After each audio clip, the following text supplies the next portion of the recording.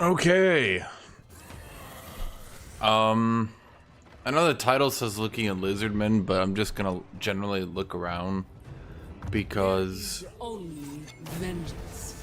I looked at the patch notes, and I'm gonna be real with you. I don't think that the patch notes were made very well. I think what happened, best I can tell, is somebody told the devs that 6.3 wasn't going live, or maybe they told the advertising people. I don't know. Someone probably got told the patch wasn't going live, and then they said like, "Oh no, we're still doing a beta." And the entirety of the patch notes looks like a last-minute desperate push to like try to get information out there, despite the fact that like they had nothing prepared. So they were like literally uploading live and like, yeah.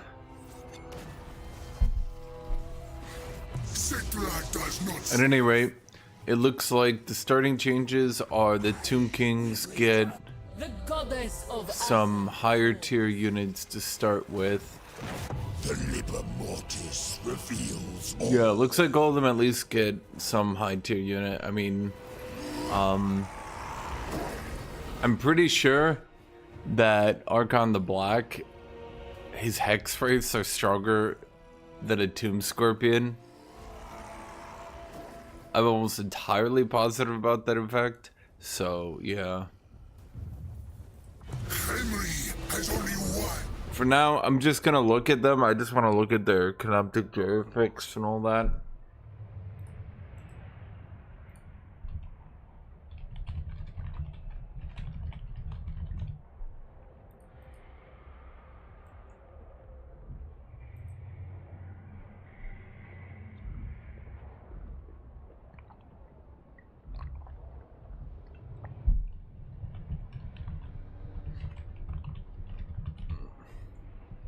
Because particularly, well, I don't know how the new Canoptic Jar system works. I was gonna try Lizardmen, but Lizardmen campaigns always get weird, don't they? So are we still limited to one army? Yes, okay.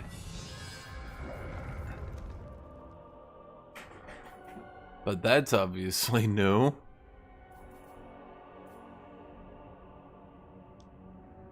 Do we, I mean, obviously we generate more Canoptic Jars, I assume.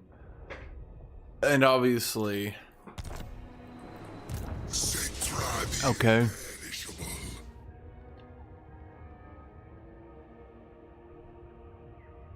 Let's see. You're still grossly expensive. Confederates Khalida factions. If perish Khalida... 50,000 gold and 2,500 Canoptic Jars. Okay, that doesn't seem practical. Looks like, yeah, I have to imagine across the board Canoptic Jar got their things. I don't think they buffed any of the regiments renown. The Flock of Joff. I mean, I don't remember what these guys' stats were before the patch to even compare. I think they said something about buffing some of their stuff. That's all I remember.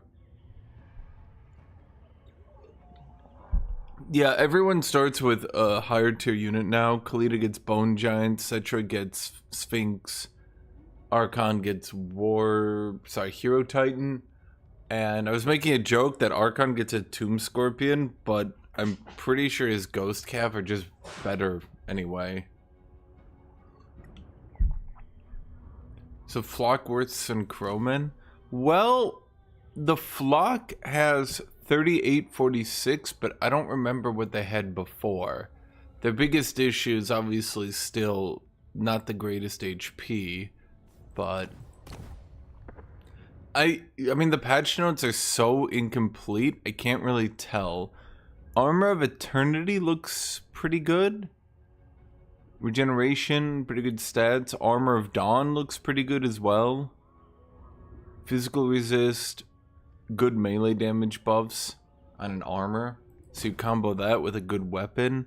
For weapons, I mean, once again, I don't know. I think these got changed during the item update, but they also, I thought they said that they did some other changes. Here we can see the Blade of Setep. Let's see. You get magical armor piercing damage. That's decent. You get to lower enemies' armor and physical resist, which could actually help you out if a hero runs into a Tomb Guard squad.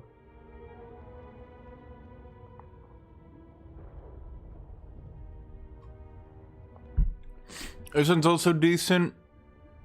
You get flaming attacks, armor piercing 10, discouraged armor piercing damage. Actually, I don't know if I like that one. Flaming attacks by default is not a huge boon because of how much flame resist is in the game. This one is okay. Bonus versus large. I mean, this one seems more aimed weirdly at multiplayer. I don't like any of these weapons. I literally think the Armor of Dawn is its best weapon, and it's an armor. Melee attack 5, 10% weapon strength. Like, that's solid. I think that's, like, legitimately good. The Crook of Flail and Radiance. That one's also pretty good. Melee attack 8. Melee defense 8. Is Armor of Dawn, is that unchanged? You do nothing but play Tomb Kings all day because you hate yourself. Are these the same stats it ever had? I can't really tell. So instead I get a banner. Royal Standard of Cetra. Immune to contact effects and unbreakable. Wow, these are useless. That's a repeatable banner that you can buff heroes with. You can give them Discouraged and Frenzy.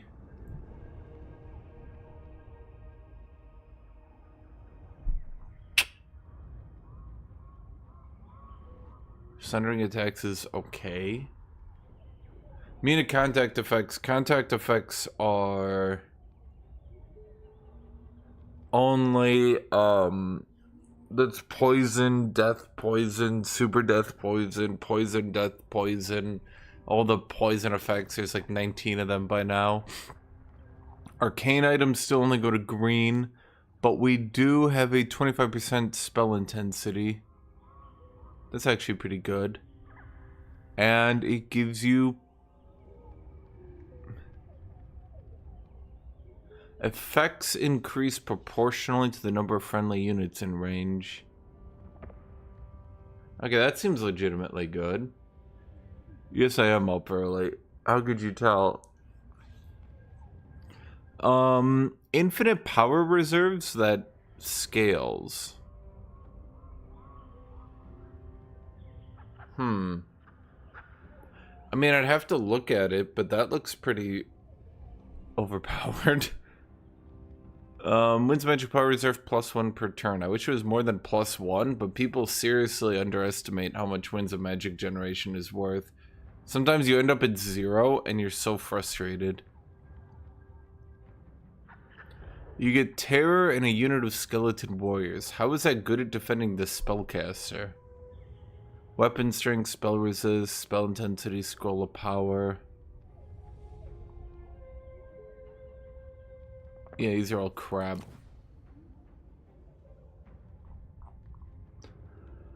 Ward save 20%, armor piercing damage 10. All enemies in range get reduced to armor and missile block chance. Okay, so that's gonna obviously, you slap that on Khalida with her new AoE archer effect. Repeatable ward save, melee defense. I think I'd rather just have the, well, I mean, melee defense seems OP on the new whatchamacalls'em.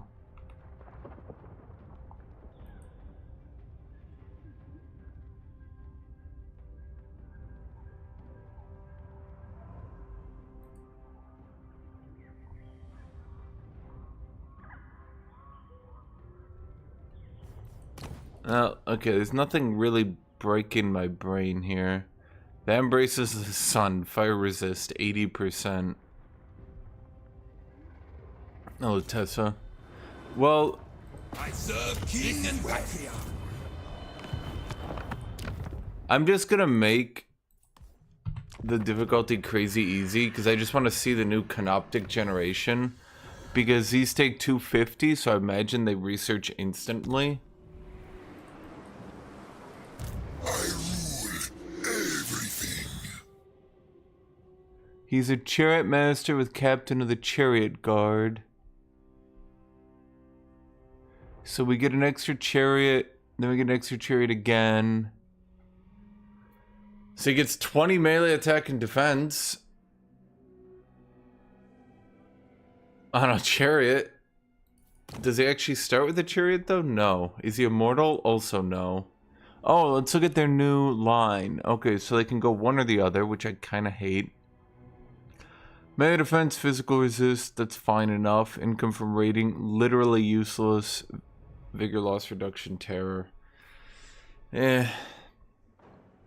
Melee attack 5, bonus resist infantry 15. Both of those are fine. I mean, if he's gonna be on a chariot, the problem is default Tomb Princes on chariot, they lose their armor pen, go to 50 melee attack, and chariots have what, like 20, 30 melee attack? So ironically, this 15 bonus resist infantry is less good than you think. Spell resist for your army, spell resist reduction for enemy armies. Okay, that's like legitimately good. And magic attacks to beat down heroes better. Unit capacity and upkeep for chariots. Huh. Devastating flanker for chariot. That won't affect your auto battles. Your auto resolve, but even more people with devastating flanker. And then melee attack, charge bonus, hit points.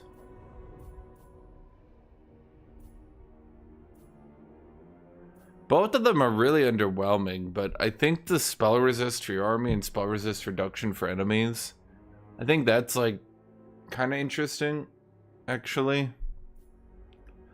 Other than that, everything is as normal. Okay, so I just want to look real quick at the generation on canoptic jars to see if you can get to that second army really quick. It's impossible. Growth 5, local province. Okay.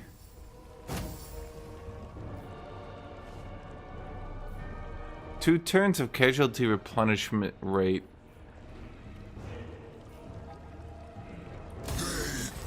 Yeah, I don't think any of that's changed. I got 85 canoptic. Oh no, I didn't get 85 canoptic jars. I just got a bunch of missions completed. Well, no, it said battles 85. So Tomb Kings can sack now. This is senseless. Okay, we're up to 200. 25 from that from missions, but 75 for that.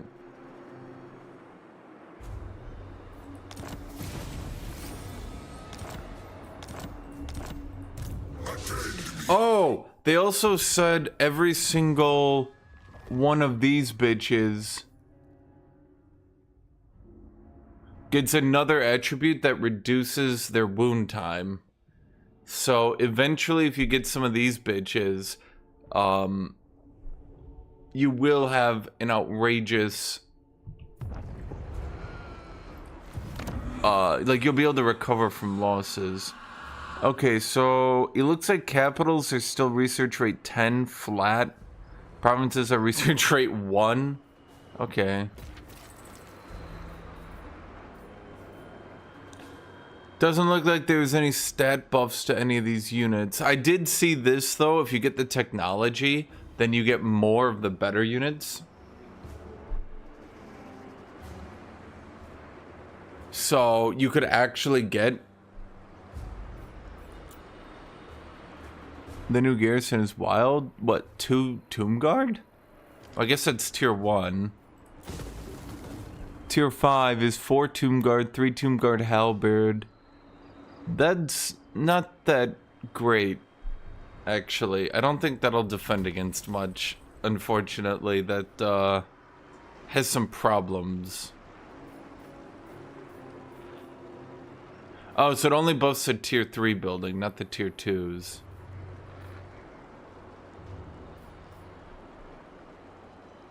And you can't... I was really hoping to get more Screaming Skull catapults. Well, it should be a change to everything. Yeah, so like you see here, you can get another halberd. So if you do the right tech for it, you could get 2 halberds. So you could actually get a decent amount of necropolis. I mean, they should all be like that, mind you. Oh, they moved their constructs down to tier 4. Or was that from their Total Warhammer 3 update? I don't actually know.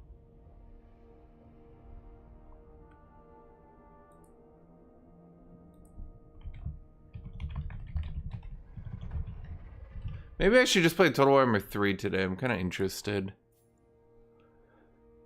Okay, so you get slight buffs, I guess. Well, wait, why do you get the ward save and you get the missile resist? Well, I suppose that's fine. The Hero Titan's kind of shit. So if you do the technology, you get 2 Hero Titans and 2% ward save. That's not too bad. I can't look at everything all at once, chat, unfortunately. Okay, so Bone Giants have gone to advanced military. They're no longer like weirdly over here for some goddamn reason. And enemy armies, when laying siege or encircling, get -8 leadership. That's actually relevant. Recruit rank +2 is also relevant. That's a good change. Every faction basically needs recruit rank at this point. I don't think you can get away without it.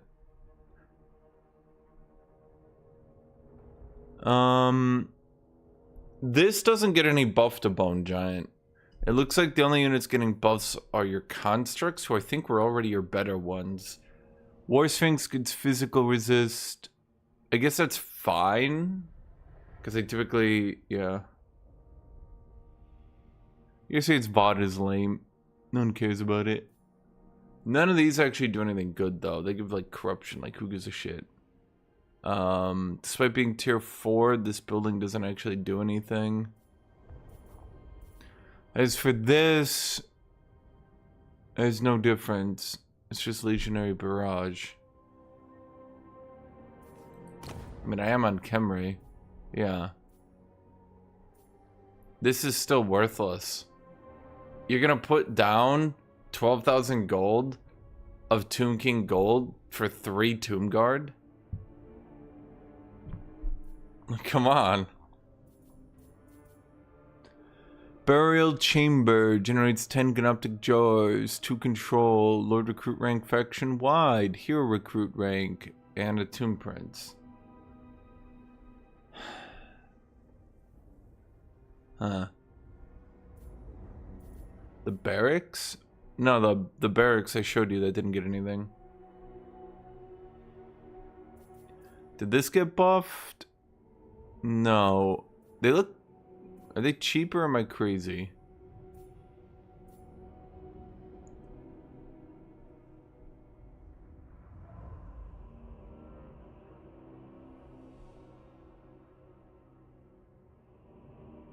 I don't think they worded that properly. Wasn't this more before the update? I feel like these numbers were higher. If it was enemy armies in province, not in region, that would be better. Because then you could stack ludicrous movement reductions to enemies to maybe actually catch them. In region? Bro, who gives a shit? This one is still, you sit at like tier 1. I feel like they are a little cheaper. I think you sit this one at tier 1 and then you never really move it. It's still too expensive to move up. I was hoping they would get a new bonus with tech. Oh well.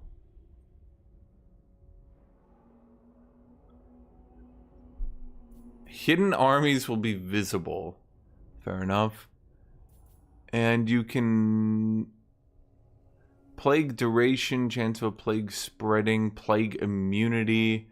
So Tomb Kings can at least stop plague shenanigans if you're ever fighting. What's their name? Nurgle. But I'm gonna be real with you. I don't think Nurgle AI knows how to use plagues yet, right? So it's only if you're playing a multiplayer campaign. Which I'm not. Well, we'll see. Great Pyramid of Cetra. Unit experience per turn, 200. I feel like this should affect Lords. I think it should be Lord and unit experience.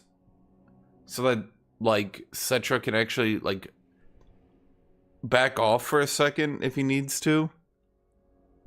Expendable for Skeleton Warrior and Skeleton Spearman. No one cares. At the very least, it could be unit XP for all armies, like Vlad. That would be nice. Just, like, everywhere. I mean, I think it affects your garrison, right? 50 Canoptic Jar generation isn't bad. Overall, I'm kind of underwhelmed by it. I mean, at least it gives you a Chemian War Sphinx in garrison. Is that new? I feel like that's pretty good, at least. Other than that, I mean, did they even buff it? Numas. Glorious Charge. Okay, yep. All. Is this just a meme at this point? I'm not even trying to be mean, but like, bro, is this like a meme? Are the devs just memeing at this point? Does every faction just get Glorious Charge and Devastating Flanker on every update? No, seriously, has there been a single faction that has not gotten Glorious Charge and Devastating Flanker on their update? I'm like legitimately asking. Control all provinces. I mean, the control all provinces stacking could be nice. I don't know if that was in there. Other than that, it's not even casualty replenishment rate faction wide. It's only in this province. So do remember you need way more Canoptic Jars now, but they also seem stronger. So at the very least, that one's fine, I guess. So we are turn 1, and we do have 200 Canoptic Jars. Cetra does not serve. Okay, other than Cetra himself, Ancient Tyrant. This one's actually more relevant, because you can sack without having to always take the Canoptic Jars. So this one's actually kind of relevant now. I would actually say this one's actually good. For a single point. 5% casualties is fine, I guess.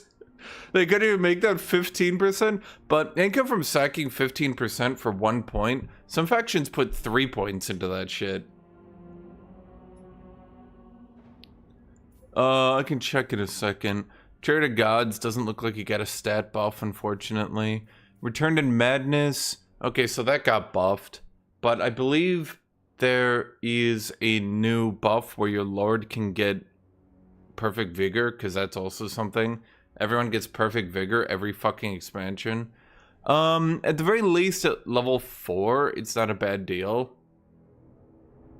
Like, especially if you're just level 4 on, like, a Skeleton Steed. I believe Cavalry lose Vigor faster, so that's actually pretty good. That's the same. Yep, that's the same. Restful Internment. Oh, this is a new thing.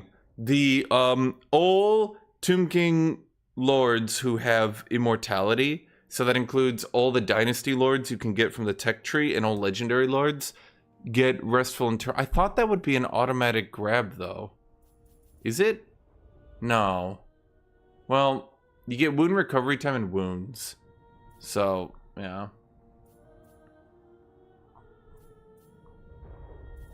Let's check his unique line.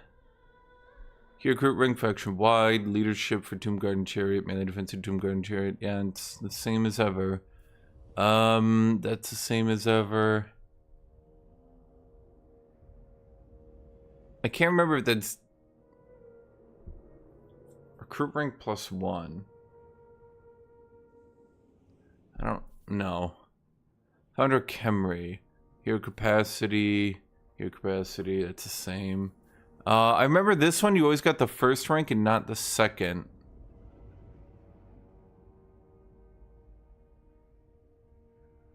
Did it always give melee attack 6 at rank 2? Or I remember you'd always sit on the first rank, but never grab the second. Trampler of Ages, speed 15% charge. Was it always speed 15%? Yeah, I remember Restless Minions, you would literally always sit on the first one. So the second one, I think, gives more melee attack and way more Tomb Guard. That's 4 Tomb Guard, 4 Tomb Guard Hellbeards. That's a lot. Sutra could field 2 armies of Tomb Guard rather effectively, rather easily right now. Yeah, okay, that's what I figured. Yeah, you can get Perfect Vigor so easily. So, yeah, I mean, it comes down, I guess, for Returned in Madness, comes down to if you want the physical resist and charge bonus and vigor loss reduction early on, or if you just want to say fuck it. But Tomb Kings, as you can see, don't really have points to fuck around with. Canoptic Jar Hoarder. Okay, that's better. But also remember, Canoptic Jars, you need a lot more. Does this game have a problem with the inability to lose? You have to play Legendary. And if you get out of the early game, you win. Canoptic Jar Hoarder looks a little bit better. Soul Reaper. I was hoping for a buff like they did for vampires, but it has secondary effect. Since shit. Shit. Attend me. Still shit. And then it's just Lightning Strike. Shit. That one's actually way more relevant now. I would say. That one's like way more relevant now. Because you can actually sack. Because you don't get Canoptic Jars from settling. So you can sack settle now. You might say, oh, well, that's bad, but you have to remember Cetra's new effect is like 20 gorillion times better than Kalita. I actually think Cetra might be playable if you could get a second army quicker. Shit. Shit. So, if you were playing out every battle, I think you could do Canoptic Jar Hoarder, 1 point Soul Reaper, Attend Me, All Is Mine. To just maximize gold, I guess. Let's look at anything here. Still shit. That's unfortunate. Master Charioteers. It's not bad. It's just shit. No melee attack and defense is just shit. I don't think any of this has changed. This isn't bad, but yeah,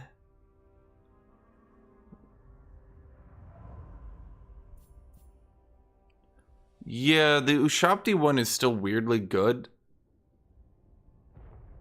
Despite the fact that Ushabti themselves... Well, did they buff their stats, I wonder? They probably didn't.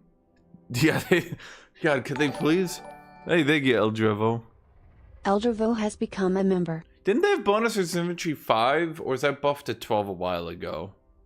I think it was buffed to... Let's see, reanimate. Still the same. Resurrect. It's now just called reanimate upgraded. Not resurrect. Ah. Still the same. I'm gonna assume this is all the same then. I'm not... Conqueror, still good. Still good. Blade Master, yep. Hard to hit, yep. So you can still go Conqueror, hard to hit, Opener, yep, fair enough. Tomb Strike, yep, still good. Woundmaker, still fine. Over My Dead Body, hit point speed, Desert Strike, still, I'm not even gonna look. Okay, overall. So the reason I'm saying Cetra is really good is every time he conquers a settlement, he gets a pop surplus. As you might imagine, this is pretty good for Cetra and the Tomb Kings. As you might imagine, this has been considered pretty good.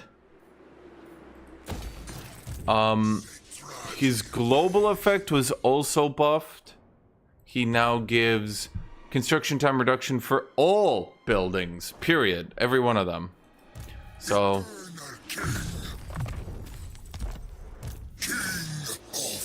Well, actually, I'm wondering, does Canoptic Jar Hoarder... Okay, even for the little dudes, it got buffed.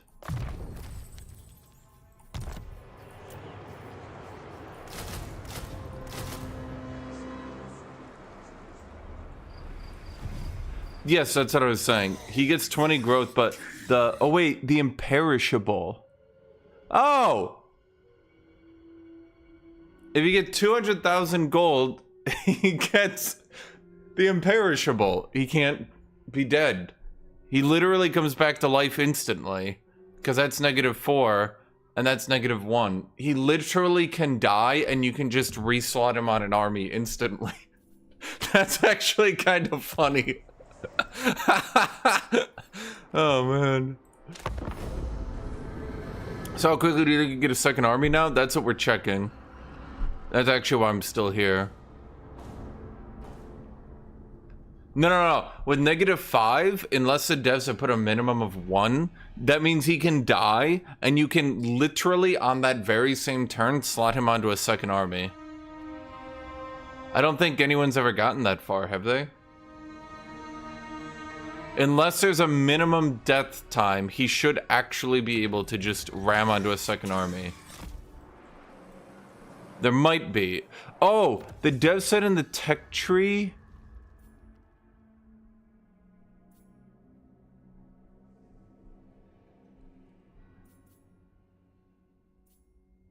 Oh, I guess that's it.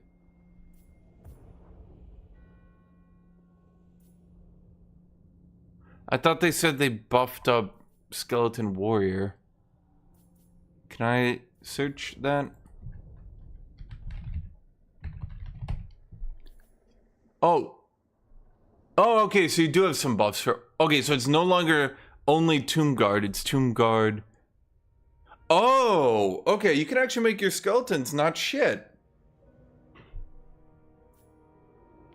Armor for Skeleton Warriors, melee strength for Skeleton Warriors, melee defense and attack. Okay, so if you do continue to use Skeleton Warriors, they'll still be complete miserable shitters, but they'll be better than your opponent's miserable shitters.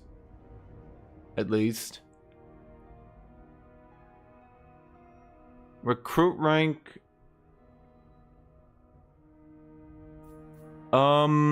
Well, they'll get melee attack, melee defense, speed, and armor. So until the vampire counts rework, your skeletons will be better than Tomb King skeletons.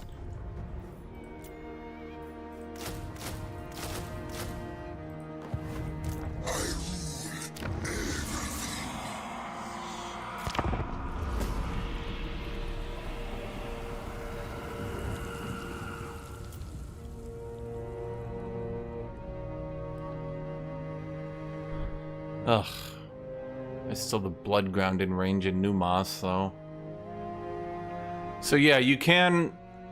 Basically, throughout the early game, if you go for the left tree and don't greed out... we're just going to continue to generate more Canoptic Jars. Now, I'm actually wondering here, the Canoptic Jars... It does say own army, so you could get some decent stacking there at least. I'm on easy, so it should just give me this win, right? Yeah. We get 78 Canoptic Jars, we take the win. Technically, we can sack here.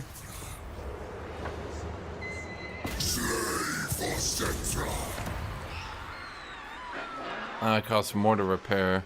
That does give us an extra pop then. Because we're Cetra, so we can just slap that down. Local province construction cost. Okay.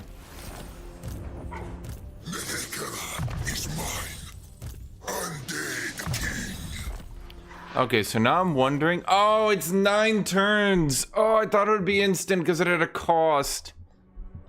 Okay, so you get your second army on turn 11, I guess. Sorry, 12 even. It's better than turn 16, but it's still shit.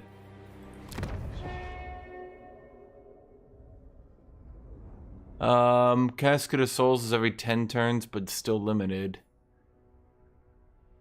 Let's see, are any of these... Kalita, I think, has more research, yes. Construction time for buildings. Was that always here? That one's not too bad. If you can sack and generate more gold, that one's not too bad. Because, well... I think the biggest buff... Well, let's look here. Construction time, army capacity, research rate. I mean, obviously these are new. These little things down here. Oh, they're actually pretty quick, too. These ones are not quick. Okay. So I guess they didn't want you to just, like, ram through these first ones using your Canoptic Jar. Glorious Charge. Armor for Tomb Guard. Weapon strength for Tomb Guard. I mean, that's not too bad. Eh.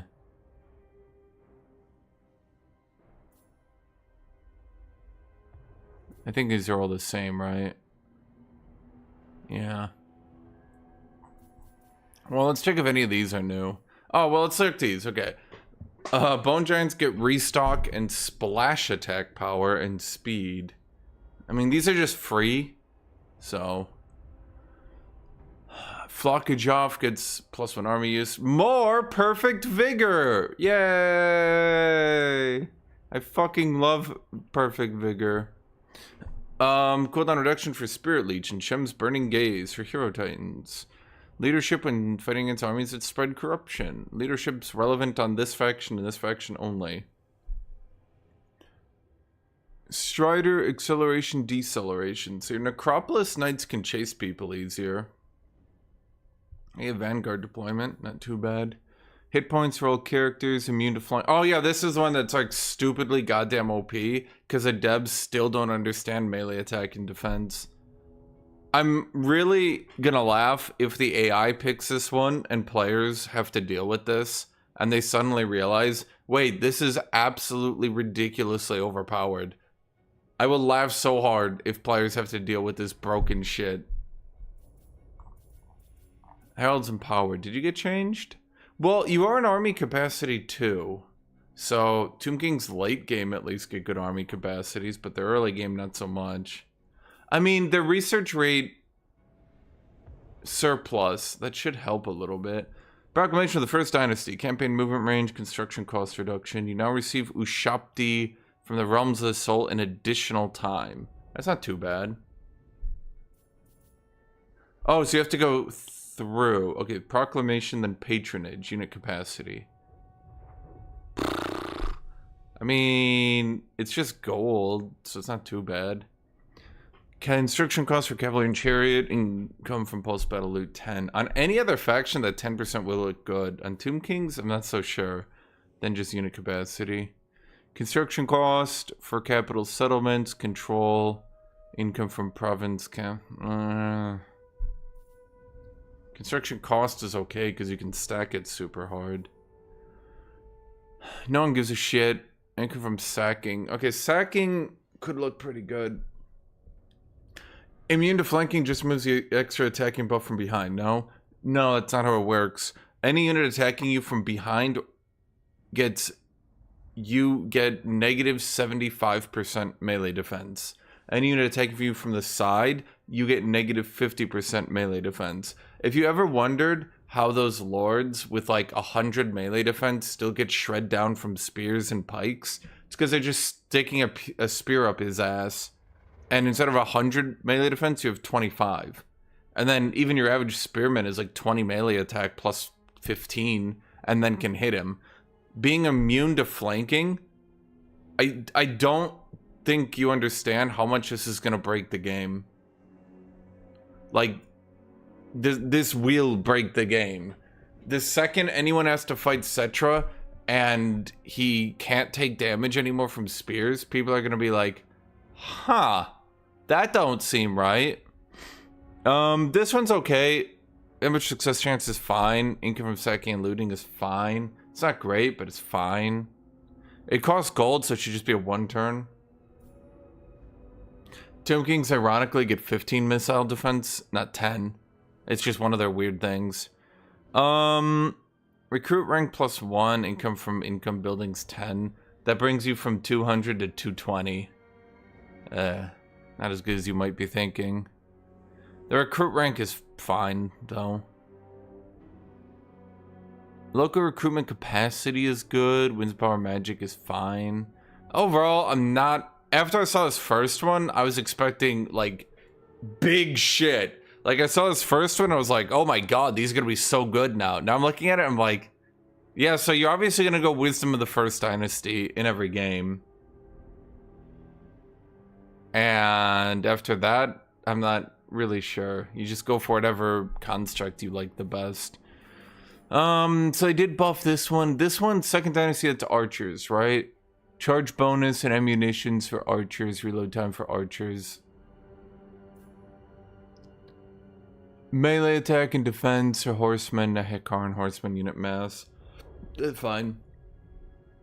Age of Wonders is later today. I woke up early for this. Melee attack, but only for Bone Giant. Sure. Missile strength for skeleton archers would save. I mean, because Khalida gets armor piercing AoE archers. I think for her in particular. So New Dynasty is Jars, but has less time to research. So I'll get it at turn 12 instead of turn 16. It's a bit of an improvement. I'm just not sure. Because then the problem is, by the time you get 2 armies, you're going to need 3. And then by the time you get 3 armies, you're still going to need 5. So it's going to be a problem. I think only Archon the Black will be playable still. I think that's about all I can see from Tomb. Okay, so yeah, there's nothing really more to look at. Tomb Boy. In the name of Now there's one more I wanted to look at because I was curious. She gets increased armor piercing damage and penetration for archer units. Research rate 15. Are there new ways of generating jars? Yes, you now get jars automatically after battle, and the Canoptic Jar regeneration trait went from 3 to 15 plus 5% from battle. So this means you can sack settlements without worry at this point, because you don't need the jars from occupation anymore. So you can sack settlements, that's pretty good for generating gold, and then in addition to that, you just have to fight regular ass battles. And because I was getting 80 from battles, it might be limited, I'm not sure. The goddess wills it. Immune to mountain and swamp attrition, corruption, poison attacks for the army. And then you were just said, okay, so our archers, we went from 1 pen to 4. So our bonus is 3 armor pen and they AoE. Because they pierce, so it's technically an AoE. We also start with that bone giant, that should make my life a lot easier. Okay, what's your unique? Miscast chance cooldown, okay. Large recruit rank faction wide, rear recruit rank, yep, that says normal. Research rate, wins power, yep, that says normal. Armor for you, enemy hero action, ambushes, yeah, these are normal. Fully badass.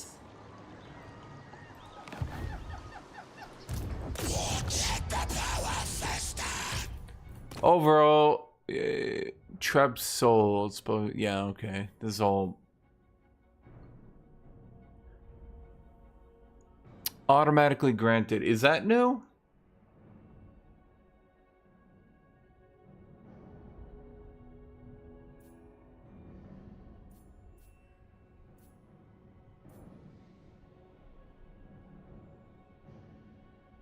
Elixir of Immortality automatically is okay.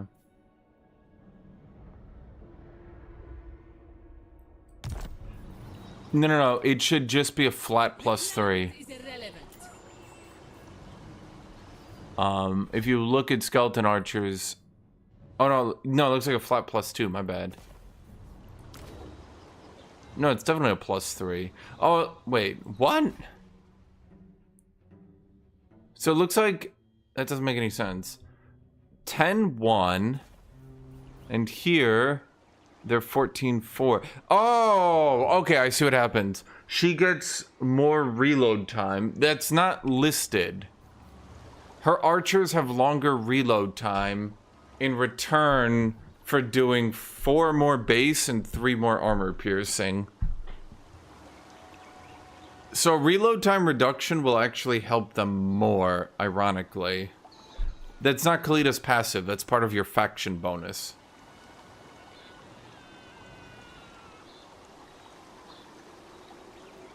So, yeah. The idea is to make it so you can use skeleton archers far longer into the late game. Cetra does not get that. That is only Khalidah. Only Khalidah. Khalidah's the archer character, so she gets... No, her passive is immune to mountain and swamp, corruption reduction, poison attacks. Maybe the encyclopedia tooltip's wrong. I would find that hard to believe, but maybe. We get Necro Serpent. Everything else is as usual. Okay. Asop, missile strength. So, the higher base damage does mean, by the way, that missile strength improvements actually help her more due to rounding. Because this means potentially you could round to 6 armor piercing damage pretty easily. So, ambush suggestions, points of magic power, reserve, missile strength, those are fine. True blessing.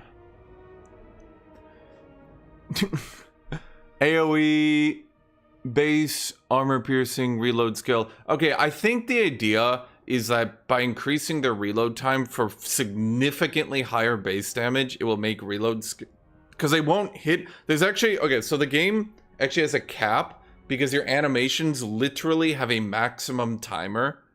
Like, they will not animate any quicker at a certain point. So, I think the idea is that by increasing the reload time, it actually makes the reload skill better on her, because it takes her far longer to hit the maximum reload time. Because do remember, by the way, that in the mortuary cult, she gets reload time reduction. Now, it's 500 banners, so you're not gonna do that shit. Like, ever. Purified. Okay, no one gives a shit. I'm not putting 2 points down for regeneration. Hora would probably do that. 6 skeleton archers. Recruit rank for skeleton archers. Ammunition faction wide.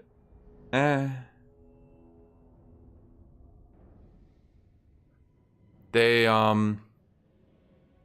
reduced game size. Dead clown. Legionary barrage. Yeah, that's the same, I think. Melee attack is bulging starchers. Melee defense is bulging starkers. Immune to contact effects. Oh boy, more immunity to contact effects. Warrior Queen. Physical resist, frenzy, unbreakable. Wow, even more frenzy and unbreakable. I feel like at this point, honest to God, literally every single character in the game should be unbreakable.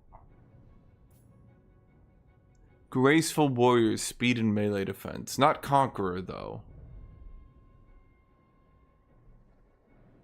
Well, she gets to be speedy, but I mean, it's 66.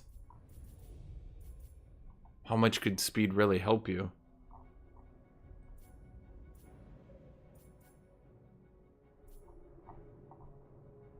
Overall, pretty eh. Pretty eh.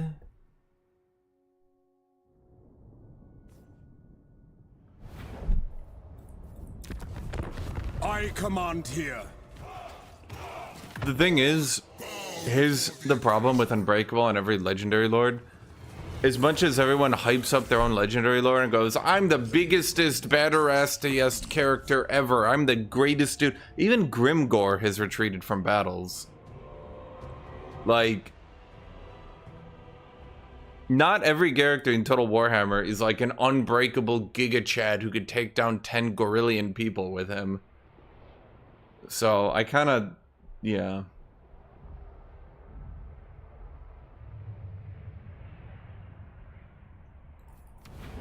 Okay, let's look at Archon the Black. I believe they changed some things with him.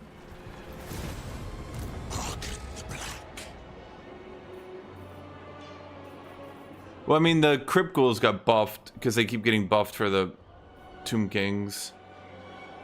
It's another Tomb Kings. What's their name?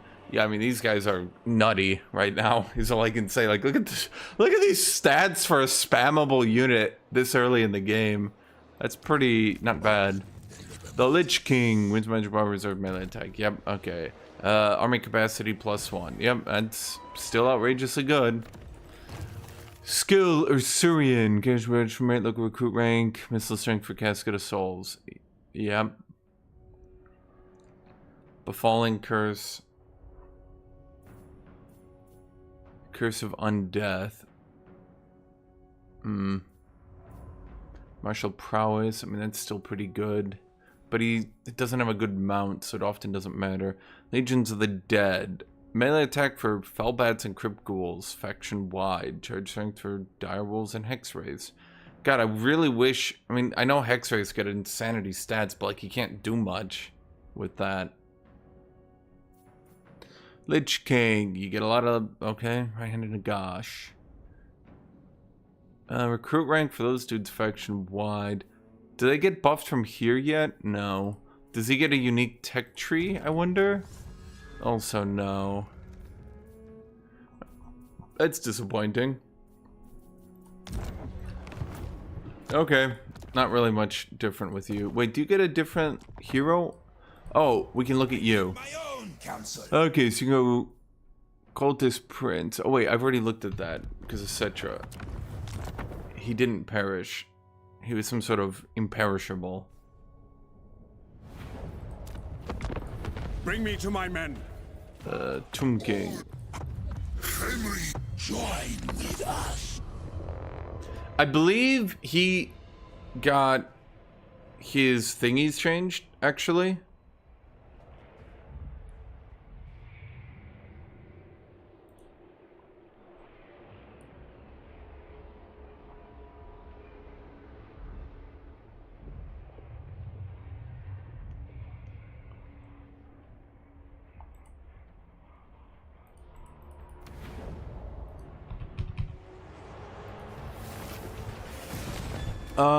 Yes, he gained Mountain is suitable finally. He can play the game. Holy shit. Incredible. Lord of Henry.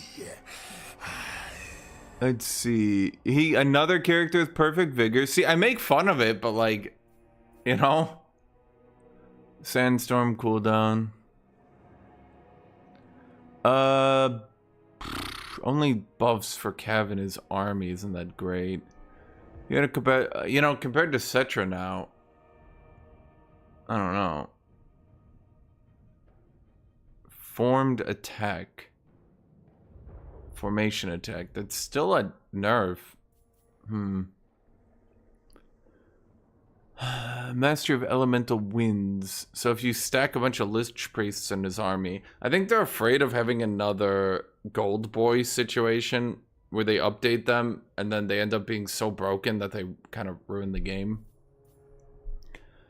Right cost minus 10%. Okay. Canoptic Jars post-battle faction wide doesn't seem bad.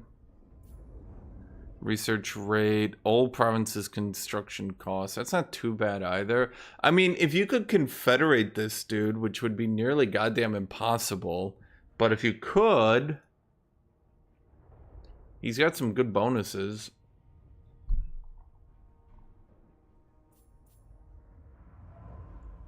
That's new, I think. It's not too bad. It's just a little bit late, I think, to start getting recruit rank at level 10. Oh, and your Geheb, the god of Earth, is up here. Kind of weird. He's old Tomb Guard and Cav buffs, and then he's Geheb, who buffs not them. Rank 18, Casket of Souls. Yep.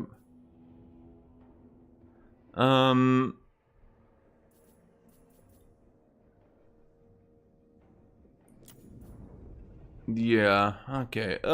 Pretty... I guess that's it for Tomb Kings. That's why I was kind of not excited for the Tomb Kings update. It looks like they're better, but like... Tomb Kings are so bottom tier, they needed their own tier on any tier list to be Tomb King tier. Because they were bad. They put it on the Tomb King screen by default. Kind of a neat little thing, but not that good.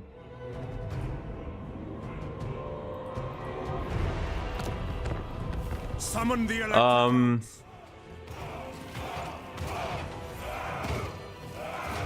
No, I haven't looked at Lizardmen at all.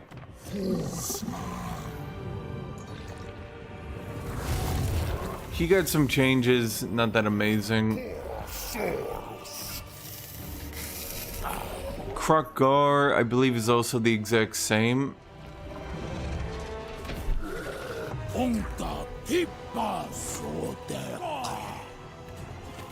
I believe he's the exact same. I believe, this might shock you, he's the exact same. I think he's the exact same. I believe they did something for Nakai, but I'm not sure.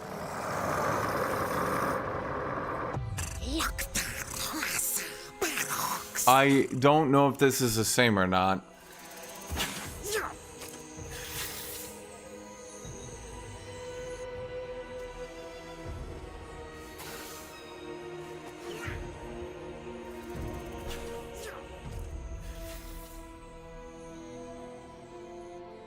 I literally can't tell if this is the same or not. I'm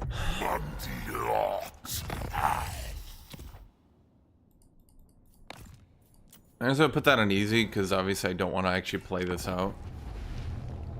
Yeah, that's the problem, Silent, is it feels like they had a rework for a faction, but only one faction, and then they split that one rework in between Lizardmen and Tomb Kings. And so, like, each faction got half of a rework. And it doesn't... Yeah.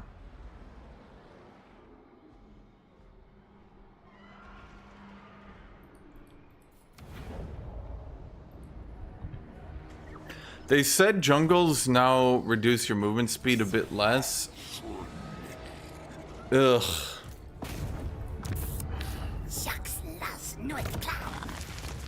We still start with Skink Priest to Heavens. He still gets on a Stegodon. Arcane Vessel is still shit. Nothing. Jelly the Lizardman. Yep, no changes here. Sun Alignment. It's a magic power cost reduction. Enemy action hero. Okay.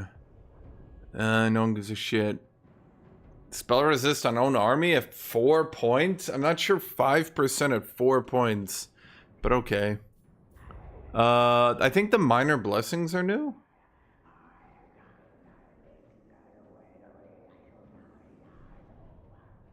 No, that's a Tomb King rework. You get your second army a little bit quicker. And most of your buffs are bigger. I mean, I would say the biggest part about the Tomb King rework is getting your army a few turns quicker. Too late, like, still not going to work in multiplayer. If you play Archon, it might work in multiplayer. Khalida might also work. That's about it. Other than that, I think your biggest buff is when you go the first dynasty, you can buff your skeleton warriors. So Archon can go the first dynasty, and his second army will actually be pretty decent. Well, okay, so you have to remember, especially getting your constructs, your Giga constructs at tier 4, Cetra getting +1 pops every time he conquers an area, -1 time for all buildings. Like, it's fine. It's not great. It's fine. You also can take, for 2,500 gold, I think going the first dynasty is just your default play at this point. I'm not really sure what to say. because you get the construction time for old buildings, campaign movement range 10%. Like, I just don't know how you beat that. So minor blessing, hit points, flaming attacks. Sure, why not? Upkeep reduction for Saurus Infantry and Temple Guard. You go that? That's actually not too bad. Stack that. Or the Saurus Scar Veteran and another hero. Are you fucking serious? You can get spell resist 5 right here. Okay. Upkeep for flying. Okay, sure, why not? Ambush defense chance, double experience of fighting against Dark Elves.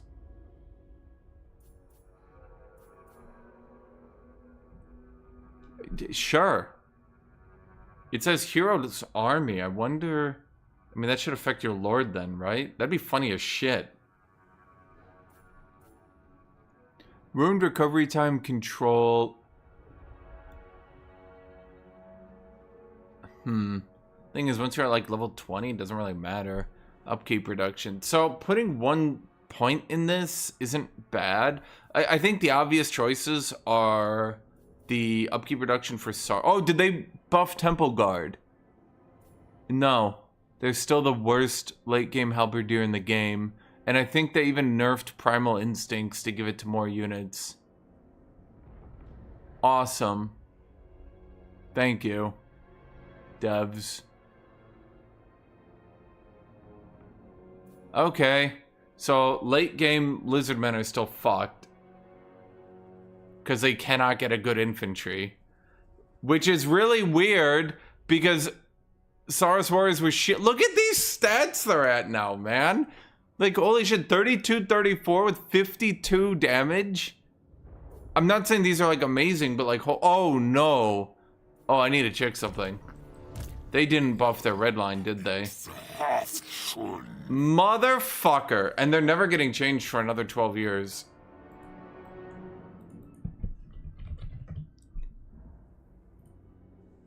I'm actually gonna make a Reddit post.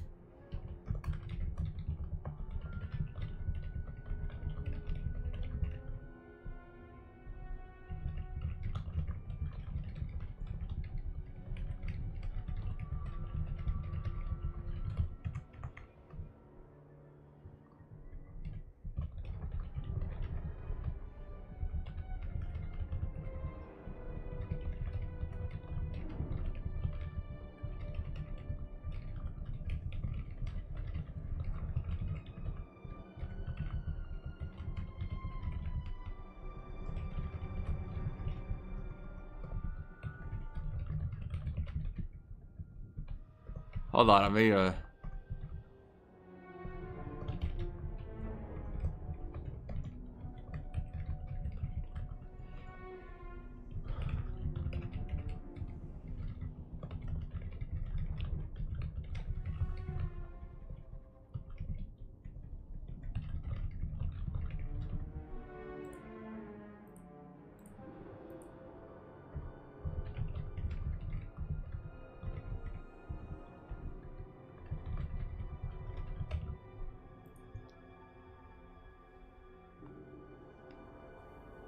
They touched up Tomb King Scragger. I would say they go from Tomb King tier to Vampirates tier.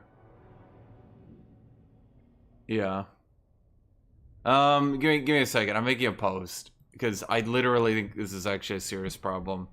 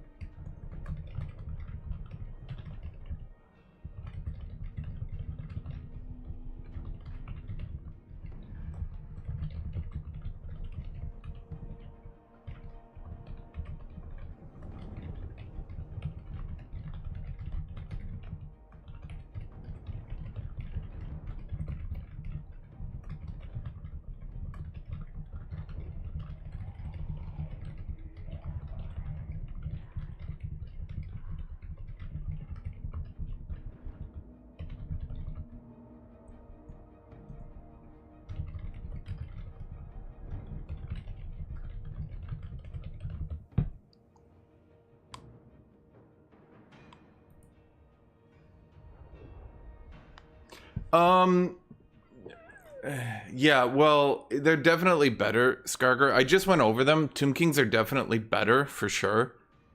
If nothing else, their early stack having better auto-resolves and being able to get... So, the big thing is they shaved time off getting their first army from 16 to 13. So they get their second army 3 turns earlier. Khalida even earlier than that. So that's pretty decent. You can also buff your skeleton warriors off the first dynasty now. So they'll not be good, but they won't... Like, basically, your line-holding shitters will beat other line-holding shitters from other factions now. Like, skeleton warriors will beat clan rats. That makes your second army decent. Yes, everyone does. So your dynasties went from 15 turns research to 9, but they take 250 Canoptic Jars. Canoptic Jars come from post-battle. Give me 1 second, I'll just show you this shit. We'll look at Lizardmen in a second. I'm not really hopeful for this.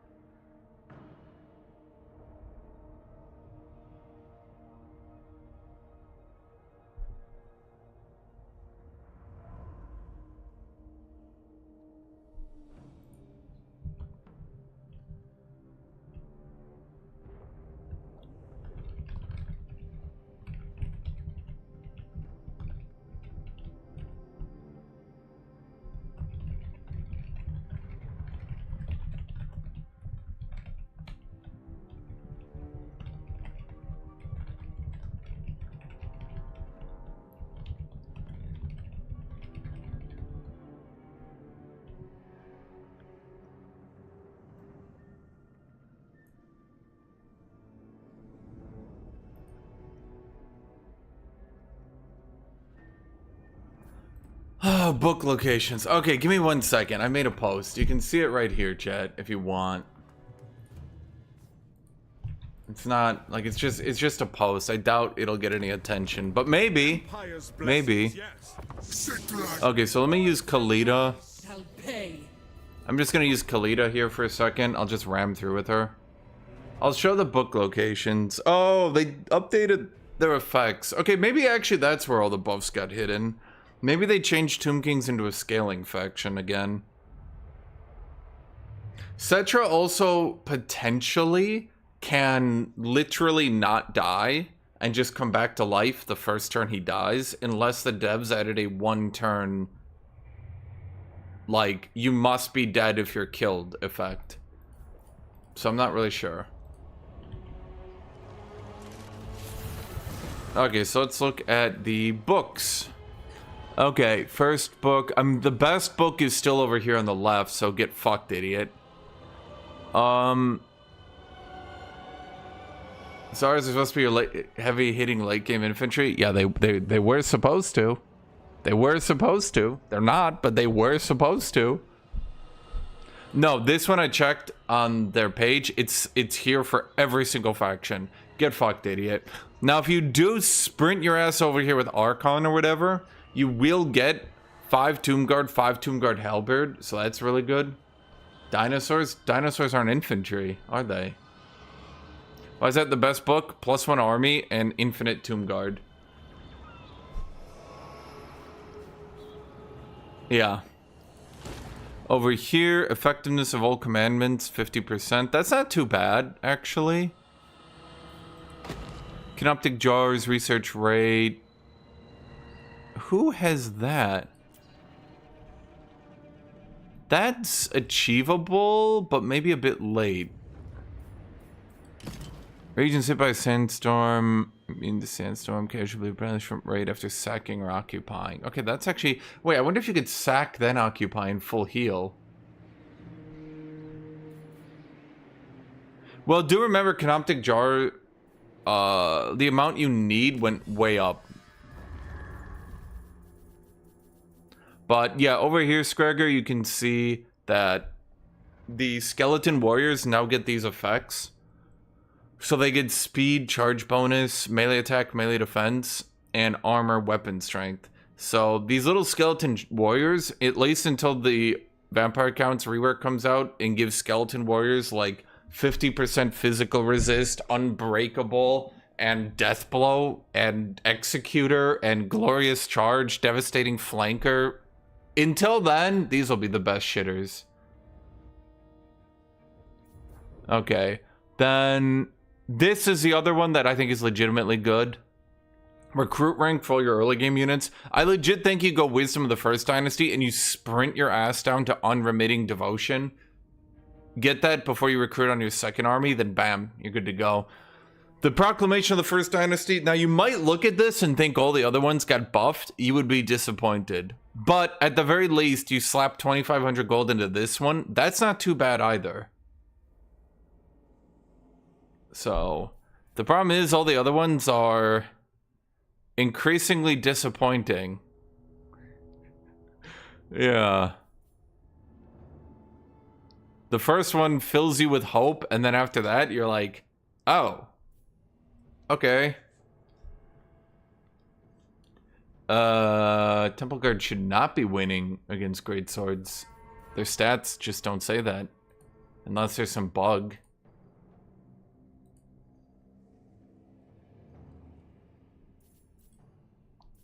Does that let Ushabti get healed from the Realm of Souls?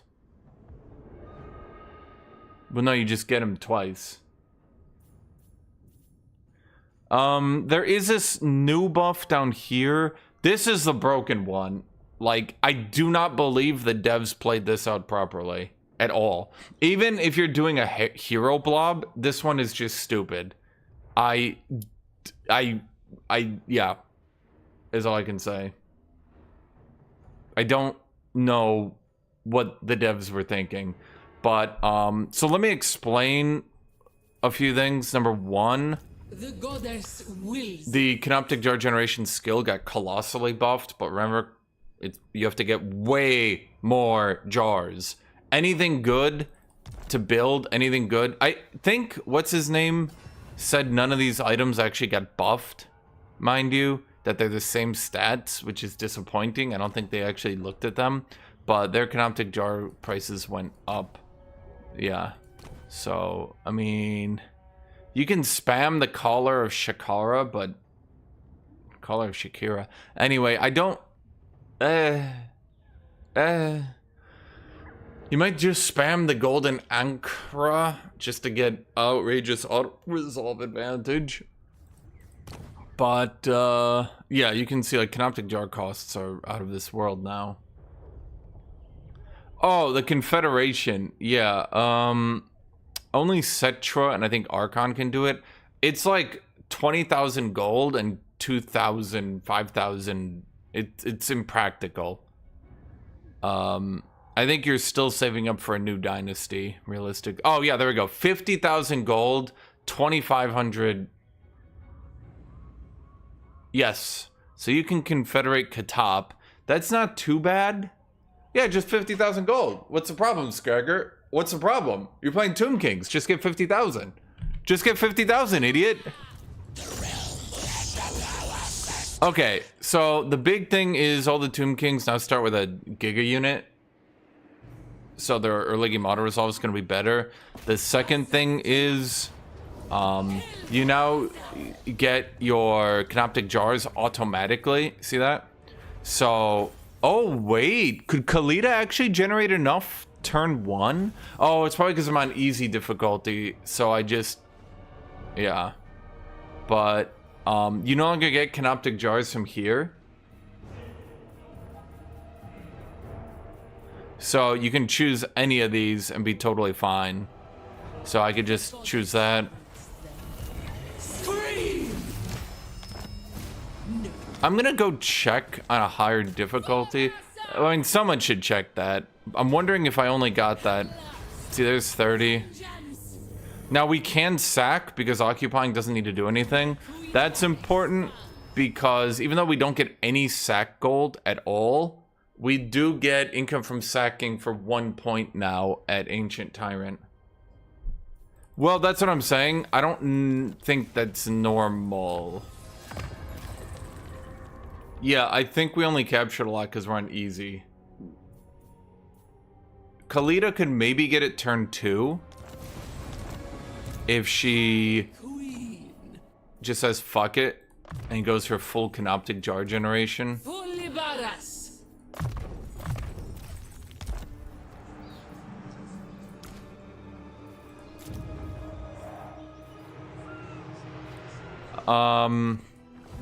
The big deal, Scragger, so Khalida does a change here. Her skeletons go from 9 reload time to 11, but they go from armor piercing 1. Can you guys see that with my camera? Let me move it. So they go from reload time 9 to 11, but they get 4 more base damage and 3 more armor piercing. So, as I said, it'll be harder to hit the reload cap on them, and they do significantly more base damage. And, in addition to that, they have piercing now. It is only for Khalida, Tessa. Only for Khalida. It is part of her faction bonus. Yes, so if I was to play out a battle, the goddess wills it. yes, Khalida, so they wanted to make it so Khalida can continue to use skeleton archers into the late game.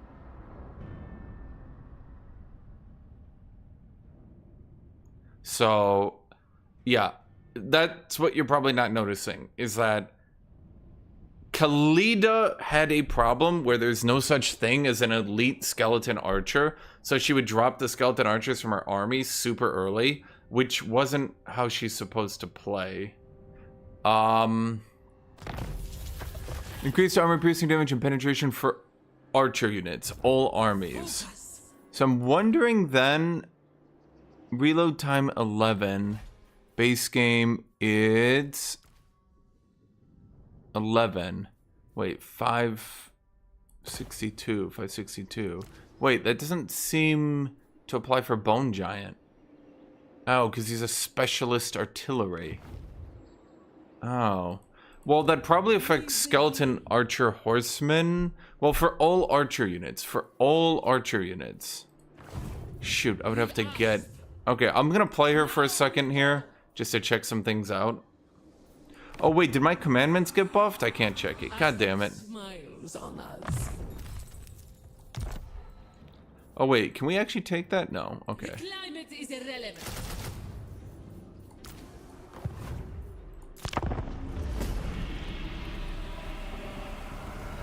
Isn't it better to get 2 green talismans and fuse for preservation talisman?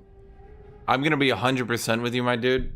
I never even thought of doing that, but that's really funny. Actually. That's a lot of tedious busy work, but that's actually legitimately funny. I mean, that should work. It's stupid, but yes, that should work. Oh, the big thing is, I believe Khalida and Fuckface, the dude all the way in the left, Katept, got Mountain as suitable now. So, yes. Not Krokgar, though, because fuck Lizardmen, apparently. Lizardmen got half the rework, and Tomb Kings got half the rework. You could combine them into a great rework, but, well... This is my climate. So, Khalida herself... To battle! This is now Liberas. Khalida herself also is immune to mountain and swamp attrition, so she can actually proceed on the campaign map now without getting fucked over. I don't say he was borderline unplayable. I think DJ Katept was straight up the worst character in the game, period. Mine will.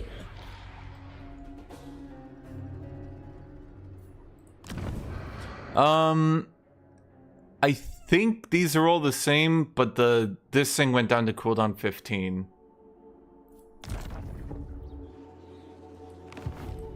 High Queen Khalida. I'm trying to get an archer unit, but I can't. Why am I in legendary difficulty? Well, it doesn't really matter. Khalida should be totally fine. I mean, it would have been nicer if the casket was just, like, buyable. But, yeah. Oh, well, okay, once I get the capital, I'll show you. Immunity is better than reduction, because that means you can replenish at the same time. Your queen moves. Is it hot? See, Entomb Beneath the Sand. I'm just checking these. Channeling is good.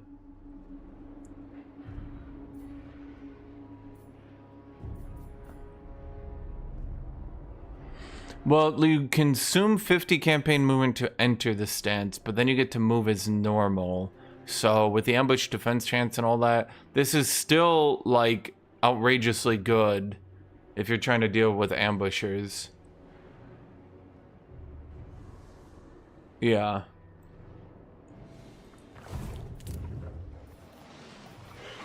Well, I can show Scragger in 1 second, but Your queen. I can't show him for now.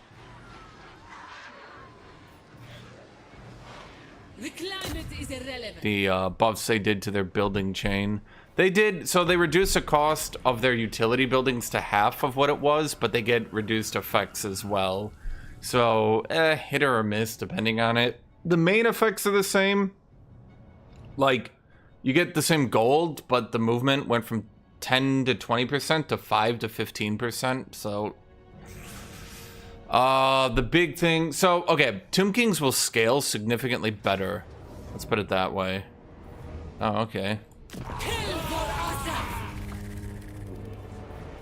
So I guess we would just take... So you can see... Okay, like, you see if you do these big battles, Scragger... Yeah. That's why you stack the Canoptic Jar generation on your heroes and shit. Because getting to 5% on both your hero and your lord, that's 10% more. As you imagine, this kind of adds up. And then we can go Ancient Tyrant for casualties captured. Get them. And then what we can do, Vengeance. we can now sack because we don't need to occupy. Take its wealth, its knowledge. Kill all. Asap smiles on us. So because we had the improved sack, yeah. Bring me Neferata's head. I mean, it's good. It's fine. Does she get perfect vigor as well? Does she not? Oh. So Return of Madness has vigor loss reduction, which is, fine. Probably improves her auto-resolve, I imagine.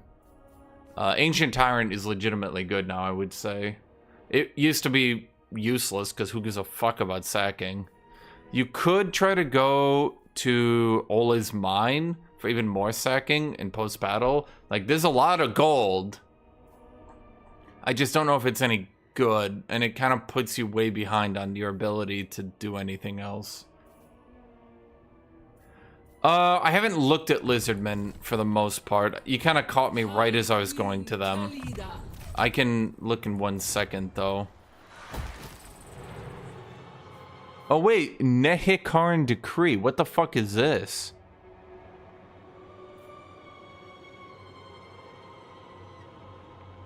Wait, were these in the patch notes?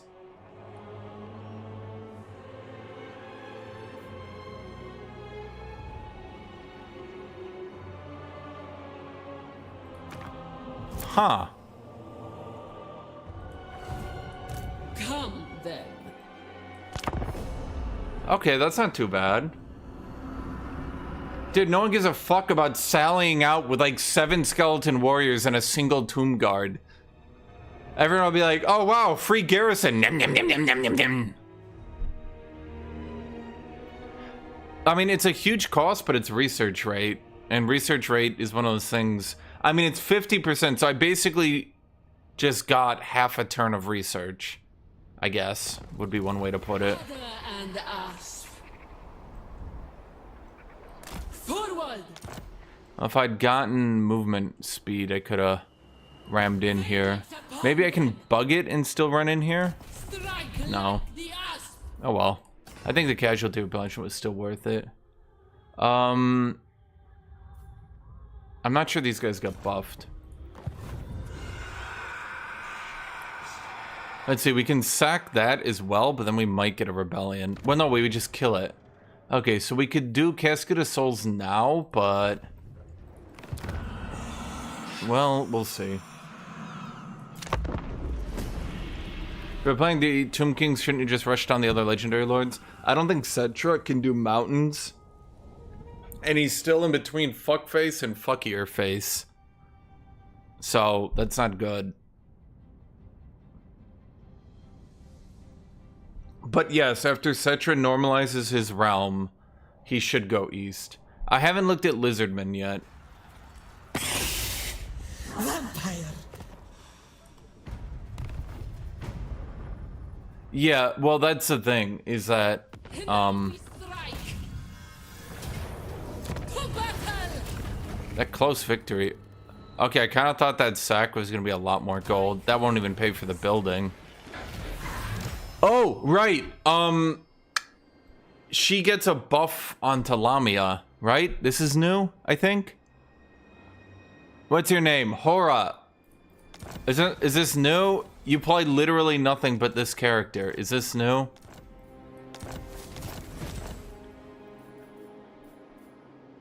I heard something about her getting a thing. Maybe a landmark? House of Everlasting Life. Figure loss reduction, fighting in own territory, wound recovery. All lords get regeneration, faction, perfect vigor. Okay. All rebirth, research rate, tradable resources on Tomb Kings? I'm not sure that's worth it for just 10 research rate. That's questionable. I think that one's obviously good. This one, I'm not sure. Okay, so here's the big buffs they did. All of these buildings now have a tier 2, so you can get your constructs at tier 4. If you get to tier 5 and you somehow are just shitting out gold for no reason, you can build these ones, which give pretty good buffs. So you get 1 bone giant, 2 if you've done their technology, enemy leadership reduction, which is recruit rank, recruit capacity, that's good. This one gives you physical resist for old war sphinx doubled to 2% if you've got the tech. That one is missile resist for necrosphinx, 2 missile resist if yeah. This one is ward save for higher titan 2 if you have the tech. It's still a hero titan, unfortunately. So like, well,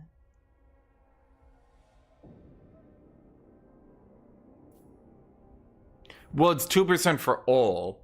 So let's say you had 5 provinces at tier 5, that'd be 10%. Yeah, I mean, it's one of those things where it's like, it's cool in theory, but big thing is, I mean, that applies to everything. So like, you get 2 Tomb Guard Halberds, 2 Tomb Guard for each barracks if you do the first dynasty. That's why I'm saying everybody should do it.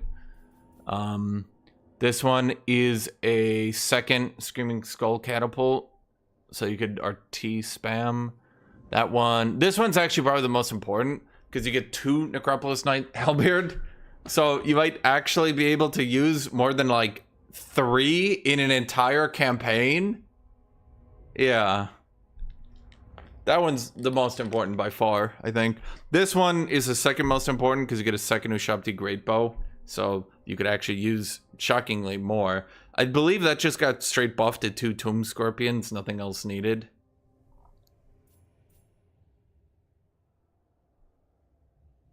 Oh, that's right. Cetra's Capital, I think, got buffed to automatically get the best projectiles on towers. And here you can see, so he's got cheaper.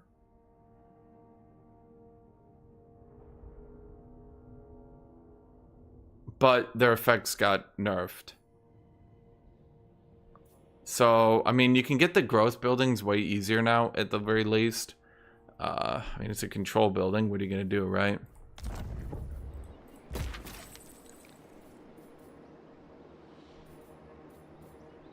Okay, we can get the horsemen there. Okay, you have the canoptic jars. We could just buff our archers, but I don't know.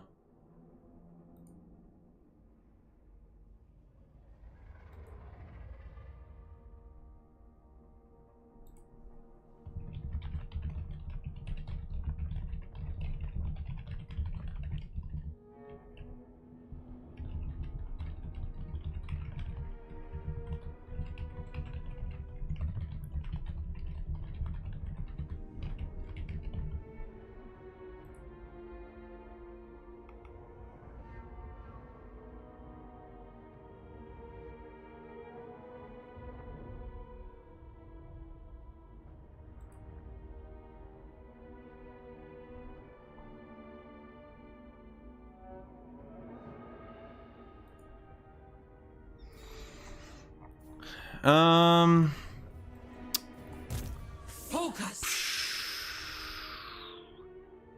I mean, do I bother to redline, or do I just buff her? Well, let's see if Arrow of Asap can give me... Vengeance. Oh, did our commandments get buffed? No, no, no, no, no. That's disappointing.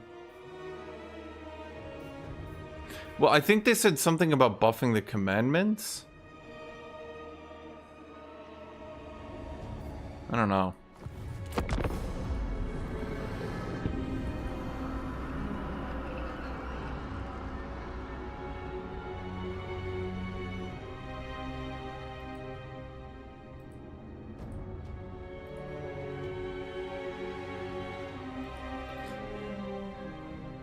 But yeah, basically I think the biggest buff to Lizardmen, I think the biggest buff to Lizardmen is the Tomb Kings.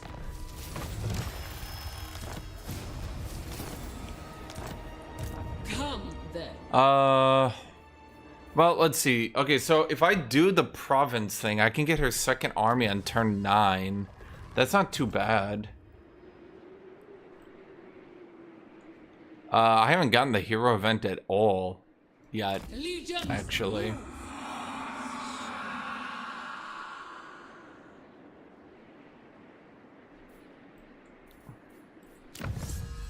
So, I guess if you play Kalita and you get to 250 Canoptic on turn 1, you can get your second army turn 9. But I think reasonably it would actually be turn 10 on average.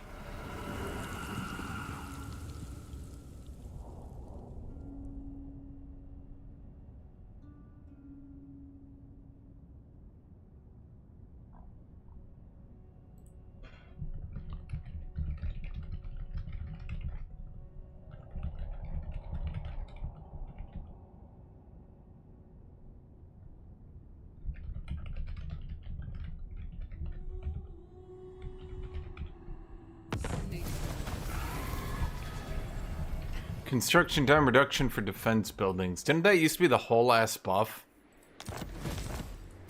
The goddess wills it. Okay, so the one thing I wanted to check.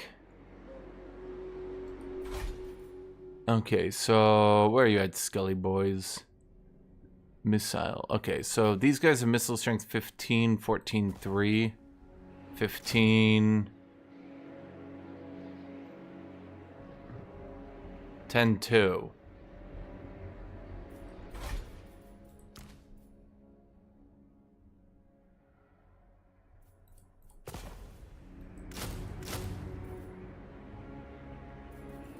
What? Wait, so in this one, okay, hold on.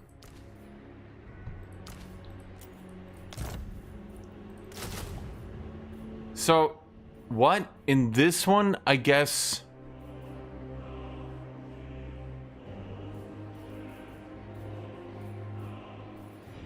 They... So, what? So, Kalita's... No, wait, what? So, normally... What? So, the reload time goes up for her skeleton archers and down for her skeleton horse archers who would really like to conserve ammo. But on the dudes who have practically unlimited ammo, it went up. So these guys do 1 less armor piercing in return for shooting way more. How? What? Okay, so that's useless. Inevitable. They'd run out of ammo so quickly, it's pointless. Other and us. Wait, it also doesn't say that they do magical attacks now. This Okay, their tooltips are totally out of whack. I have nothing else to say.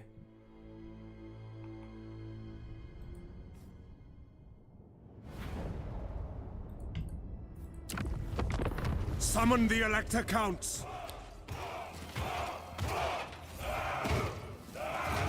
In the name of Magnus.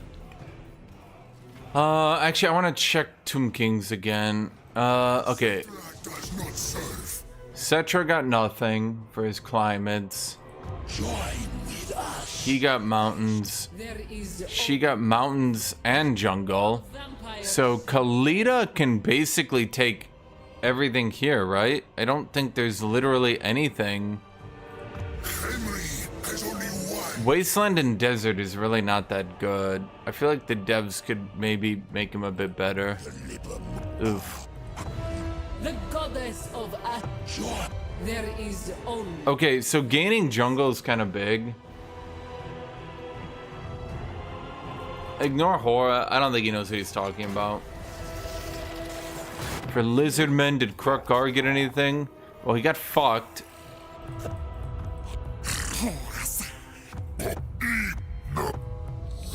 Okay, so he got fucked. That's it. He got fucked.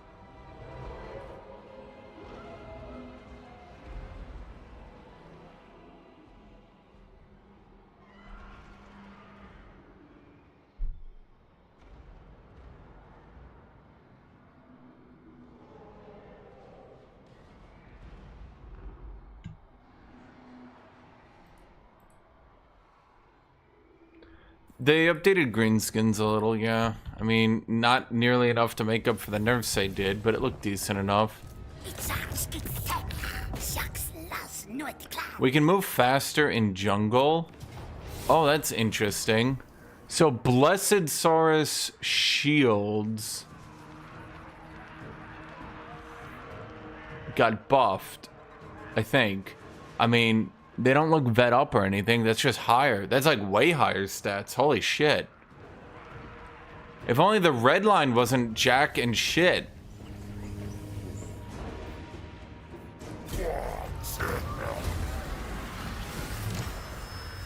Our growth is still diddly. We still don't start with the Golden Tower of the Gods. Quite an odd decision, that one. We should be able to recruit. Yeah, okay. Strong, arrogant. Strong's fine. Conserve. Did they really not buff arrogant? I thought they buffed everything.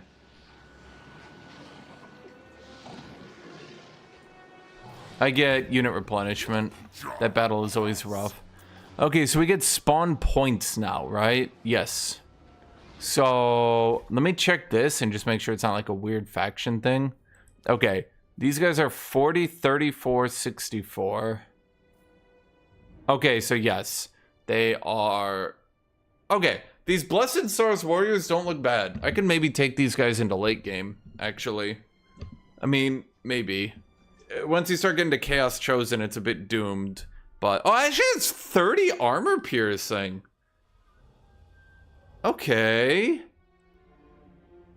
I could work with this. I mean, it depends on how good the tech is. The red line is really letting me down.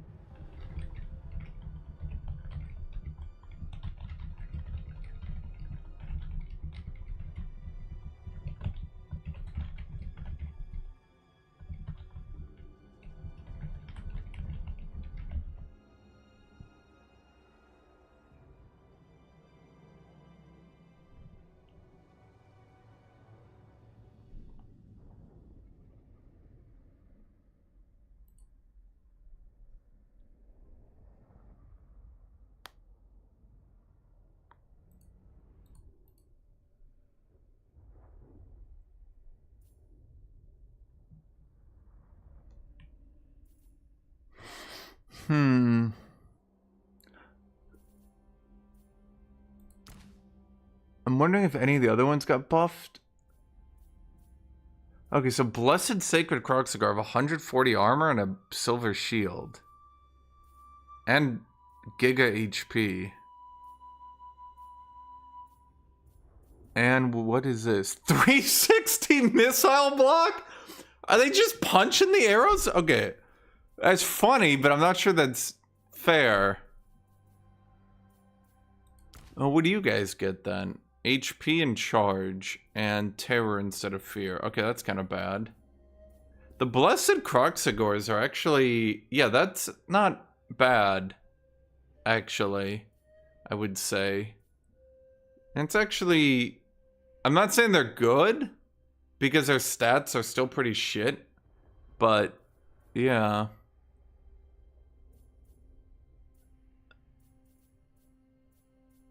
Blessed Ancient Stegodon gets slow death on its arrows. That's not bad. It's basically like a jank Mortis engine.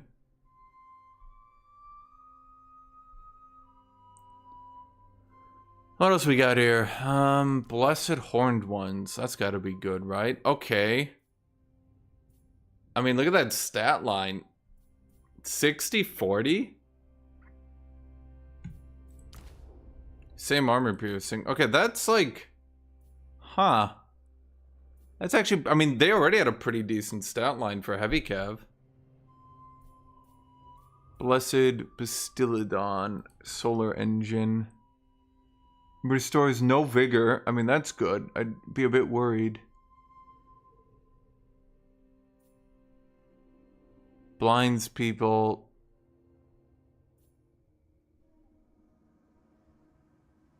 No.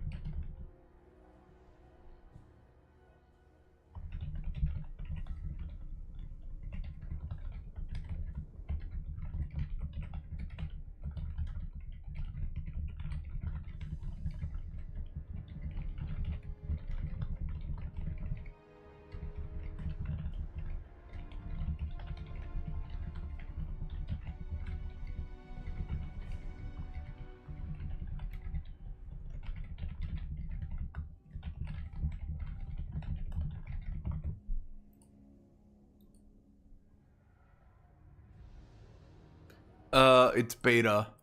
You have to just unlock the beta. Sorry, it's, okay, Blessed Carnosaur. What do you get then? A fairly significant speed boost.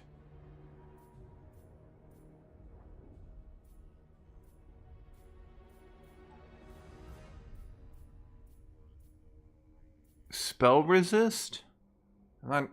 Were people using spells on the Carnosaur? So it's a significant speed increase and some melee attack. No, Blessed Carnosaur keeps anti-large 35. It's literally just... Yeah, I mean, it's just a sizable, very significant boost to speed and melee attack. I think that's still better. By a bit. Okay, so the Blessed Temple Guard. 8 melee defense, some charge, rather substantial HP, and a little bit of armor. No abilities. I mean, compared to the I feel like Saurus Warrior Shield is still your peak performance. Because if I had to guess... Yeah, the 12 damage they're getting is all 12 armor pen damage. So that's a... like 70 to 80% damage boost against armored enemies. I don't think people realize, like actually stop to think about that. That's pretty substantial. So far as raw efficiency then on points of Blessed, yeah, these guys are blatantly, I think, your most effective. Well, okay, let's compare you and see.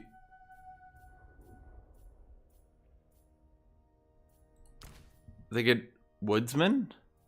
Why do I give a shit? So they end up at the same HP. Okay, did the devs balance this? Because I don't think they did. So you get 10 armor, 8 defense, and Woodsman. Cool. And you get 8 attack, 12 armor piercing, and 8 charge. I feel like one of these things is not like the other. I'm not sure why they give the Temple Guard. Their main boost is charge? But why? The big ones seem to be the horned ones, because, like, holy fuck, look at that stat gain. 9 defense and 15 attack? Holy shit. Oh wait, I thought all Blessed units had perfect vigor. Wait, do they not? Wait. Oh. Huh. How did why? Well, I guess I've just never really gotten enough Blessed units to ever care. I guess there's a couple of them with Blessed Vigor. I just assumed it applied to everyone. What do you get? What is that? Melee damage reflection. Not sure how good that is, but okay.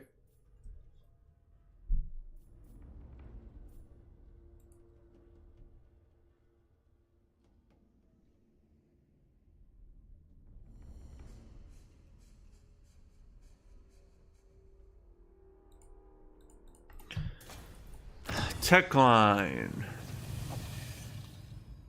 Melee attack 5, recruit rank, armor, missile block, weapon strength, melee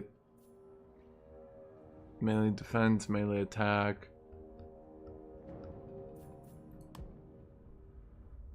That's kind of shit.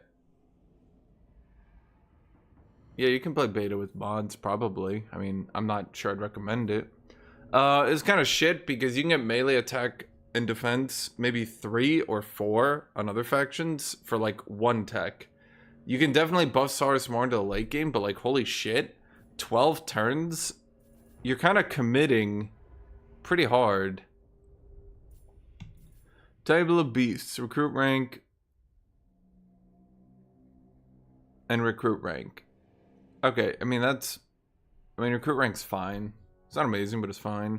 Melee attack and charge. Will charge for only Carnosaur. Okay, but the Carnosaur charge will be ridiculous. A large unit charging that much, especially if we get the 99 speed Blessed, you could literally just chain charge other large units if you want to micro like a bitch. Upkeep is actually pretty good on those units. Removes wounds from Dread Saurian rank 7. Missile resist for Bastillodon, Stegodon, melee defense, Bastillodon, Stegodon. Vigor loss reduction. Honestly, if there's any faction that can't get perfect vigor, fuck them. I mean, seriously, they're useless now. Sequence of the Hunt. Only cold one. And horned ones. Melee attack +5 for cold one units. And horned ones. Horned ones just sneaking the fuck in there, chat. Feral Rage. Okay, so these are actually not bad. Pterodon Riders get more armor pen. I mean, that's fine. Melee attack 10. I mean, that's probably what they needed to be more viable. Ripperdactyls at Frenzy. I mean, they'd be 70-ish melee attack. I mean, that's not too bad. Recruit rank, that one's... I mean, these are good. The only problem I have is this will take a while. Armor piercing weapon damage, 10% for Temple Guard. That probably rounds to 3. 3 armor piercing. Oh wait, that's a special one. Blessed Temple Guard, Temple Guard. Yeah, it still rounds to 3. It's not bad. Weapon strength and armor piercing. Now I'm wondering how the rounding on that will be, because that actually rounds pretty hard. That would actually be a lot of armor piercing damage. I mean, they don't have the melee attack needed. But...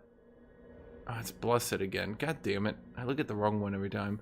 They don't have the melee attack needed, but anti-large 16? As long as they're not fighting Tomb Kings, it's still fine. Unit mass. Innate zeal.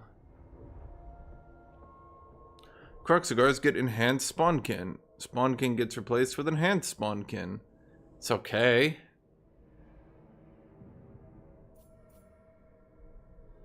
Recruit rank is good. Damage is good. Melee attack and defense. Okay, so you can't actually get melee attack and defense for them, but everyone can now. Anyone who can't get melee attack and defense is fucked. That's the biggest problem in the current game. Double up on poison. Can't you eventually get triple poison, but like it doesn't stack? They can only get melee defense 3? Oh no. Missile strength and reload time, that's pretty good.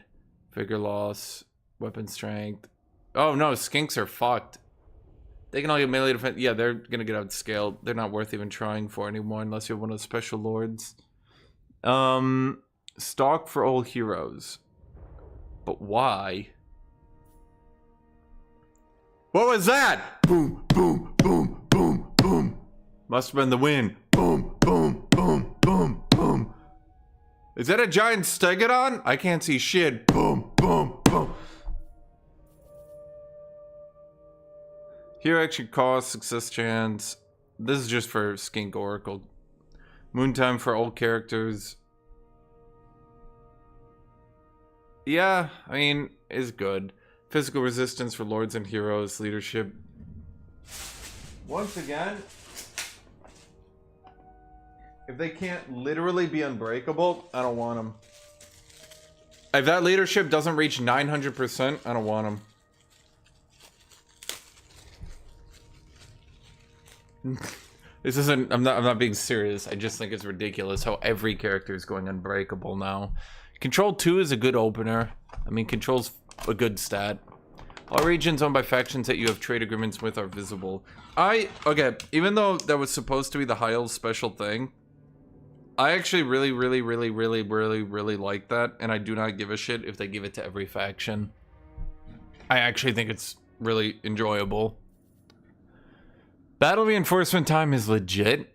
Leadership isn't very good on Lizardmen because they can get ridiculous leadership, but I actually think it's good from the perspective that it helps your auto-resolve. Okay, Lix. And the battle reinforcement time is the real good one. Board save all characters. Yeah, fuck it. Why not? That's pretty good. Debug ratio. No one gives a fuck. No one gives a fuck. Unless this buffs my lines units like Kislev does, I don't give a shit. That one's... it's a low number, but it's a good effect. Oh, okay. That one's legit. That one's actually quite good. Holy shit. I mean, you'd have to micro it. And I don't think people enjoy microing, but already spamming steel technology was pretty meta. Bro, these numbers have to be 25-25 for me to even care. 10%? Do they know that Lizardmen are Lizardmen?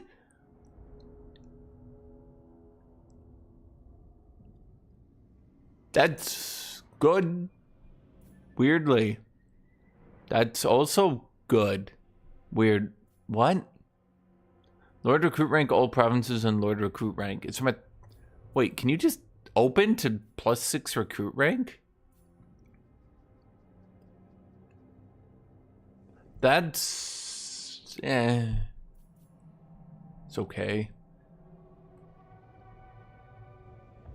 I don't like it. Boy, it's like they noticed that these numbers are good. Casualties captured post-battle and income from post-battle loot. It's like they noticed that those are really good things that people want. So I made them only 5%. These effects are like some of the best effects in the game, but they gave them such ludicrously low numbers. I think what they did I think they made the numbers absolute shit because they didn't want you to get to this one. Which is kind of annoying, not gonna lie.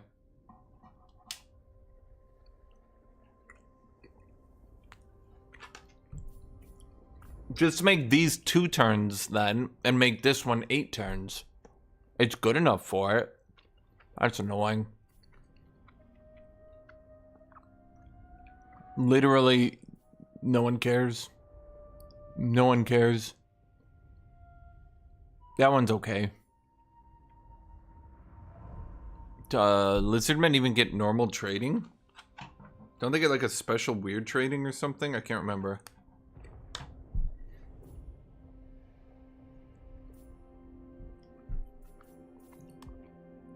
Four useless ones to get to a single halfway decent one.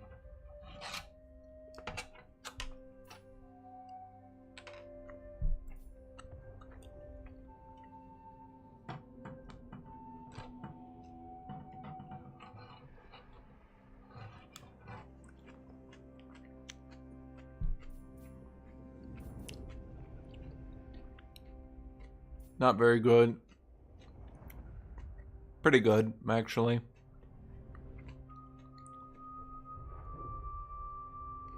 Why is this one weirdly, like, relevant? And then you got dumb shit, like, up here, like... Funny thing is, I think this number would only about equal this number in actual game effect. Well, it raises a question on why is this only 15? This was 25 and this was 25? Maybe the idea is that due to sequence of coexistence, you're going to want a trade agreement, all the major factions anyway.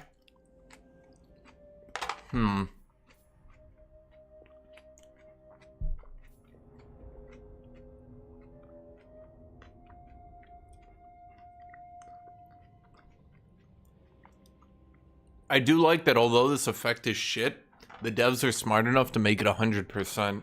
That might be relevant.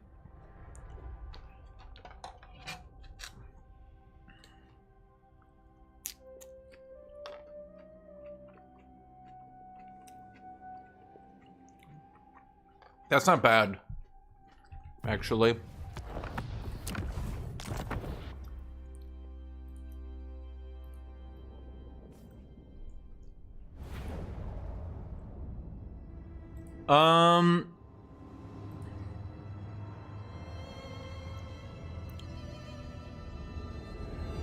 Okay, Horror. I mean, that's pretty good. Horror linked me that if you play out... So, Khalida can get to 250 Canoptic turn 1. Khalida might be playable. Probably not. Maybe. Clan most triumphant, yes, yeah. Spectral Zul Destruct. I imagine, unfortunately, the only 2 playable Lizardmen are still Tehenawan and Oxyotl, at least so far as multiplayer. And Oxyotl is going to be banned for being really stupid to fight. So, Tehenawan's probably like a B tier now.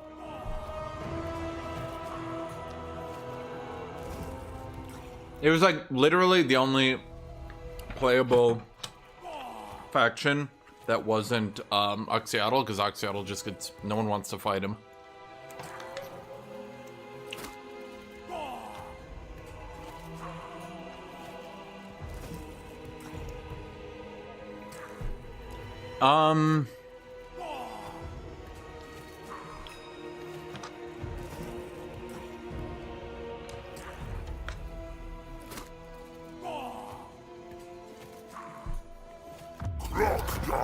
Screw it. I see how Krokgar plays. I just want to play him out for a little bit. They said they reduced the movement penalty in jungle. I'm wondering if that means that his campaign can actually begin before turn 30 now. Oh, but his climates are still ass.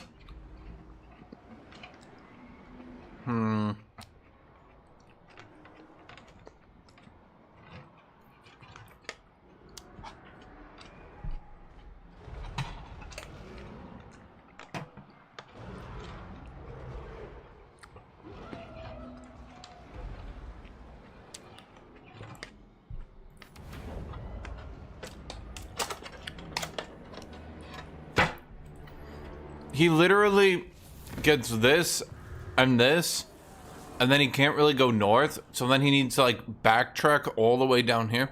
Do the devs realize how big these provinces are? That's literally the size of the empire. Imagine you needed to backtrack the entire width of the empire in your campaign. You are not moving at a very fast speed. Oh, he doesn't start with the technology unlocked anymore.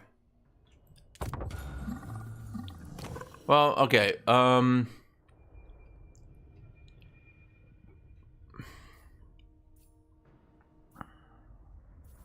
any of these better than just...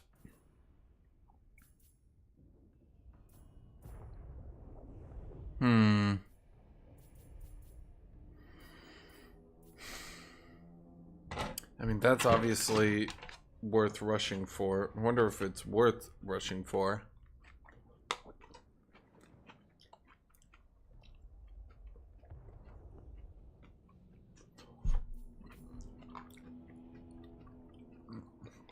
Yeah, I'd have to go all the way to tier 5. Imagine that.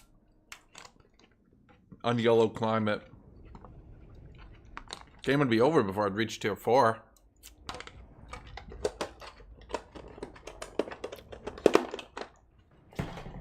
Interesting idea, I guess.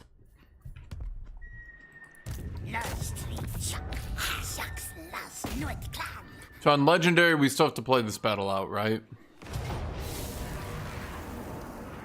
Oh boy.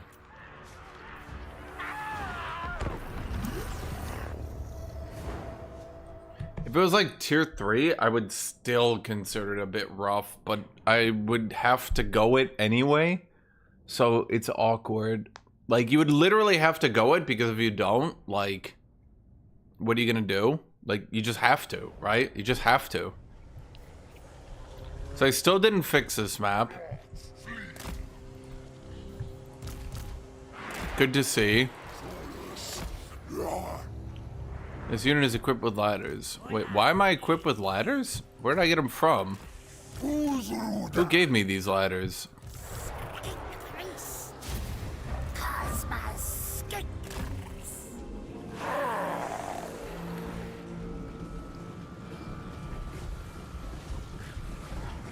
This isn't Tanawan, this is Krakar. Who's got some of the coolest kill animations that all go away once he gets on a mount.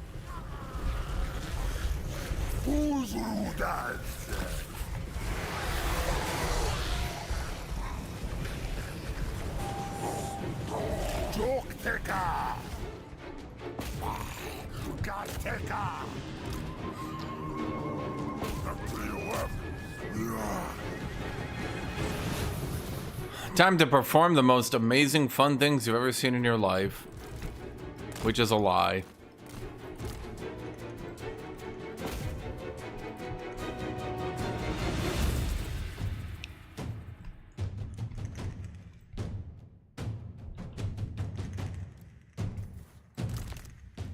Didn't I tell you guys to go climb?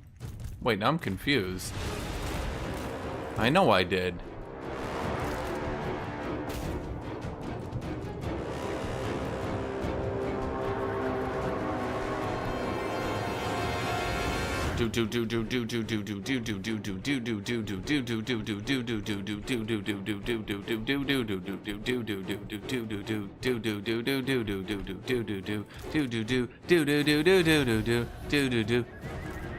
Oh wait, they all ran away the second I... Oh, well, that's awkward.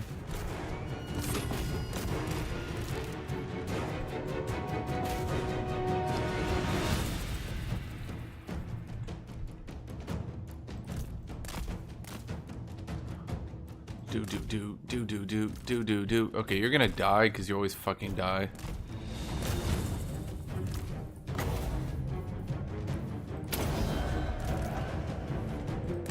Well,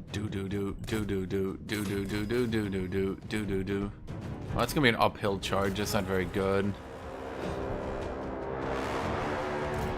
Do.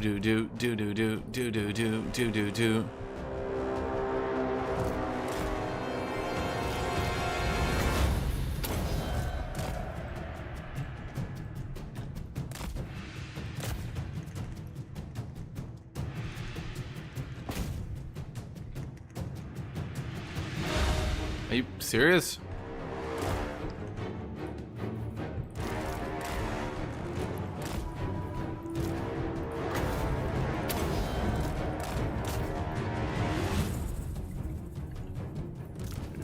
Do. Do.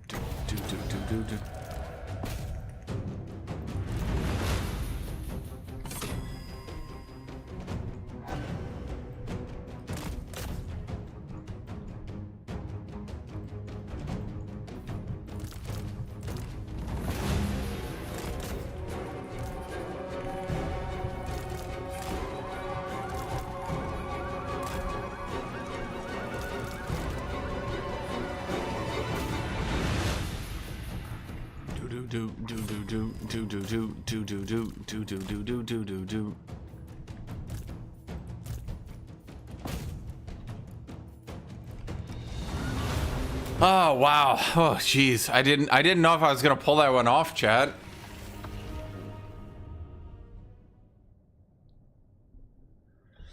Honestly, I'm really glad at the end of the day that I could come together and use my blatantly overstat turn 1 units to crush clan rats. I'm actually wondering, was I still on easy battle difficulty? There's no way, right? I mean, I changed it. But sometimes it bugs out. I mean, it was easy, but was it... Oh, yep, I was.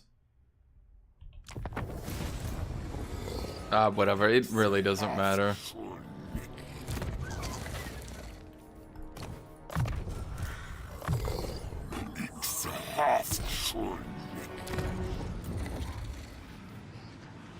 Cunning, ambush success chance, poison attacks, melee defense. That's not too bad.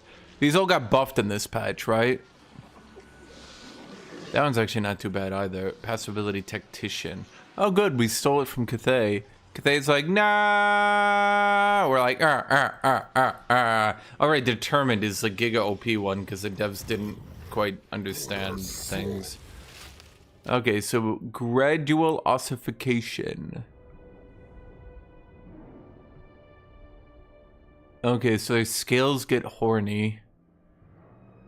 It's okay. I mean, it's mostly just armor, reasonably. Ability lead by example. Okay, we stole the other ability from Guthuk. Frenzy, which still doesn't affect auto-resolve for some reason. Okay, almost perfect vigor, but we're not quite there. God damn it, chat. We need to get to... This one is this for Sars and Temple Guard. Recruit rank for Sars. Okay, that's not too bad. Honestly, this line isn't good, but it's not too bad. Like, I don't mind it. Tactician. Lead by example still does not affect auto-resolve. But at the very least, we can combine the upkeep here with the upkeep there with the upkeep everywhere.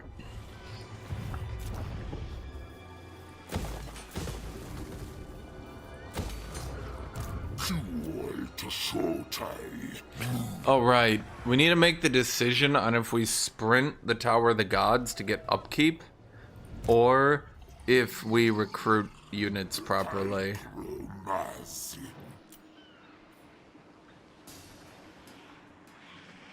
I have thought of doing campaigns where I don't hire anybody. I don't think... No, they did buff tough. Why? Why did they buff tough? I don't know. I'm wondering, there's gotta be some factions who, if they start rolling these new Giga buffed modifiers, will actually start outperforming actual legendary lords. Oh, I didn't check. Bonk, bonk, bonk, bonk, bonk, bonk, bonk. That's actually not too bad. I didn't check the new buffed items, because they should have reworked Lizardmen, correct? Well, I'm already at level 2. Research rate, construction time. Oh, that's actually not bad.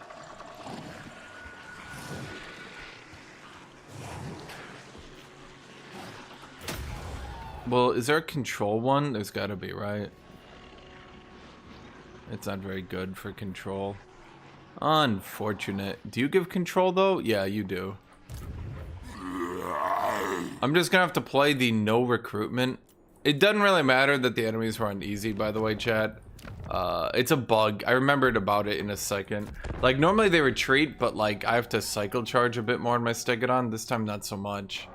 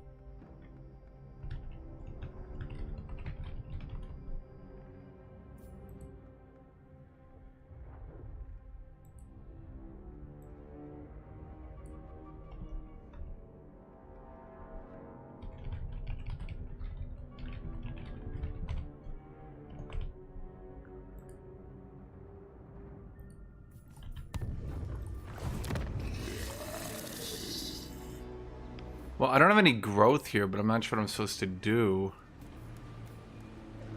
Maybe I should have just kept the growth building? I'm not sure. I mean, I don't really have a choice but to keep it fairly. No, we still can't reach that in one turn, which means we're still in this awkward position. Okay, I know there's an army over there, so what we're gonna do is our typical shenanigans. This only works, like, never. We can't even get a second Saurus, huh?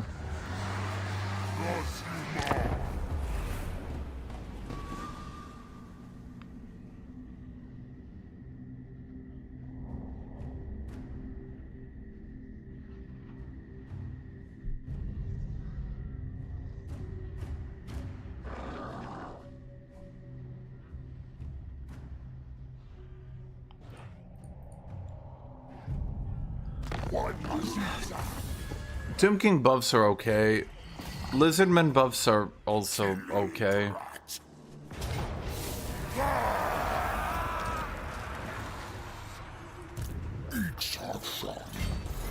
My personal 9/11 is when I realized I have to play out every battle. Because for some reason the devs don't understand. Okay, so watch on Legendary the difference. It's really not going to be that big a deal. With the new buffs to the Saurus shield, yeah. Just kind of sucks that, like, they reduced the forest movement penalty, but not nearly by enough to actually matter.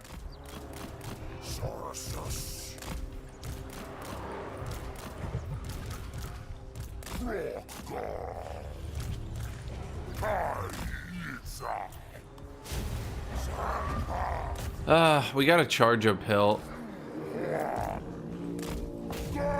But we don't really have a choice here.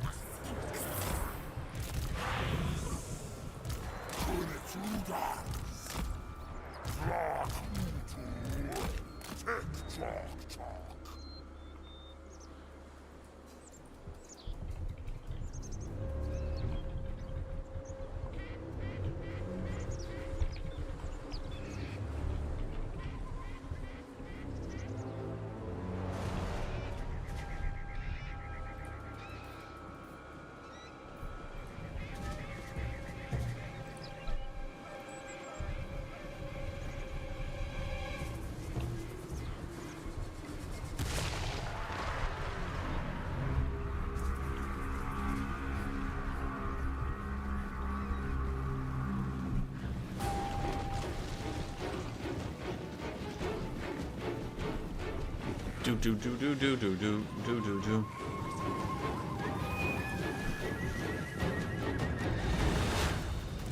Wait, are you not moving? Does the AI really need to break my line like that? I mean, do I have a choice but to do an uphill charge? Not really. You can just... okay.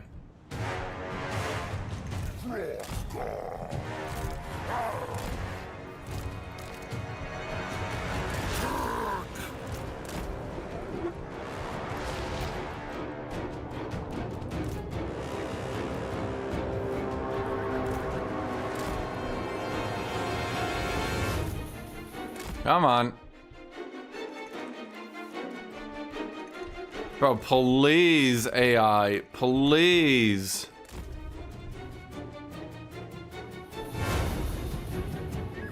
Okay, could you guys, like, stop throwing spears at my... You cannot be serious right now.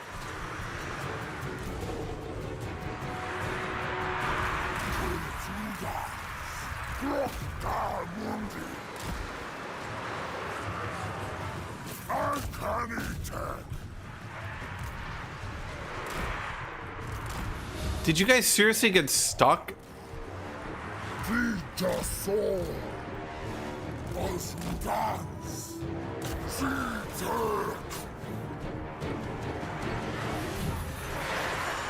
Okay, having to fight uphill is really, really tough.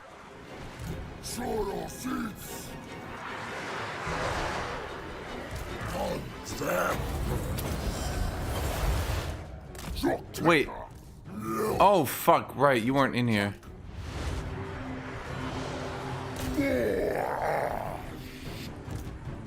Not actually sure I win this trying to fight uphill. It's like really rough. It's our turn. Yes.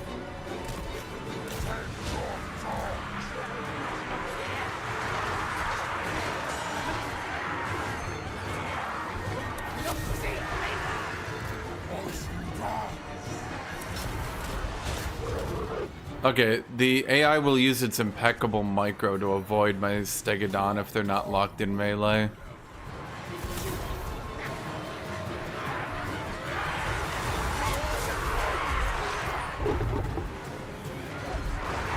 Well, they are still Skaven, so they do route pretty easy, huh?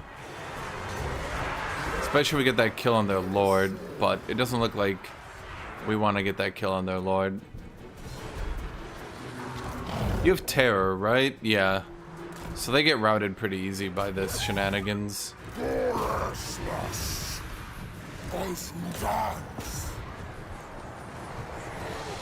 AI specifically microing to shoot into melee for like the 1 micropixel that I haven't actually been attacking them. Shit, I'd really like to kill that dude, but I mean, if they shoot the Stegodon, it works out just fine.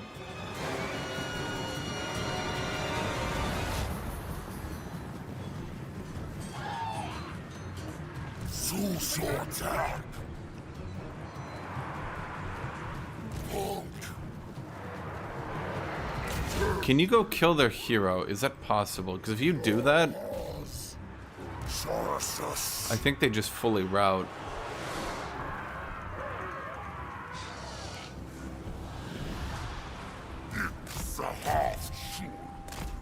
Do you get any buffs or anything? I forgot. No.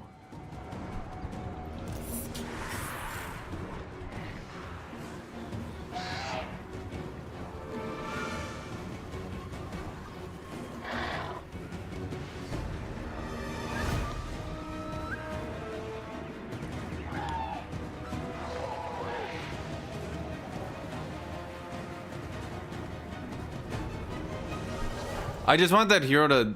There's a lord to die or route.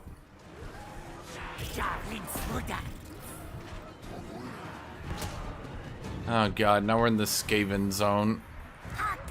Where they keep rallying and routing, then rallying and routing, then rallying and routing, then rallying and routing, then rallying and routing. Okay, I really thought this guy would shoot through those Skaven a bit quicker. Bro, I literally stopped chasing those dudes for 1 second. What happened? Is he off the field yet?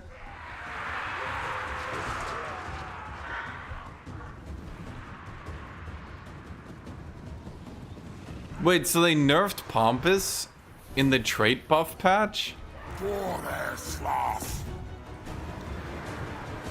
Okay, your leader is off the field. You should be routing now. And you just... There we go. Okay. Holy shit, Skaven. Did Pompous get any other buffs, or was it just nerfed and that was it?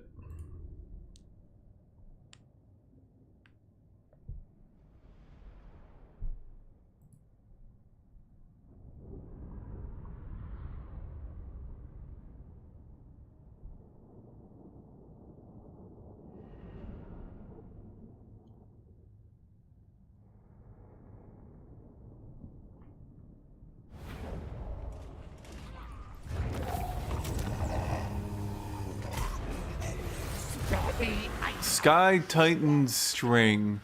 Range. Okay, that's actually not bad. Wait, that's actually not bad at all. Huh. Kinda sucks to get that on Lizardmen when I'm not, you know. Ancient Cunning is useless. Because we can't... Wait! Wait, I just realized... Krokar didn't get a stock stance? I honestly thought for sure that... Holy fuck, you're right. Wow.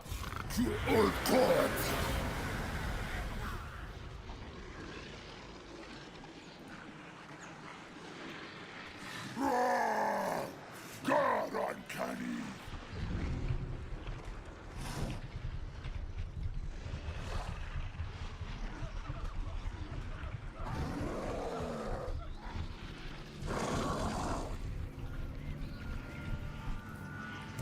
Are you kidding me?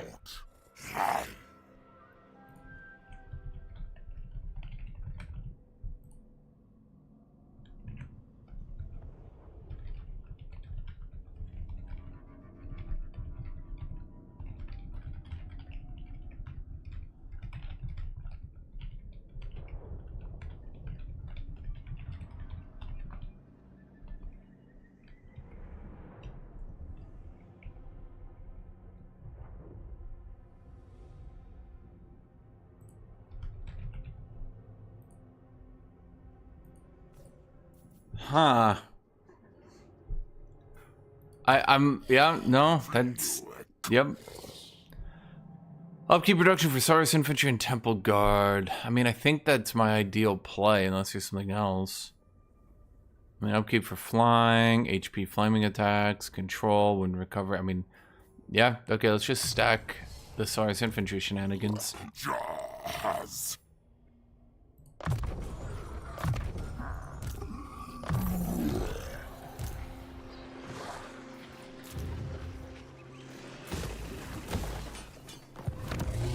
Yeah, the problem is I didn't get to recruit earlier, so from now on everything's gonna be hard because I can't get more SARS in here. I don't think I can get Blessed Spawnlings. Do I have a quest for that? I don't have any quest. Huh. Well, that's mean. Difficulty level, provincial difficulty, collected income, building 6. Huh. Kind of thought the buildings would take care of that. A 6 control building isn't enough?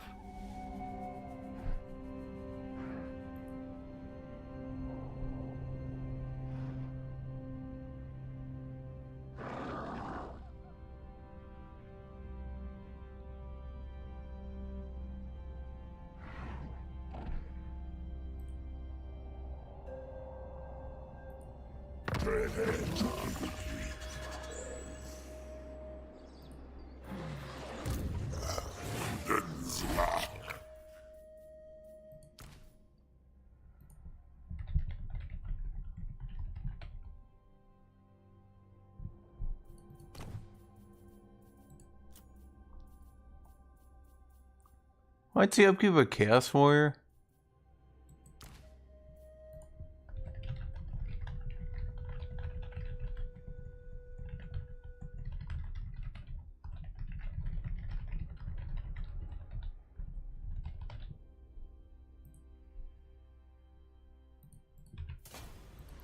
Huh.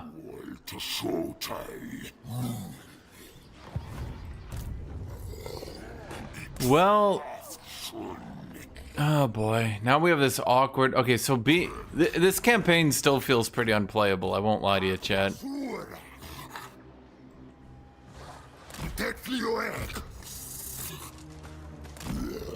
Fact of the matter is... I'm still in a situation where I have to move through the jungle, which still fucks over my movement speed.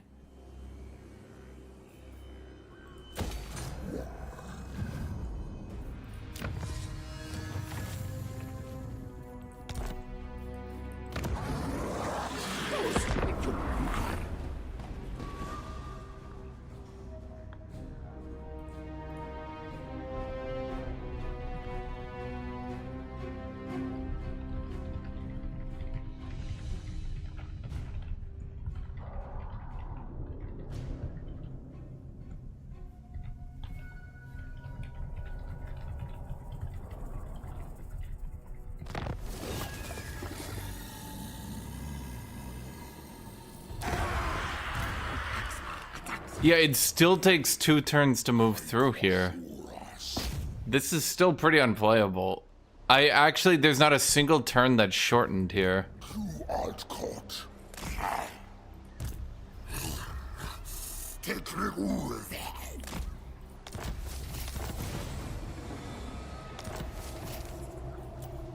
Unusual location, the Cursed Jungle.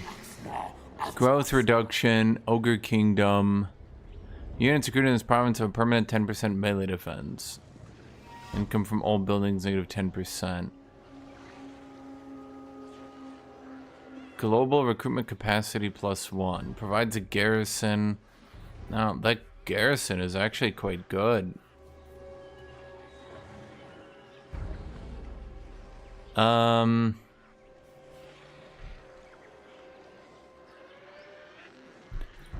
I get to recruit from it? No.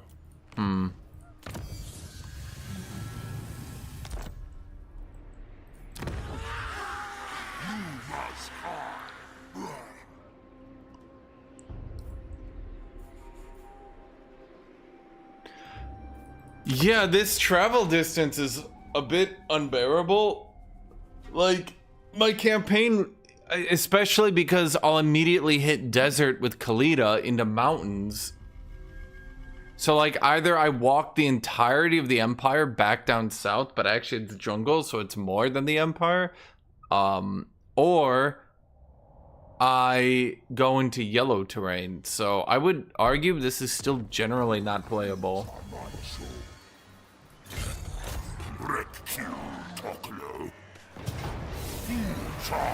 Okay, that's odd. Normally they have an army here.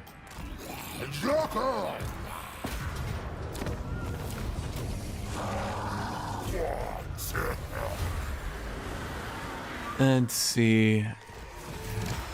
We killed 500 units in battle. We get spawning sequence. Well, we could get number of currently available recruitment. Or we could just slam down a temple guard. The Saurus Warrior with spear is not very good. Oh, some of these are actually down to 100 here. I thought they would just continue to go up in price. That's why I was like, okay, well, the Saurus Warrior shield is blatantly the best. Because I was like, yeah. Oh boy, 3 armor. I mean, it helps my auto-resolve, I suppose. I think Predatory Fighter get buffed. Wasn't that only like 5%? Maybe. Or maybe I'm crazy. Okay, so you'll actually get under control eventually. It just kind of sucks for now.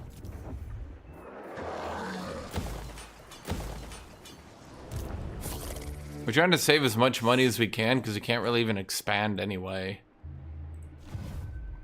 I mean, I guess I could try hiring another army to push down south. Oh, we're about to get a rebellion anyway, so I'd have to. Huh. Perceptive. Passive ability spotter. Okay, so here's the funny thing. They coded it wrong. It gives all allies spotting. It doesn't give you spotting. Should I do Tomb King's campaign? Yeah, I don't know, dude. They even when they reduced the forest distance travel time, the problem is it didn't actually reduce a single threshold. It will still be turn 30 before I can get out of that campaign. Henry has only one king.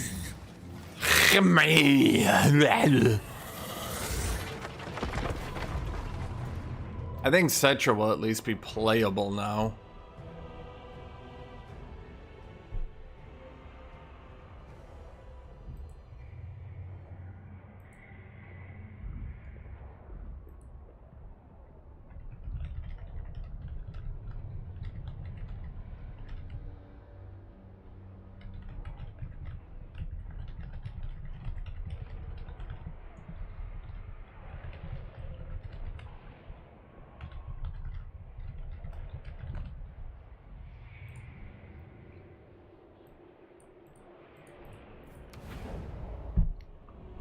Cetra seems like a pretty chill guy.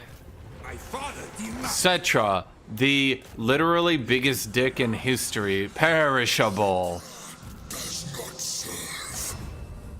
We could just go for. Oh no, we can't do that, right? Because we need to get our mortuary cult. If I actually play this out, couldn't I literally solo it with the War Sphinx because of how stupid it is?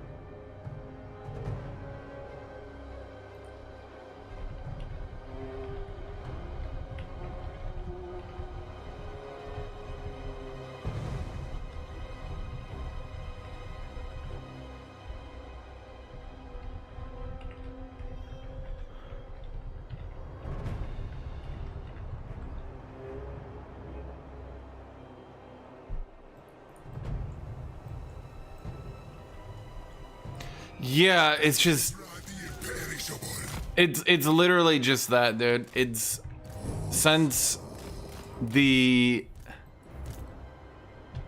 well, actually, I can compare here. Yeah, in game. Okay, so Khalida seems buggy as shit.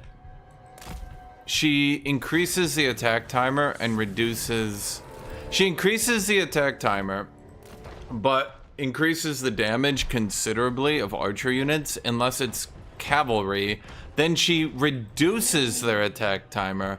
Part of me believes that they accidentally put the cavalry bonus onto the archer and put the archer bonus onto the cavalry. But I actually kind of like the slower fire rate but higher damage.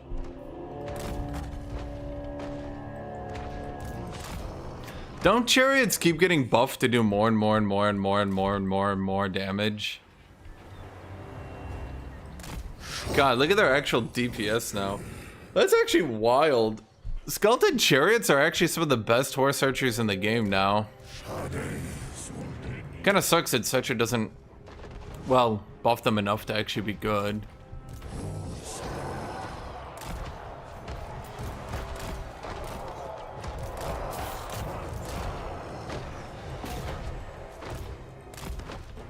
Why are you guys slow as fuck?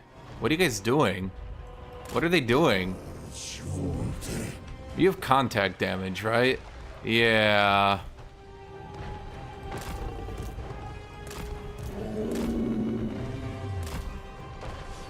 So contact damage is literally anyone he touches takes damage so long as he touches them on the charge animation. As you might imagine, that means if you micro them, this leads to some pretty hilarious results. Oh my god, that's why they weren't moving. I didn't actually...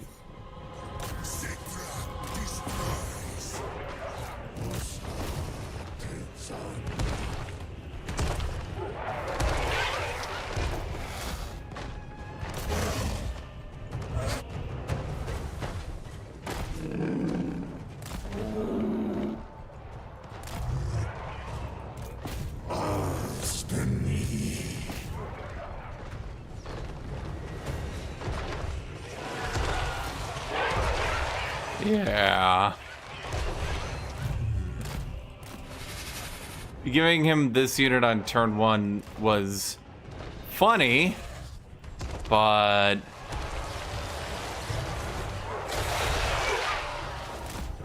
I'm not sure it was the greatest idea ever.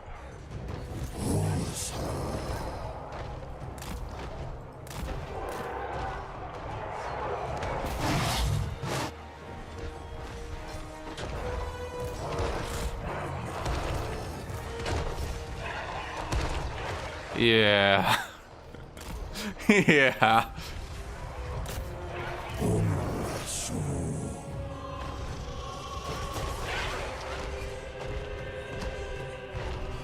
I just need the chariots to hold these guys steady.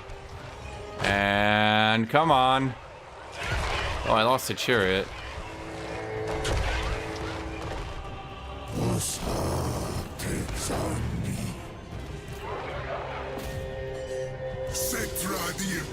Can you guys not kill this dude?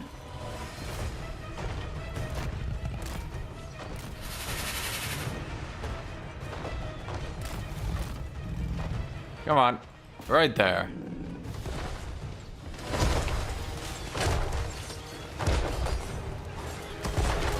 Yeah.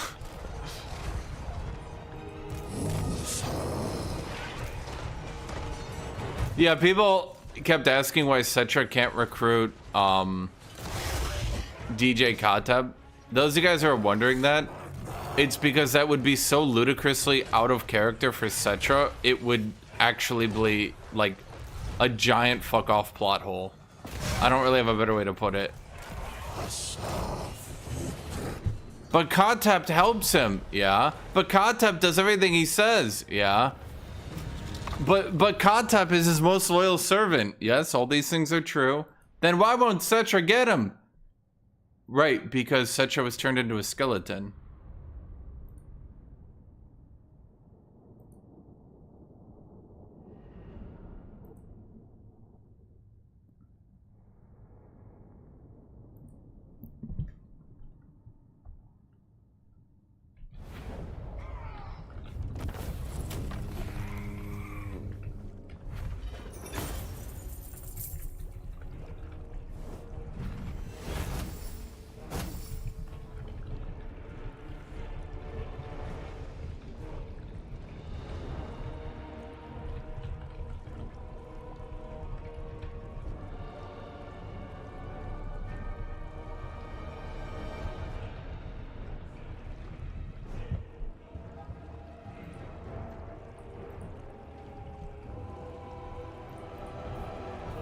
Let's see, let's get the unit replenishment.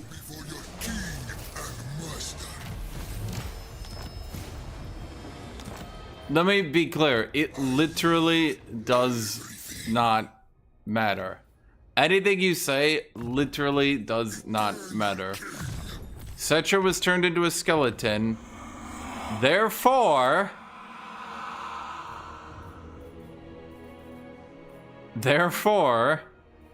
DJ Kateb is exiled. Anything you say does not matter.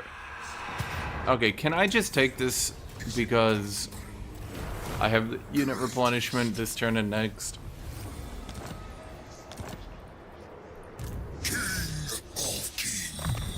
It sounds dumb, but, well, it's Cetra. And Cetra's kind of a ginormous dick. But, you'll say, but, no, it's Cetra. I don't know what to say. It's Cetra. That's just how he is. So Cetra cannot get the unit recruitment until turn 3. He cannot get it turn 1 no matter what he does. Whereas Khalida can get it turn 1 pretty consistently. So I'm gonna have to say, in addition to Khalida having 2 extra viable terrains, I think if we're talking a pure rush campaign, or at the very least a powerful campaign, Archon can get Khalida, yes. I think it probably goes Archon, then Khalida. And I haven't played the other dude. Cetra has the decent bonus, for sure, with his extra, does he even get bonus recruitment anymore, actually? Yeah, he does. He gets a decent bonus for the population surplus, and the imperishable isn't too bad. I guess it's just kind of a late game meme. It does help him recover quicker, I'll granted that, but realistically speaking, I think I gotta give it to Khalida from the simple fact that she can get her extra army on turn 9 consistently, and Cetra takes till turn 13, which means Khalida can actually start playing the game and beating down the dwarves. Whereas Cetra is going to be sitting in his home province hoping to not get RNG'd out.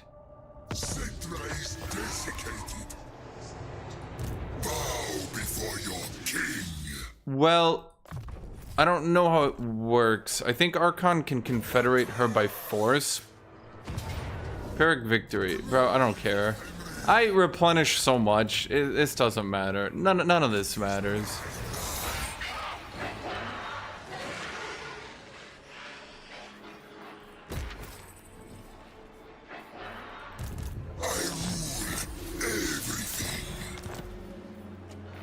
Okay, so then we start doing you. With 9 turns. Okay, it's turn 12 or turn 13, depending.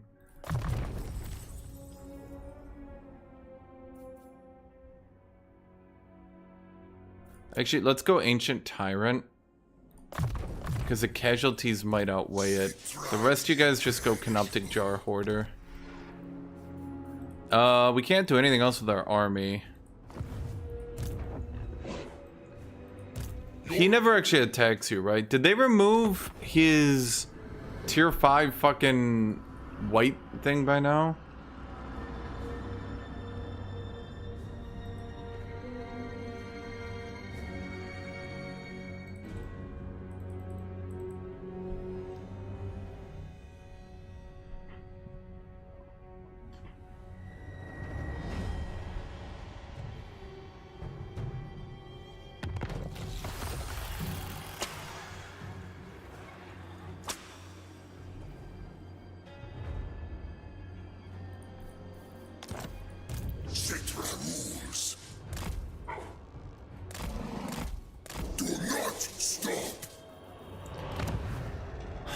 All my gold is gone. Wait, where's all my gold? Oh, right, because I can keep upgrading my buildings, so I just keep doing that. Well, I mean, to be fair, that is pretty effective. This is impudence. Cetra does not serve. You know, to be fair. Wait, you can't even recruit these turn 1? Oh, that's mean. I know Cetra can spend exorbitant resources to get Khalida. To be fair, it really depends on what the Khalida AI does with her turns as well. Because if the Khalida AI immediately starts researching an army, she might actually expand for once. I'm not saying she will, but like, there's a chance. Instead of literally dying 100% of the time, she might actually be able to move. Please don't make me play this out. Why are you in Force March? Why does he still have the Terrorgeist? It doesn't matter. I'm not going to play it out because I have enough unit replenishment and I'm, well, lazy, chat. So he still gets that second lord who's just gonna run up and immediately blockade me, right? So I actually need to get out of the building so he can't blockade me. Construction cost, construction time. We can start going to tier 3 instantly, which I think is probably worth it. This is so loud, holy shit. Bro, shut up!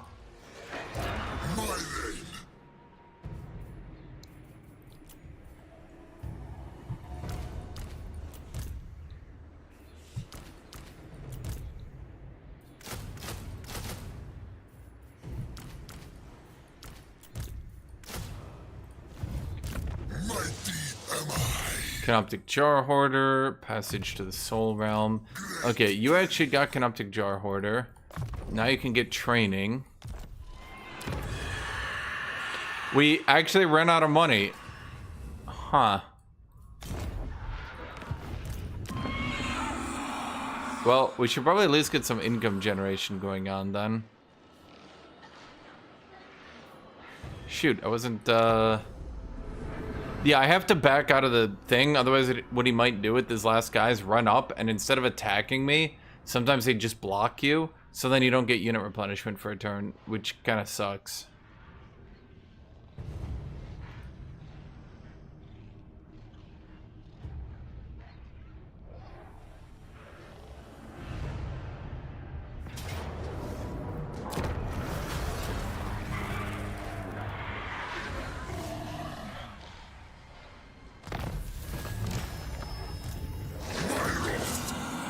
I issue a commandment and I get a buff. The Soxy Bard. A king must have his crown, my lord. Yours was... The Saucy Bard. Bard comes here, he's like, hey, I'm hot. Everybody's like, fuck. Well, I guess we're gonna have more stability now. Okay, I fucking hate this last vampire douche. Could you just be dead and this time you actually die? Thank you. Okay, let's grab the... No, okay, let's grab the money. Okay, so what I have to do is bum rush Manfred, which is almost impossible.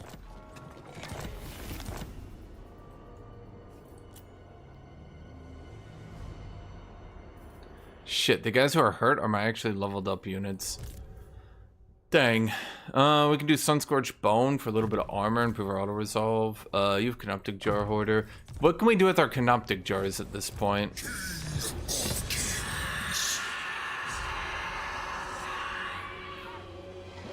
Didn't this used to give only one Skeleton Archer?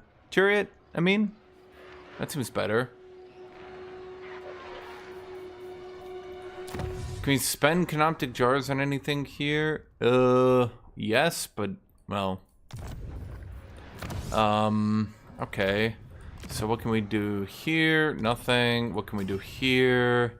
We get the Flock of Joff. That's it. Are they any good? Were they buffed? I don't think they did any stat changes to units, did they? So it's still pretty bad.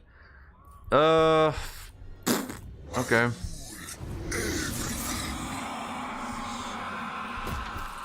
Well, I guess we could just continue to upgrade everything, and... So, Manfred controls all provinces, so at this point we actually can't do anything. Okay, what are the 3 buttons we can do?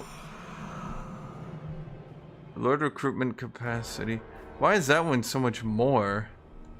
I think control and research rate is better. Why did that let me... That's weird. We spend 500 Canoptic Jars, we get control and research rate.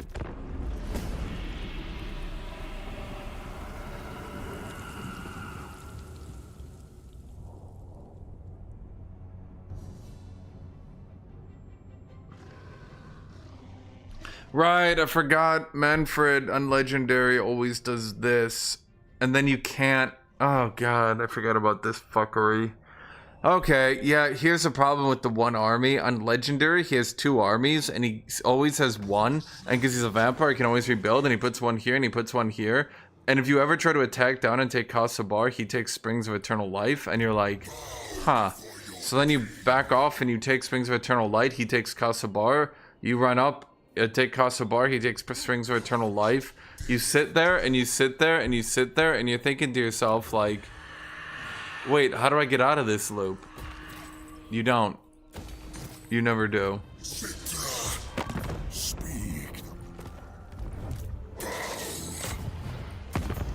At the very least...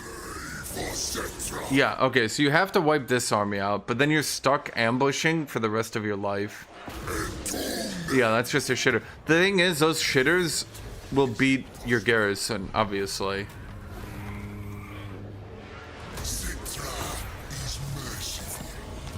I mean, you can see we get pretty good Canoptic Jar generation, though.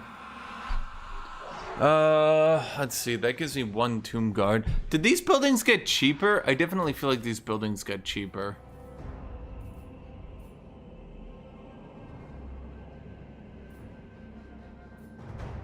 One Ushabti, huh?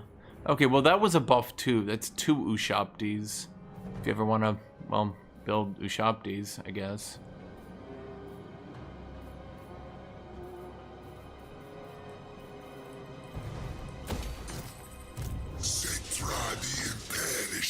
Let's see, that gives us melee defense. It's pretty good for auto-resolving.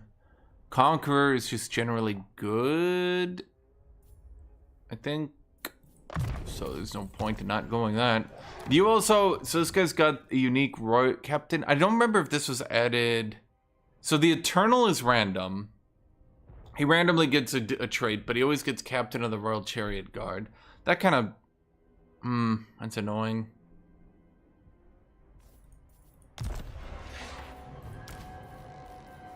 Okay, then what we need to do is ambush. And we can see... Why did it kill my... Okay.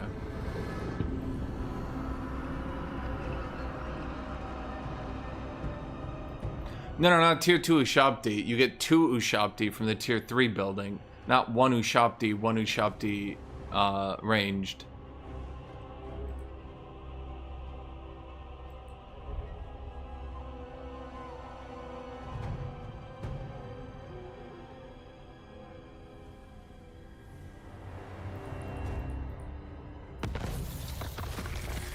Doesn't Kasabar have a good garrison? Yes, they do. So, yeah, this is what I was talking about. This is the problem. You're literally stuck in a loop.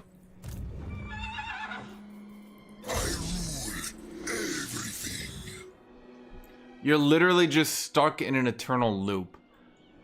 I don't know a better way to put it. I think the ideal play would have been to play out that battle so that my War Sphinx wasn't low HP, because now I can't really take the fight because my War Sphinx is low HP. Which is awkward, definitely. Is mine. They shall perish.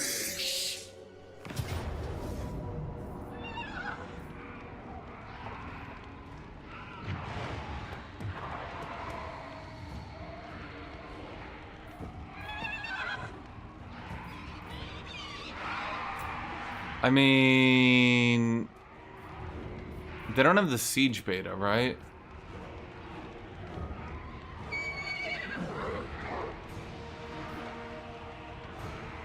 Oh god, no, I got, I'm too reliant on chariots. That's like a legitimate problem. I'm like super reliant on chariots over here.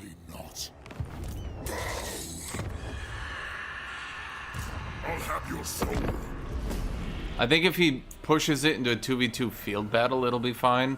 But what I would probably do if he pushes it into a field battle is just retreat. Because then he'll do dumb shit, like he'll attack me, realize he's out of movement range, and then force march directly adjacent to me. Or he'll do that.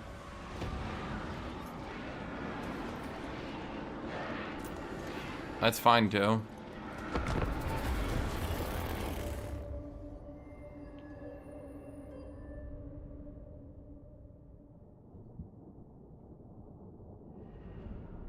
Don't ask me why, but like if you ever retreat from the AI, they just derp out and they're like, Dumbest decision possible. Go!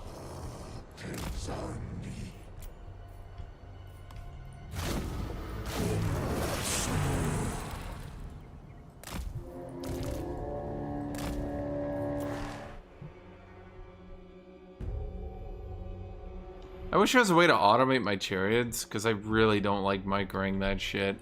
It's quite tedious. Bro, I don't understand what it is with the AI's coding, but like I promise you, if you force march, they literally just int themselves. Like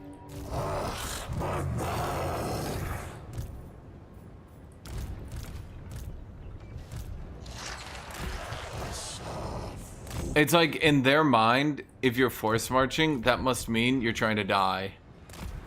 So then they just do literally the dumbest shit they could ever think of.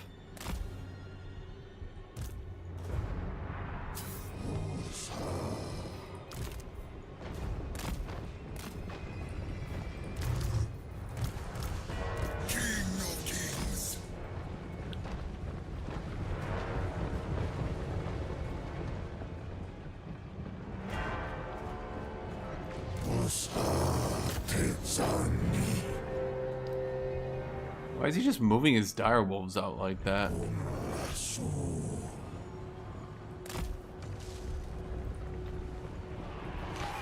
I mean, they just get demolished by chariots, right? Yeah.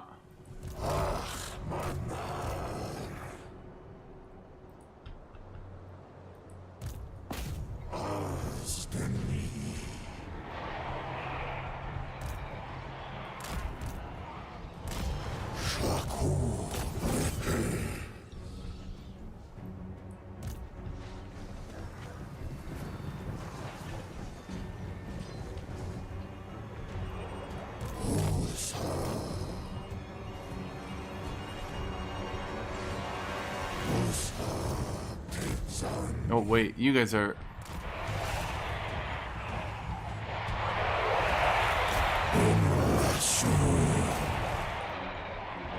Four, that's a number.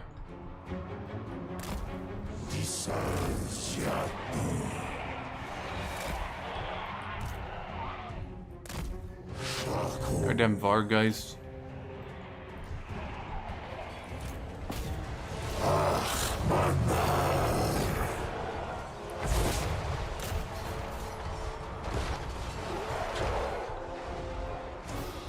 Guys, what are you doing?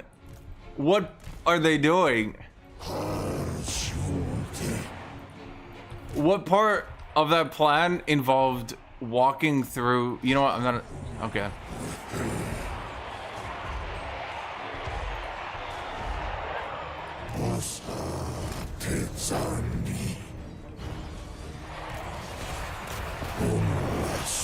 Okay, where are you, Cetra? You're just over here. Okay, could you guys get back to doing your job?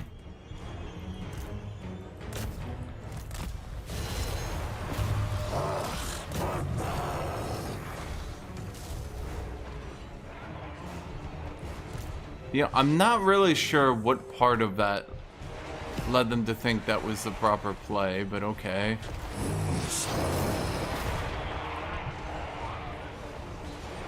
Okay, and how are you guys doing? Okay, Tombguard is losing hard. I'm not sure what he's losing to.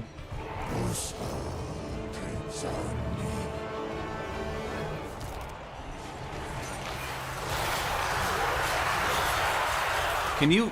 This is well. I move. Traversing. Onwards, legions. Hey man, why don't you play Total War more? Yeah, the real mystery, that one.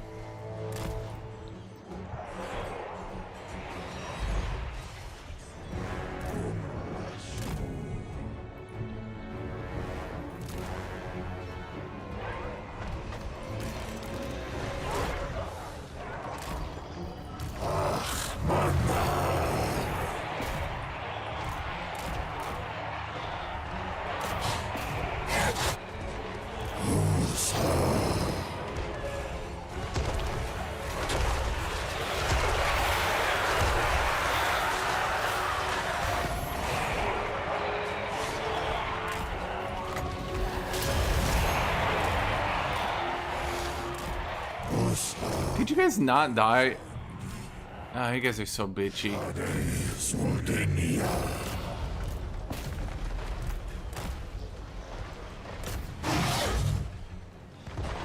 Yeah, I just don't think giving a full contact damage unit to the player on turn 1. I mean, it's funny. I'll grant you that. Prince. My orders.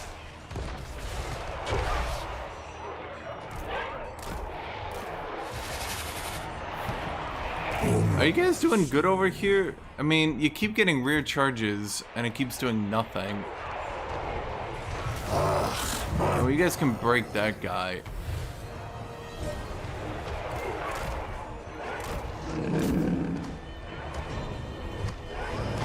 Whee! I mean, it's kind of weird, because this ends up being the strongest chariot in the game. Because, I mean, it basically plays like a chariot. Except, well, you know, it has the most ludicrous charge animation you've ever seen in your life. Okay, I'm pretty sure all these units are moraling out.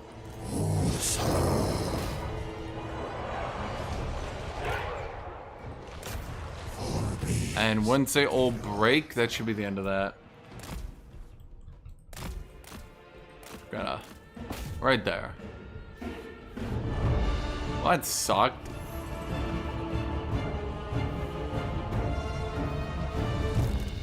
Cetra, can you, like, do your job? Your one job?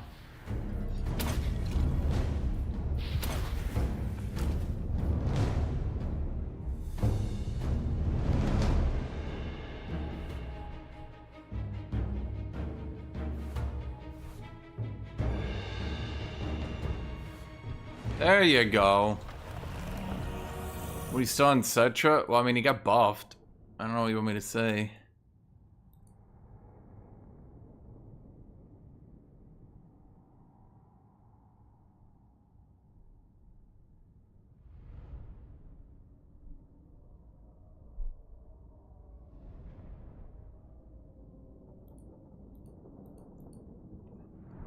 Okay. So, yep. Oh, right. Now my army doesn't get the buff the settlement does. Oh, it's tedious. I'm pretty sure his army was in Force March. Yep, see what I mean? And then the AI, like, sprints back because he retreated, and they're like, I better stand next to him in Force March. That's the only viable play. Tomb Prince, Necrotect. I think the Necrotect got buffed. Yeah, I'd be like, man, the Tomb Kings are actually really good people. Where are my slaves? Trust me, you just gotta get, I want to enslave people.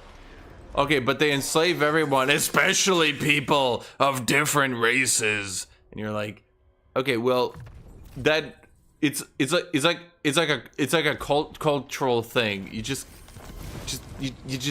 gotta respect it.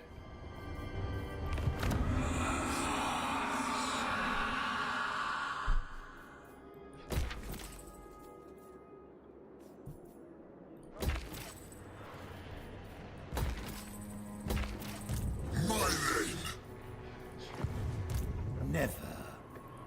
My great work. I could run him up. Okay, so let's think here. Let's wipe you out, because you're in Force March. Let's take the unit replenishment. Then let's see if you guys retreat, or if I could kill you as well. Okay, we wipe them both out as well. Then we grab the money and movement speed. Then we actually need a retreat to heal for a turn. Ultimate shall set the slaves to work.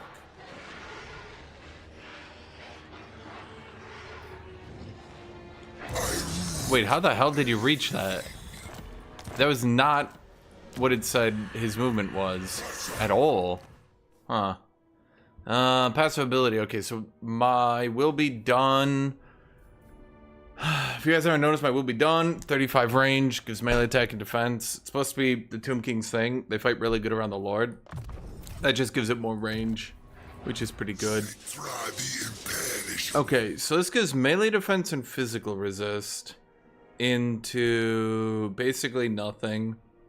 Into melee attack and bonus versus infantry.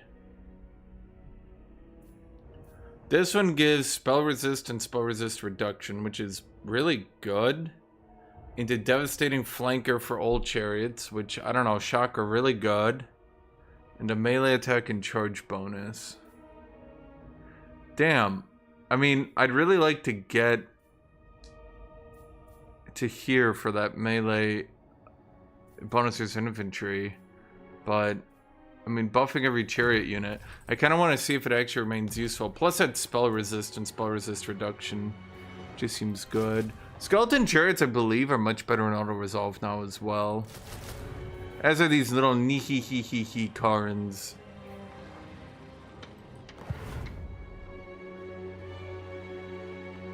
I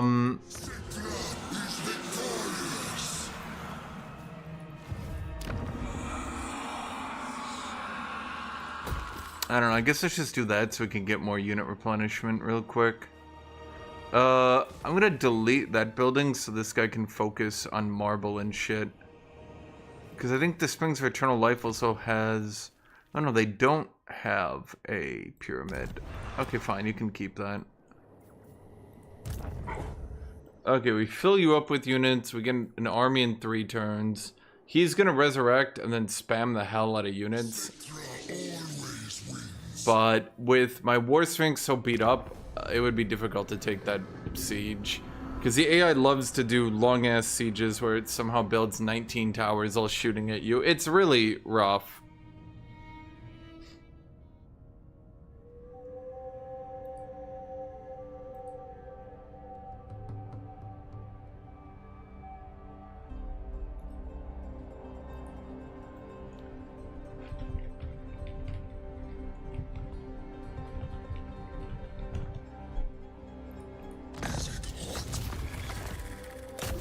Okay, now that should be an easy win. Pyrrhic victory. At this point, I hate sieges so much, chat. I'll take it. Are you tier 3? I don't remember. Oh, you were tier 3. Well, whatever. I needed the gold anyway.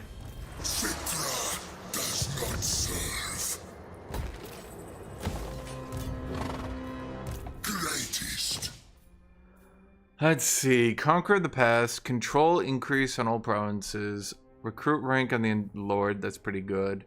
Hero recruit rank and capacity. Unit capacity and melee attack. Ugh. Okay, Conquer from the past is like weirdly good though, because it helps your shit so it doesn't break. Okay, we got our starting zone to tier 3 already, which is pretty nice. I don't mind that. Don't mind that at all. That's a lot of gold. Can we do anything at tier 3?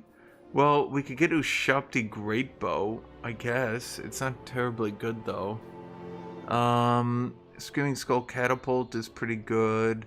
What do we get here? Nekar and Horsemen. They're still not buffed, right? They're still garbage shit. Well, yeah, they're still garbage shit. They're a line-holding cavalry without enough HP or armor to line hold. Are Scorpions actually good now? I know they got buffed a few times. I rule everything. Bow before your king.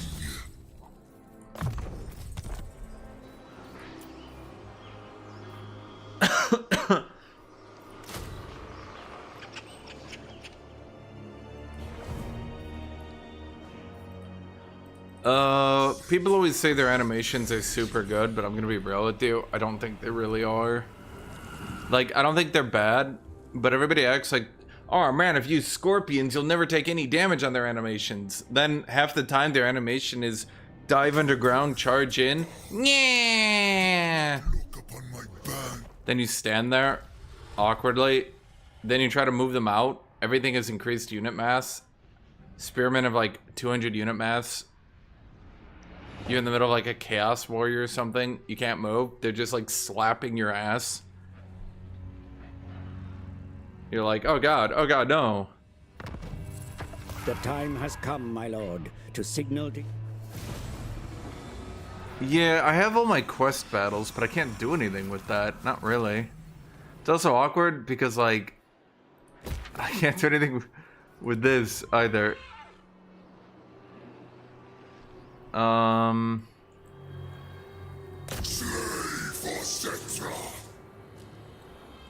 He's a really nice guy once you get to know him. Cetra, I want to enslave and conquer the world. Conquest, enslaving. That's what I like doing more than anything else. Okay, well, you gotta give him a chance. I love genocide. You're just like, okay, but like his stories are cool because like he's a dick. Everyone's like, his stories are cool because he's a dick. And you're like, well, because like, no, I said that wrong. What I meant, because he...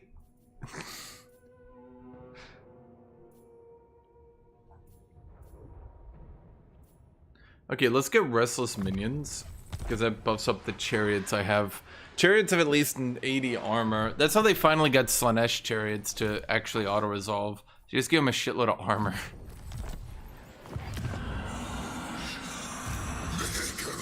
Well, let's see, we get an army on turn 12.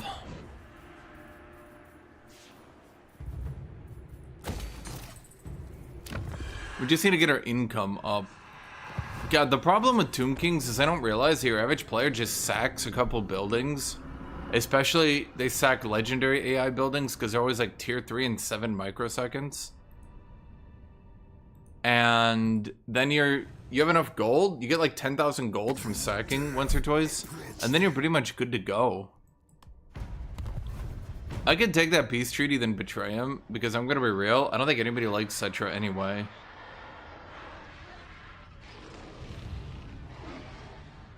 Well, I play the new Elden Ring update, they're adding a super hard mode.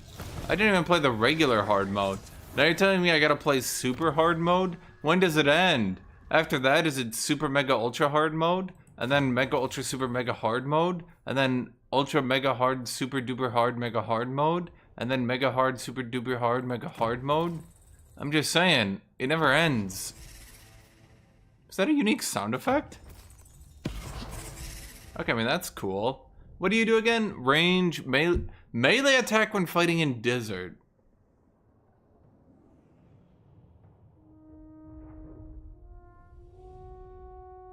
I mean, yeah, I kind of like that.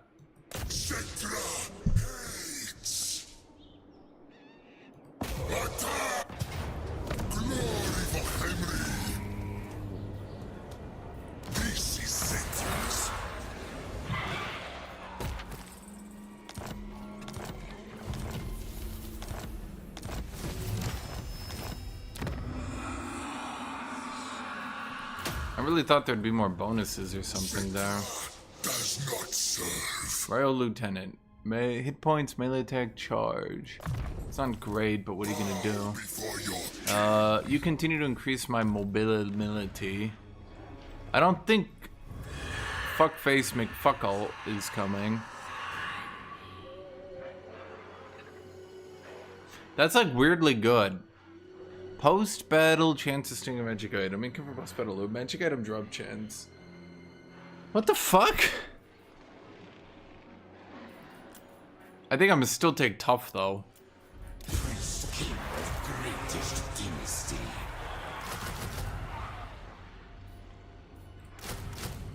I believe Skeleton Archer Chariots actually auto-resolve pretty well. I could be wrong though.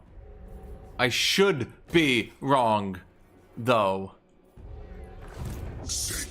But I do believe the archers auto-resolve well, because even though chariots auto-resolve like shit, the archer chariots do so much range damage now. Yeah.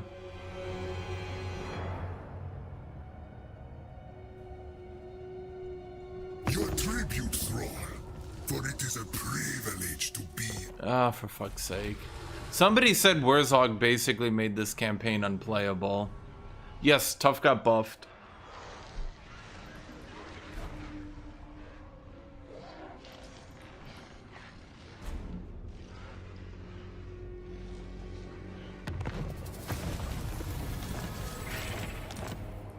Address me as your highness. Prepare the crypt. What does Kimri's... Kimri's still pretty bad. Huh. Kinda expected better. Oh well. Are you guys full HP? Okay, let me think here. What do I have to recruit? Big oof.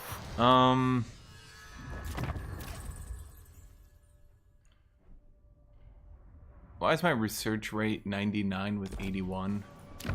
I thought you guys gave... Wait.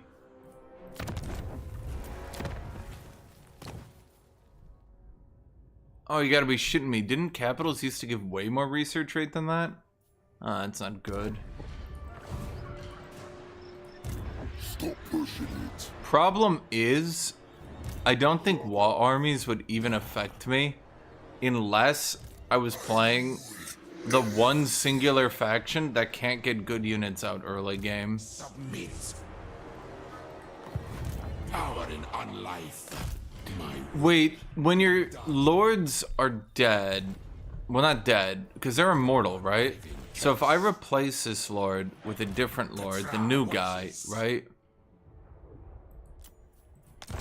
Land of the dead. I'm just wondering, does that actually help? Like, does the guy in the background get the passive XP?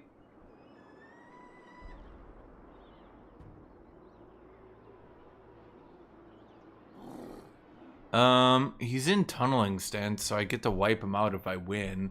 I do have a lot of Karens, so from that perspective, we could just probably hold the line and win, because they still only have 7 bonus versus infantry, but that's a lot of damage.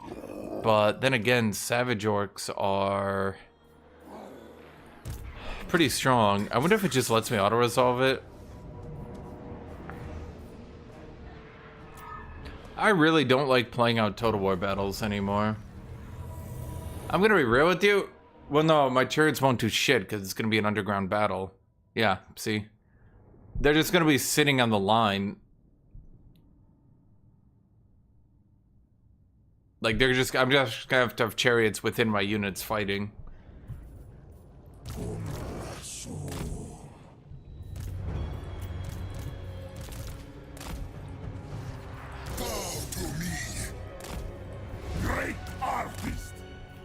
Doesn't the Necrotect have... Does he get anything by default, actually, now that I think about it? No, he's literally El Generico. Huh.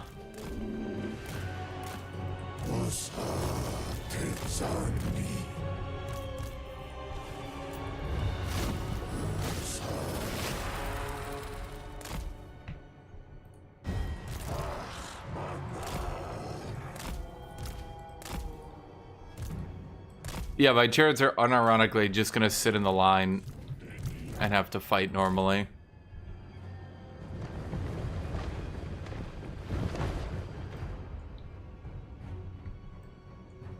Both sides cav is not gonna do anything, is the thing. They're both just gonna sit there on the line.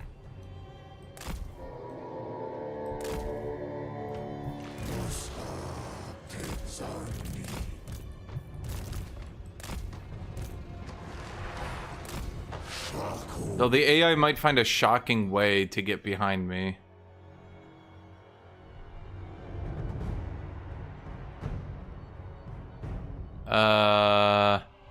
So the reason that your game is crashing is because they said it was gonna crash. And that's why they put it into a beta instead of making it a full release.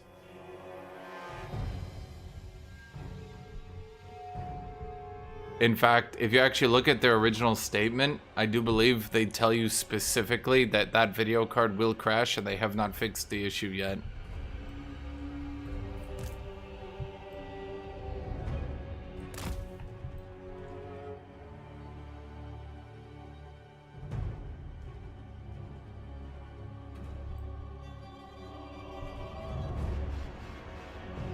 I know, I read it, but that shouldn't happen. Why not? Literally. I actually don't understand. You're saying that they should not ever put anything in beta and already have things fixed before the beta. King of Henry.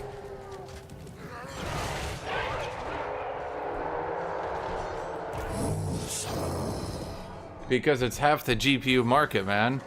So, do you think they intentionally did that? Bro, it's in a beta. What? I don't understand what you're saying. They literally said, we have not fixed this issue yet, but we're gonna put it in beta because it works for some people. And you're like, well, then you just shouldn't put it in beta. Like, bro, I want to play the game. Let me play the game.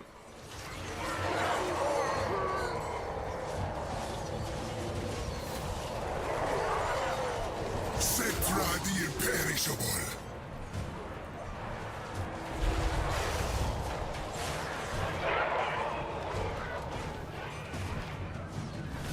I mean, we're holding the line because these units are really bad. Cetra the imperishable.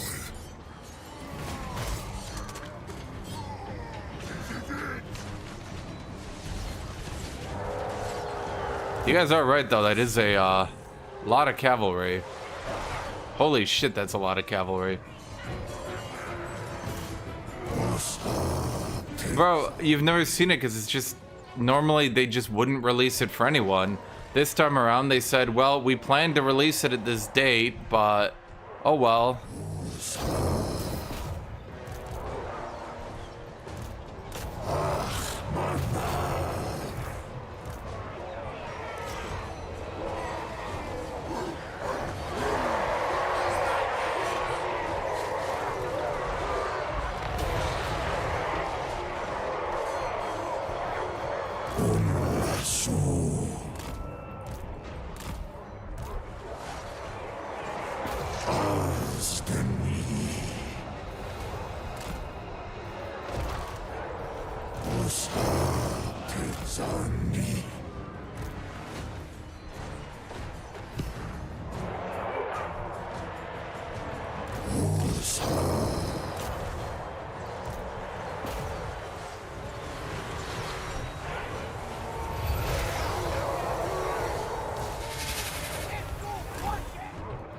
Oh my god, that guy's getting shot to pieces.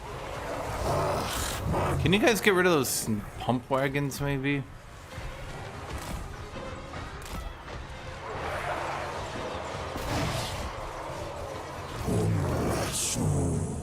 Oh my god, how are these chariots performing so shit?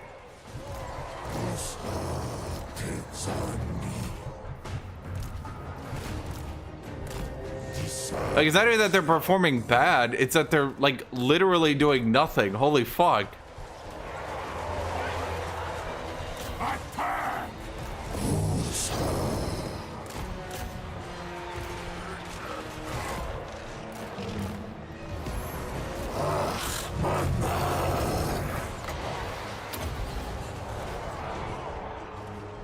Any examples now that you talk so much?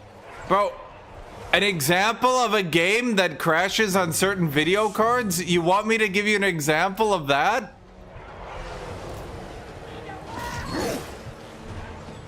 Boom, Prince. My way.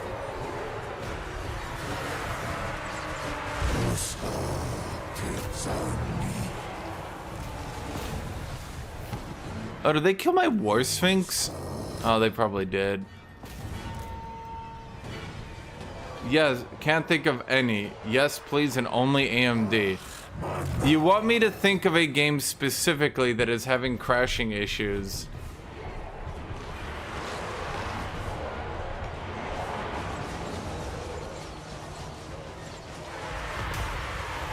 Beyond all reason. So I just Googled it.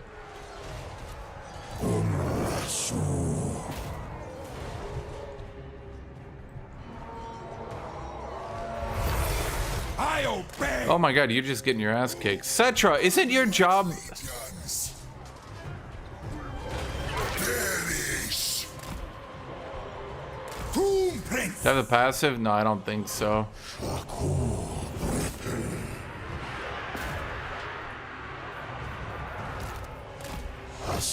Well, this is a annoying battle.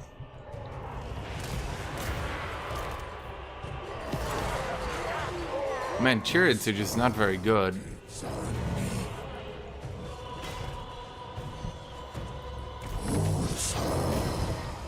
Well, the morale's about to break. I just gotta get rid of them.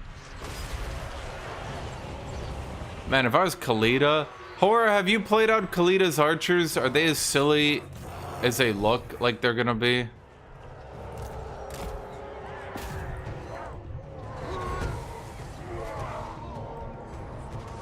Cetra the imperishable.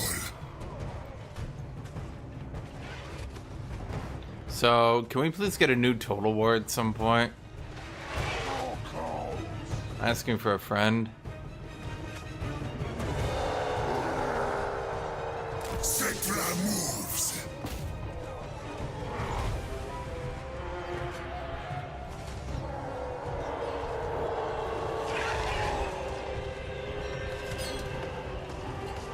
King of kings. As it should. Obey. I agree. He said they'll announce a fantasy and historic title this December. Bro, please. That's my War Sphinx. The AI so meticulously shoots archers at it. I moved it behind my line and I kind of looked away and I didn't.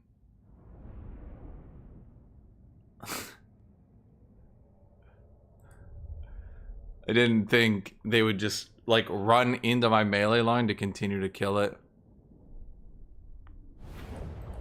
They should all be dead, shouldn't they? Well, that's a lot of money though. Wait, but they were in underway. Well, that's annoying.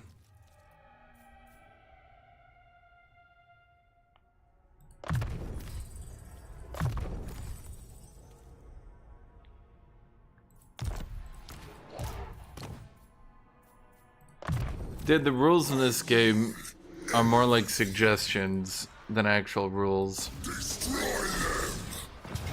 Okay, so no precedent ever, I guess. I think twice before calling people stupid. Wait, what? I literally just said the precedent. Chat, did I not just literally say the precedent? I literally just Googled and called out a game. Did I not? Is this an alternate reality where I didn't do that? Maybe he didn't understand that Beyond All Reason was a game.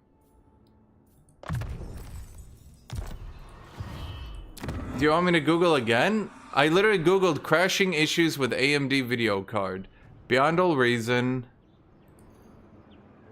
Here's another Reddit post with GPU driver timeout error and thus crashing the game. What game is this?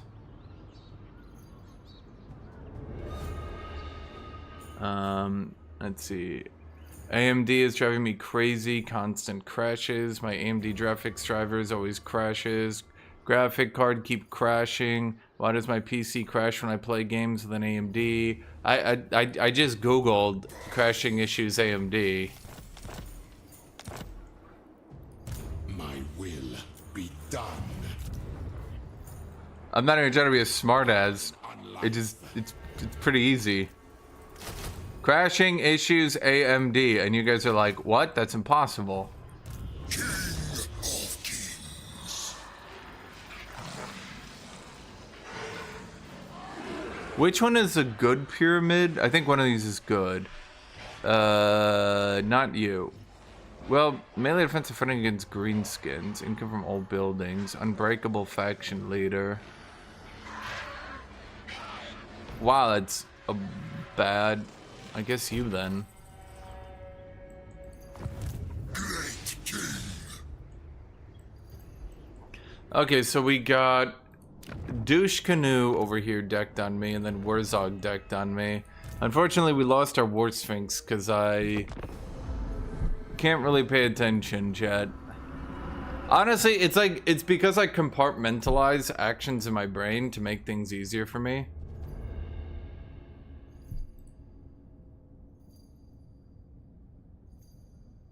And so when I move my chariot back, sorry, my War Sphinx back, I assume, like, in my brain, I'm like, okay, now it is in the back, so I'm good. And I don't think it's bootlicking, by the way, to be... Yep, there are issues. Leadership for infantry units, casualty replenishes rate. Okay, I don't think 40 canoptic jars is what it used to be.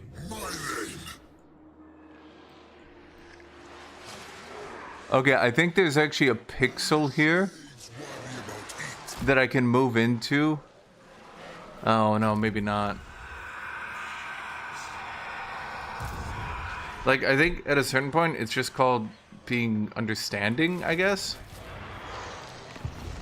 A bold strategy. Moving. Okay, we're gonna ambush. Because this guy's, like, crazy good at ambushing. That's, like, his whole shtick. He gets 20% ambush and melee attack when fighting in desert terrain. So if these guys fought in desert terrain, they'd be pretty buffed up. I'm gonna assume that Khemri wins its siege due to the tower buffs, but maybe it won't. I don't know.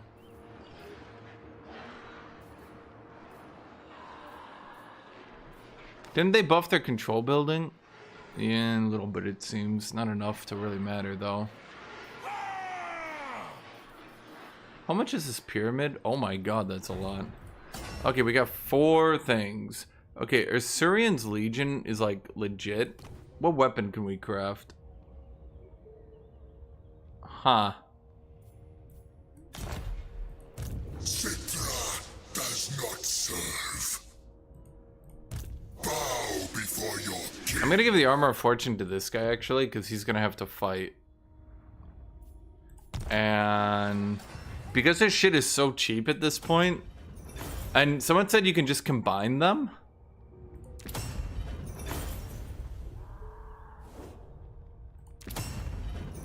Players running AMD GPUs are advised to expect infrequent crashes. Like, bro, is that really bootlicking? If the devs are like, hey guys, we told you we were gonna release a game at this date. Unfortunately, it looks like it's pretty buggy. So, yeah, you can fuse your weapons. Wait, that's nuts. Wait.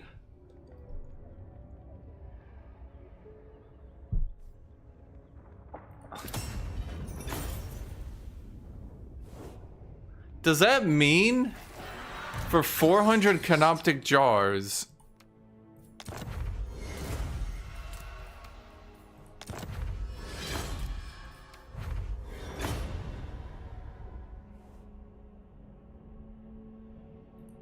What?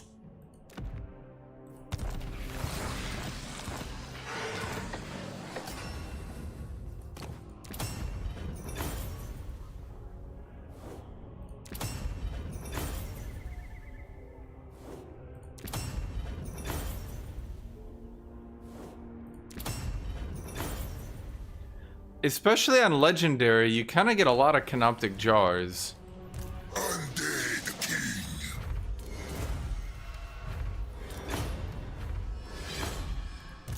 Who dares?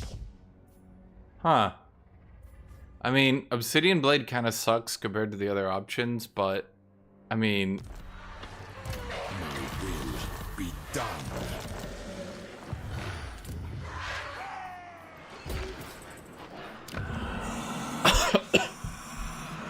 so that's kind of neat, I guess.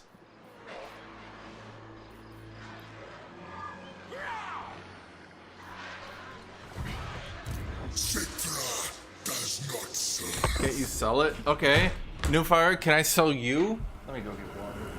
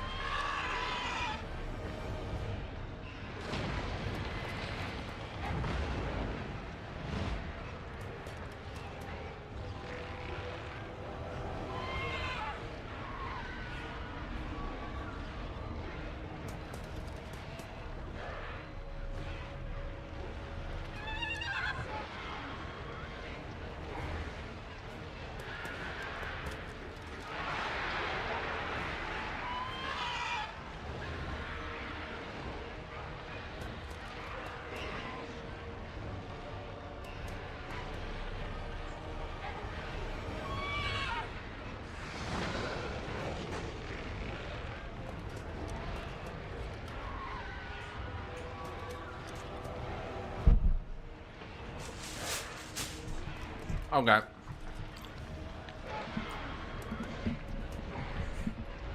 I'm gonna take it. Arise, my legions. And you might not believe why. It's because I hate sieges. Why does Newfire watch this one and not Age of Wonders? What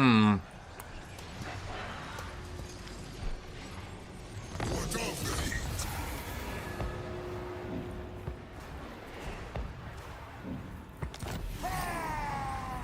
Okay, so we got recruit rank for all our melee. Vigor loss reduction for chariots as well. Then we get the +4 melee attack. Okay.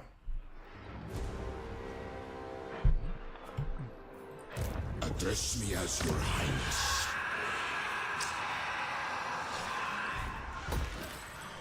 Find my harem. Attend me. Wait, what? Motherfucker.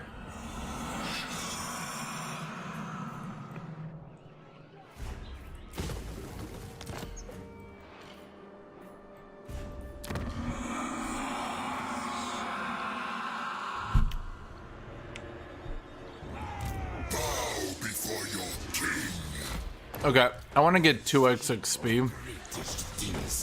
Wait. Oh my god, this shit's so cheap. I just need money.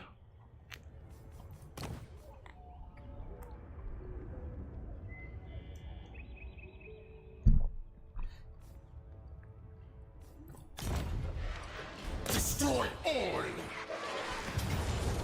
Arise, my legions. Rise. Unleash these slaves.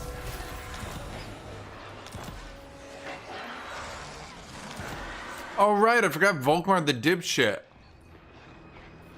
Citra is victorious. He gives you melee attack and defense. Agreed. This is my order.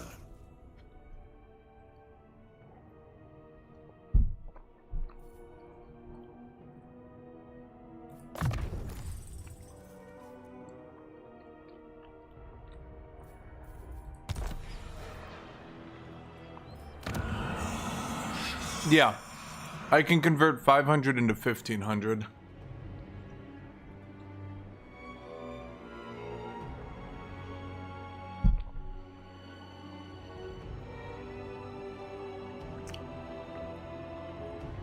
I think they realized that you could just craft and salvage, so I just gave you an easier way to do it.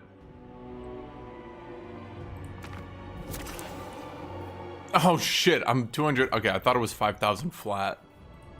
My will be done.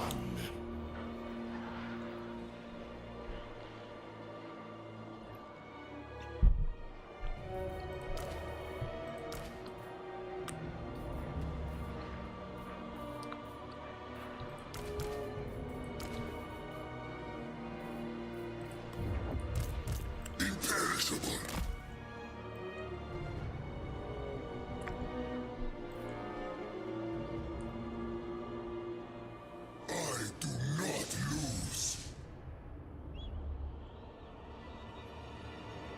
Huh? Wait, what? Oh. It's true, I hid because I lost horribly and I didn't even get to show anything.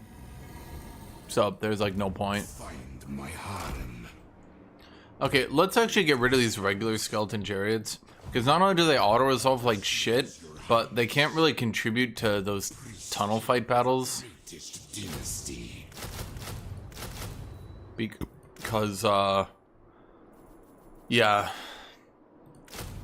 Skeleton archer chariots? Good. Skeleton archers? No. Income, growth, and control. I do believe Parched Oasis isn't good, but it's fine. Does craft and salvage really give you...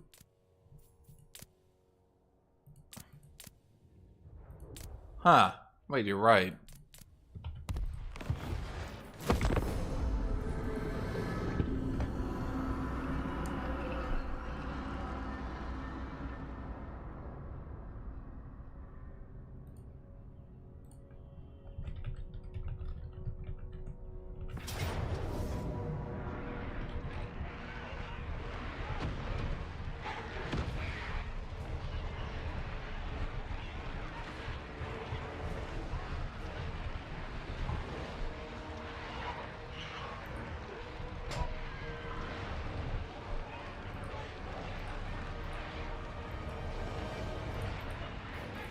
I figured though.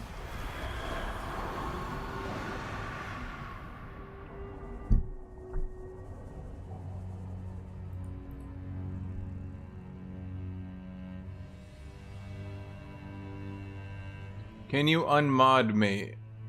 I'm not always in the chat anyways. You know what? Okay. But also rude. But I was like, I don't want to be your mod. I'm like, okay. I mean, rude, but sure. You're like, I don't want to work with you. I'm like, okay. You know, okay. Rude, but okay. Passive ability, Wrath of the Creator. God, I forgot how bad the fucking Necrotect is. Did they seriously not buff this dumb idiot? Bro, he's so tedious to use. Is it hot? Just my ego? I mean, he's just a dude who's frequently here. So I modded him the other day when I can't remember. By the other day, I think I mean like a year or two ago. I think I was going out to eat or something, and I just needed a mod to watch it real quick. And I was like, just my ego, you're always here. And now he's like, no, I am not doing my job well. I am a failure. And I'm like, Immortality. no, it's fine, buddy. He's like, take it. Take my mod away. I don't My harem. deserve it.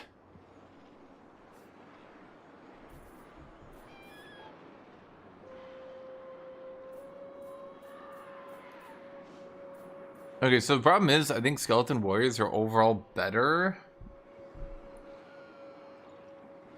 No fire, name the last person you ever timed out or banned. Go.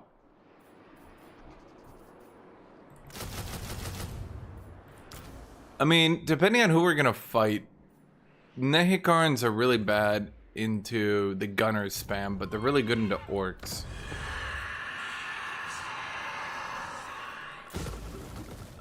No fire would be like, I don't need to do my job. Everybody's so nice to me. That's not how your job works, No Fire. Are these the good ones? No, they're not good. They're just high rank because they're regiments of renown.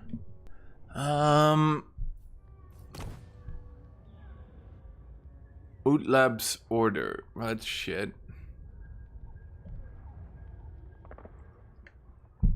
That's shit as well.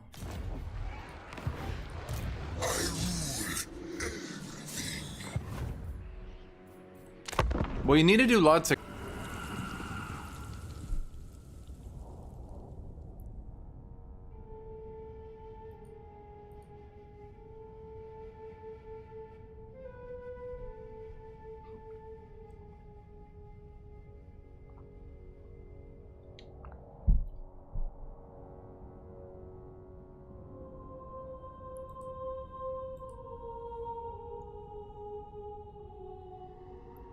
Yeah, mods are not always about banning No Fire. Honestly, No Fire, I'm gonna say it. I'm gonna say it, No Fire. You have a very shallow view at modding. And honestly... Wait, Unearthed Tomb. Tomb King's Burial Site. 2 Tomb Guard, 2 Tomb Guard Half Guard, 2 Ushabti, 2 Ushabti Great Bow, Necrosphinx. And at 90 control, army capacity +1.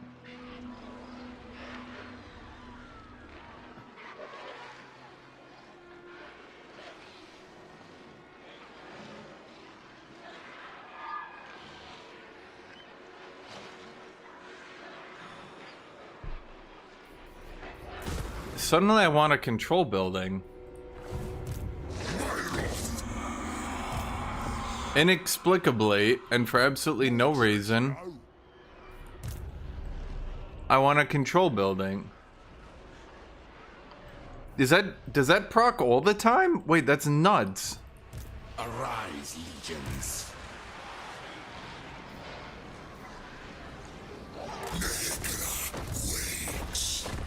Wait, but now I can just get more Tomb Guard. Okay. Well, if I delete that, I lose 1 Tomb Guard. Be done. So I guess let's just do that. And then... I don't know, let's just get more archers or something. We can't do anything with you for now. We can move Kasabar. Is the Pyramid of Kasabar any good now? Yeah, that's pretty good. Oh wow, that's like really, really good. Yeah, let's get that one. I want that one.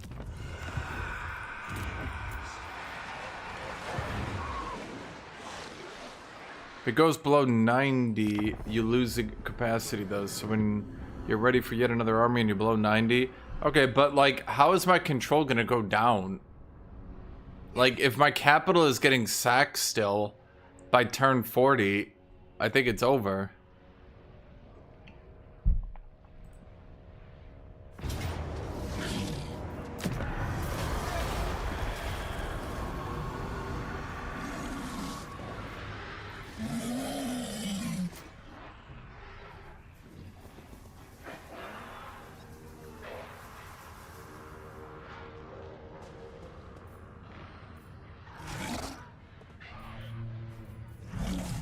I think this is winnable. Oh no.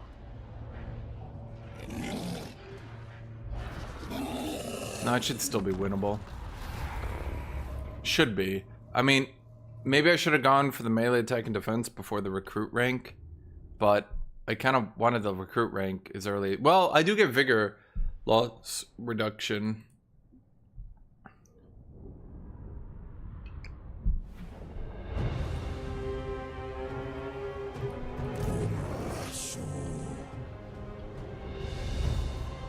Tomb King campaigns are always hard because on any faction that's actually a real faction and not just a tomb shitter, you have like 4 armies by now. But when you play a tomb shitter, for some reason, getting to even 2 armies needs to take you a while. Something challenging campaign. And I'm not saying challenging campaigns are bad, but you know.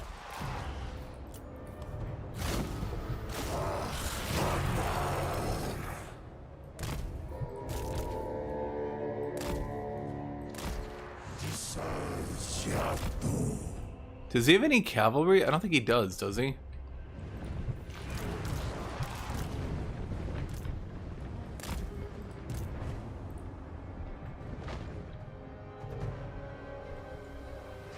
Yeah, Morning, can I get that unusual thing multiple times? I mean, it seems like it will just spawn pretty consistently.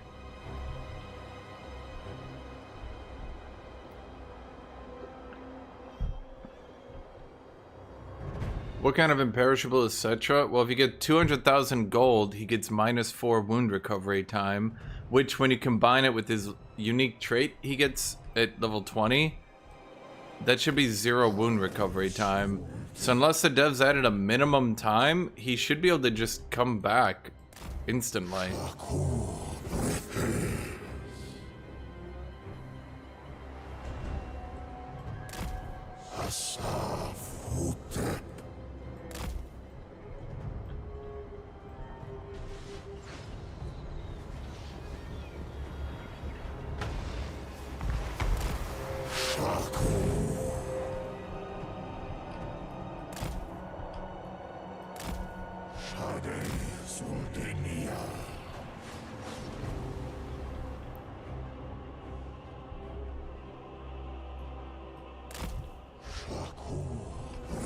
I mean, I can just sit here and harass him all day.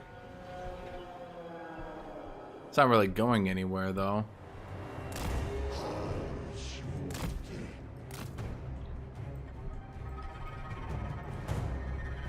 You know, I should change my color so I can actually see my shit. Cetra's like a blue. Good enough, really. That's a little bit more readable. Not a lot more readable, but more readable enough.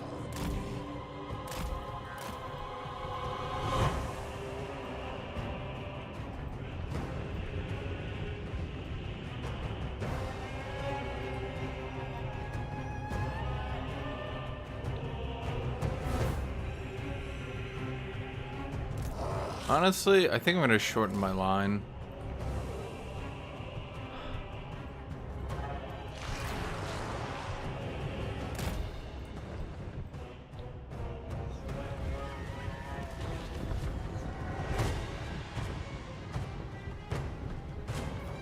How many units have you guys even killed? Like, none.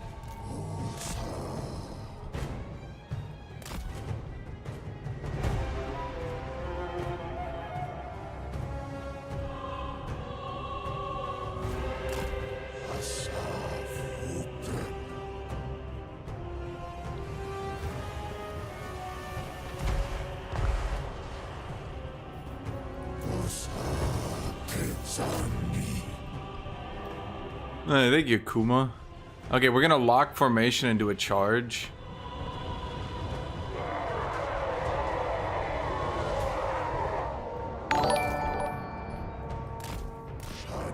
You just like Total War, Kuma?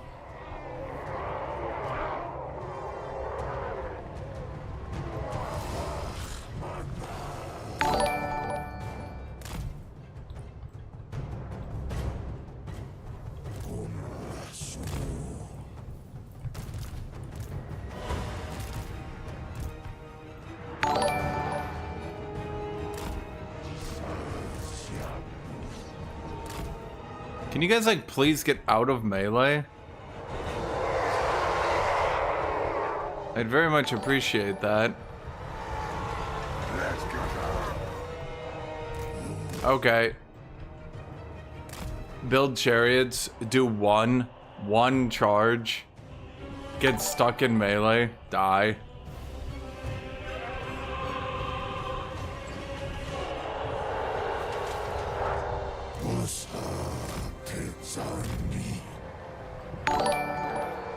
Wait, we're actually gonna die on a single charge. That's actually wild when you think about it.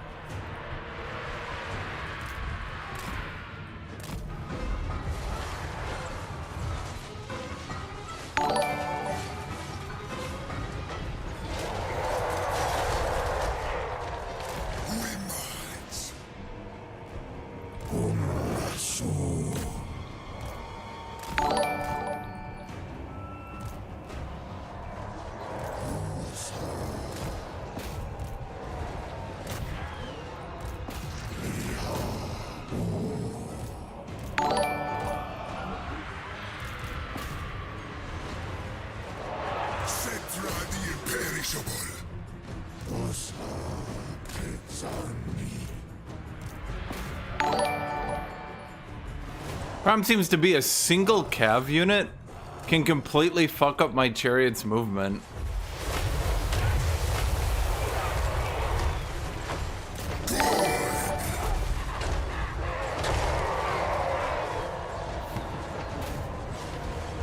Huh.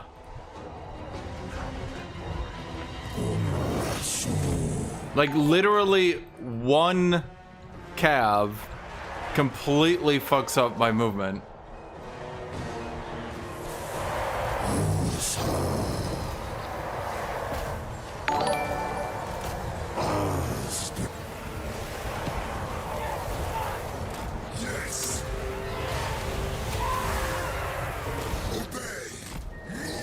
So, unfortunately, my cav ended up doing, well, nothing.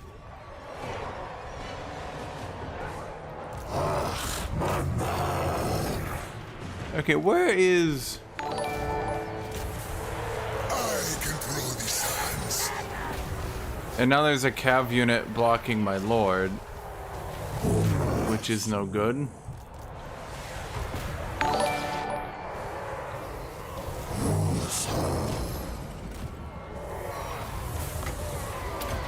I'm not convinced on these Cav. I'm gonna be real.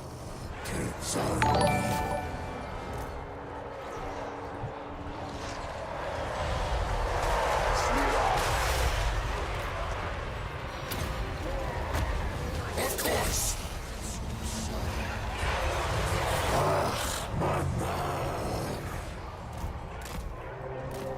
Charge 1 unit. Break. Die.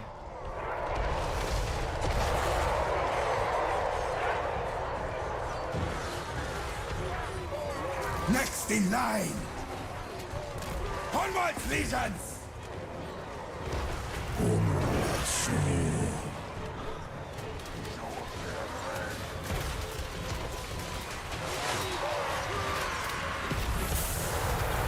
Can you actually kill that dude?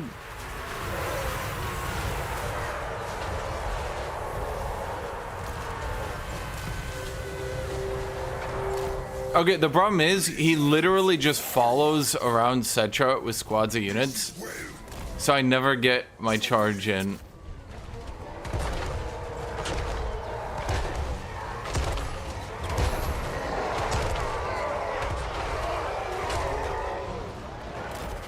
Huh. Wait, he actually didn't kill them on that charge.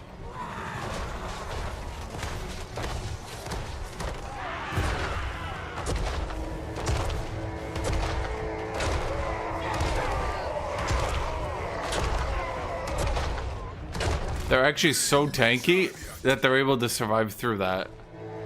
Huh.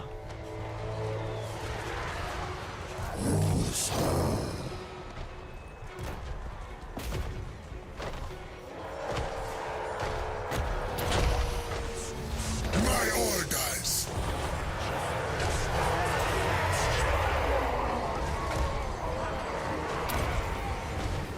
Petra agrees.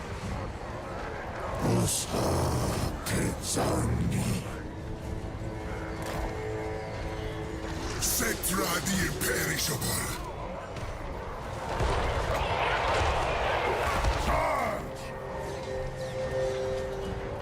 Huh. What, my king? My orders in. Yeah, Cetra on Legendary is still nearly impossible. Like, even if I get in Tomb Guard and shit, the problem is Wurzog is one of the most powerful Legendary Lords in the campaign.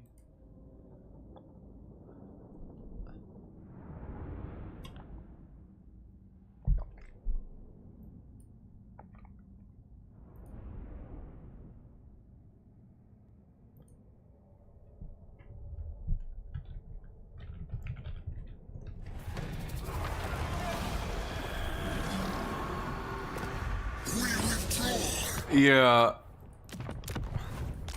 Problem with Tomb Kings is you play Legendary.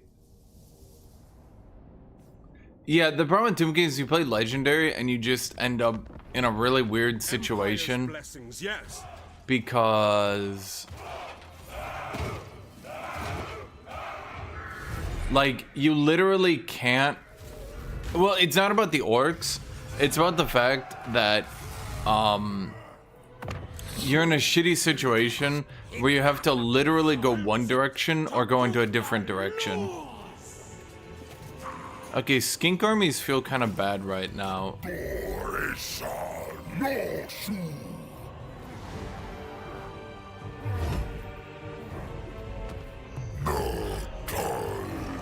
Is the Kai fun at all?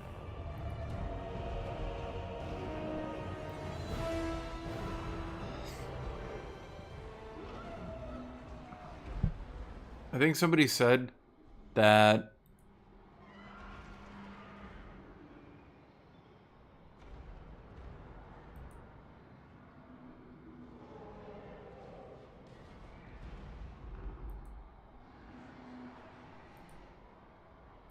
I think the dev said Nikai got a different tech tree as well. Yeah, I think they said Nikai just straight up got a different tech tree. Yep.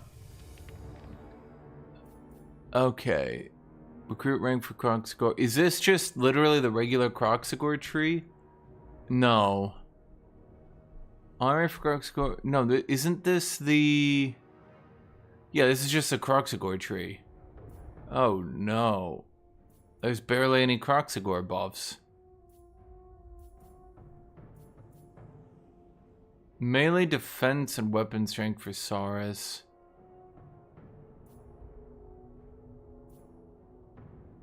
That's not good either.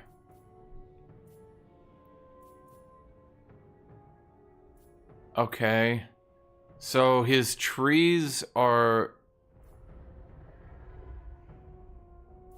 literally regular trees, but squished weirdly and with half the buffs removed. But maybe, I mean, nope. So you can play Saurus, but you only get half the buffs. You can play Croxagores, but you only get half the buffs. You can play Cavalry, but you'll never believe this, you only get half the buffs. Once again, I think the devs literally do not understand just how strong attack and defense are. That's why you literally just play, what's his name? That's why you just play Chaos. And once you have your 90 defense Chaos chosen, like, you literally cannot die anymore.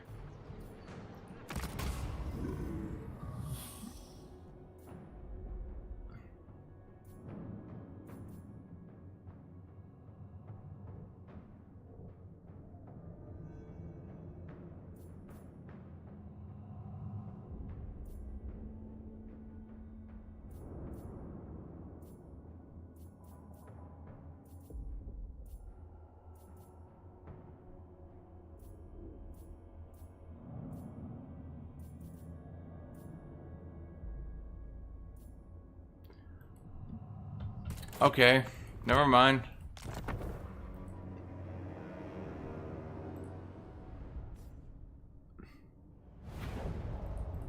And never mind. I command. So if you want to play Lizardmen, it appears your best bet is to still just go to Henawan.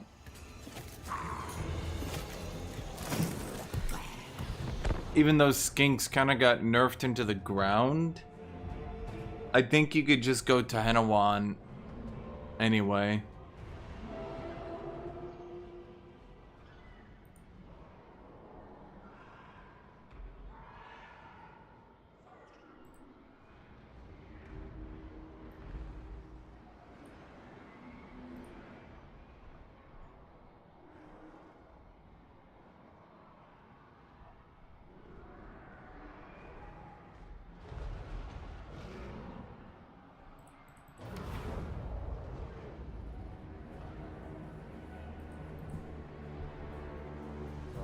Because Krokar just takes too long to go through the jungle and still doesn't have mountain climate, so he doesn't. So basically, he gets to his jungle, gets to Kalita, and then basically plays a 3-province faction on turn 30, which personally I feel is a little bit late.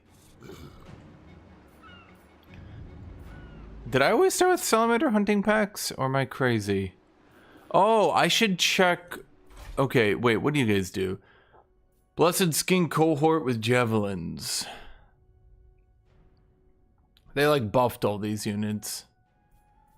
Blessed Skin cohort with javelins. Gets double the javelins and armor piercing javelins. With a little bit extra. Let's see, they also sunder armor, so that's not too bad. It's not too bad, it's just, I don't know, maybe not very good. Blessed Skink Stalkers are literally just giga buffed in every single direction. What? Okay, so no, they're not. Wait, Blessed Chameleon Stalkers go down to 32 models, going to half HP, and then get their stats buffed really, really, really hard.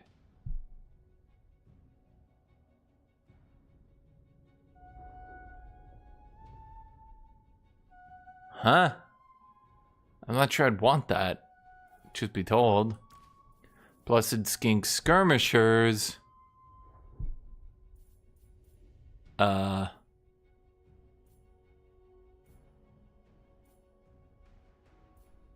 up 5 leadership and spell resist. Do the devs... Okay. Please tell me. There's one last one. Please tell me you get something. Is that 2 damage armor piercing? No. It's only 1 armor piercing. So we get ammo, range, a little bit of HP. Don't worry, they get charge bonus.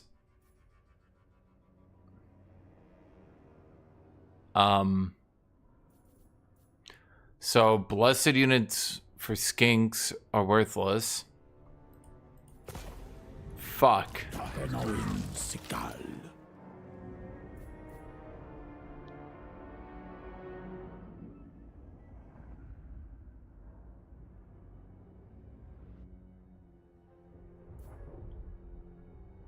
There's no blessed red crested, right? Oh boy. So the whole faction's mechanic is punching out these incredibly powerful blessed units. So, okay, so for those of you guys who don't know, I'm not just saying that like to be funny. Like if you look at blessed Saurus warriors compared to Saurus warriors, they get 8 melee attack, 1300 HP, 12 weapon strength, all in armor piercing, and then 8 charge. They have 30 armor piercing. Look at this stat line, bro. Look at this stat line. 11,000 HP. Blessed Sacred Croxagores. Let me compare here real quick. You might be thinking, okay, well, they only go up 1,300 HP and 40 armor. Not that big a deal, right? I mean, they're... No. Because now they get a silver shield and 360 missile block. So they are a 10,000 HP monstrous infantry with 360 missile block.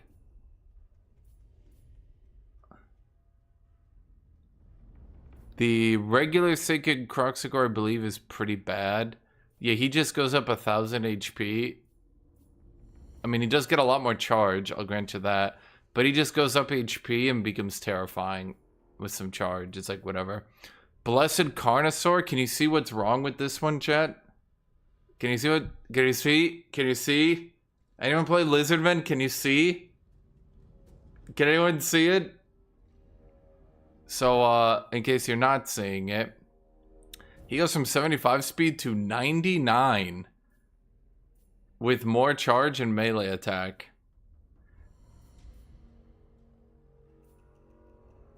He also loses Feral Rage.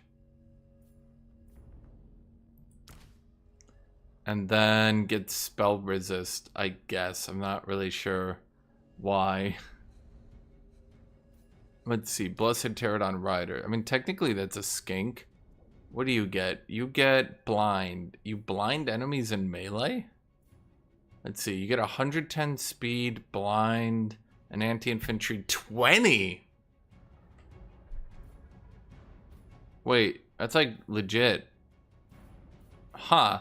Wait, Blessed Pterodon Riders can actually run into melee and beat the fuck out of people. Reducing their melee attack and defense by 24. And then getting 20 anti-infantry. That's effectively like they're going up 44 melee attack. I want to keep on perspective. Then they're attacking as if they have 70 melee attack. Their actual weapon strength wouldn't be that good. Except because they get the 20 melee, that's 40. They go up to 40. It's just they have shitty armor piercing. Bro, it's like some of these units are like, here's Blessed Saurus Warrior. You go up some HP and you get 10 armor. Have at it, boys. No, don't worry, you get Woodsman. Like...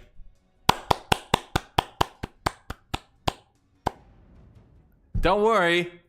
Blessed Horn ones get 15 melee attack, 9 melee defense, and 1000 HP.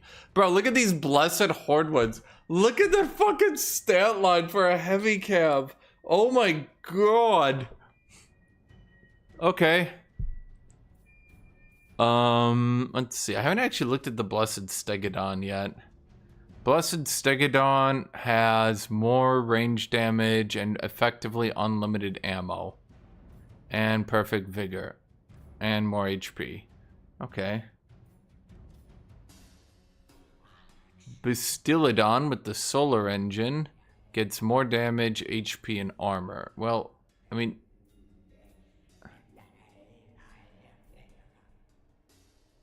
perfect vigor as well. Yeah, sure.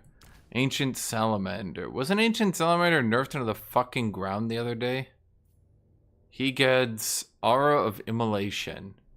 Enemies around him get fire weakness. That's it? They didn't even bother to raise his upkeep because it's the same.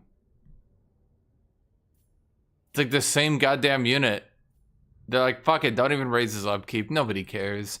Blessed Pterodon Riders with Fire Leech Bolas. Okay, I'm curious as to what you get. Unlimited ammo effectively and more speed. And a little bit of HP. Honestly, effectively unlimited ammo is nuts. 44 ammo, that's effectively unlimited. They could, if the enemy doesn't have anti-air, you could just sit there the entire game. That's actually kind of wild.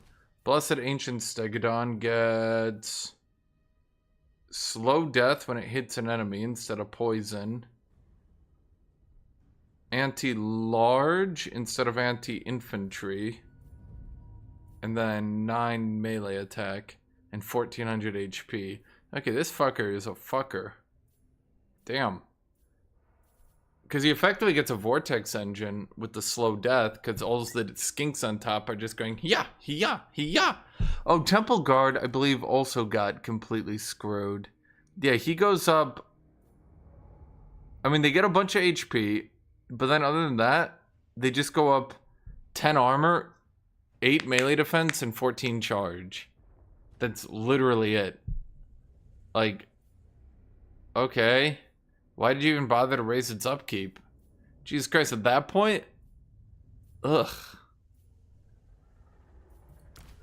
Blessed Chameleon Skink just got screwed on this deal. God, this unit used to be so good. Didn't it get perfect vigor? Or am I going crazy? So it has more HP and ammo. That's basically it. I mean, it gets a little bit more range, I guess. I don't know. Is anyone I'm missing?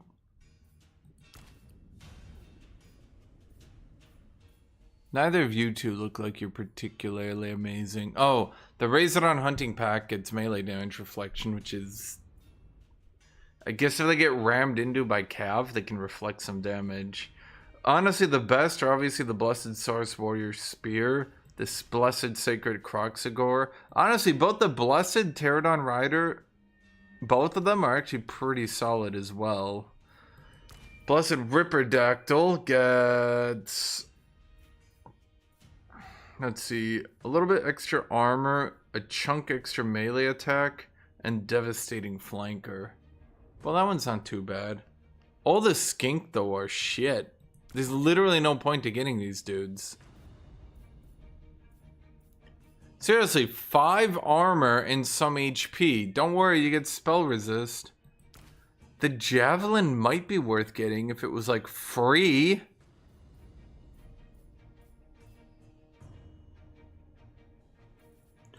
Blessed Saurus Warriors actually still maintain their perfect vigor, but then they just get... seriously, what is it again? 8 melee attack, 12 armor piercing, 8 charge, and 1300 HP. Like, this is actually like a solid unit.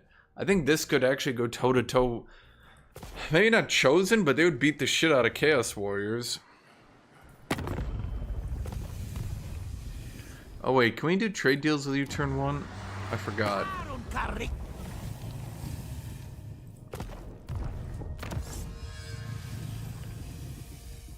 Okay, what units do you buff?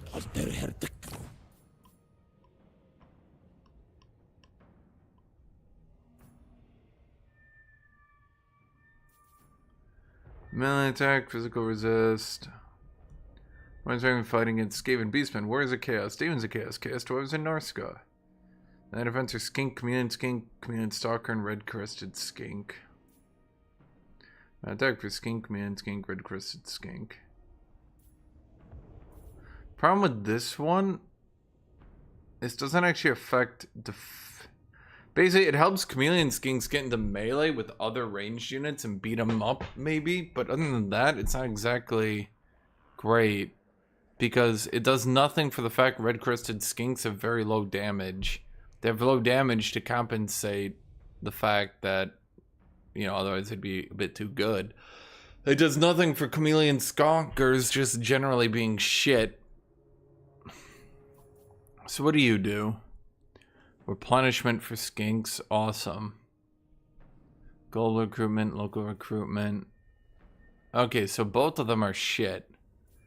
Well, you don't go to this guy for his buffs, but it kind of does suck that I think your best play is to still...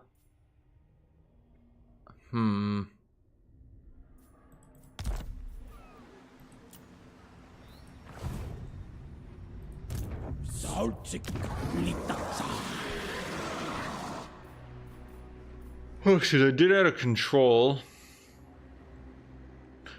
What do they do? Control 4. Wow, that's incredible.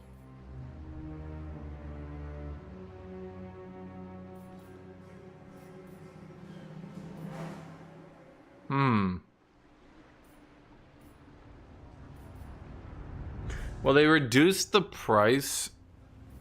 What the fuck? 150, 300, 400.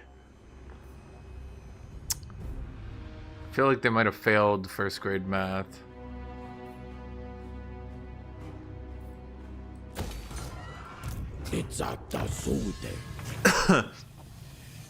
Biggest issue for me is that these Saurus get melee defense 5, melee damage 10, melee attack 5, figure loss reduction, upkeep reduction, armor, missile block chance, and recruit rank. Skinks get poison, we already poison, movement, and 3 melee defense, reload time, and missile strength. So basically the only units that'll end up being good are these Chameleon Skinks, who only have 3 armor piercing. I guess they were beating up elves. It works just fine.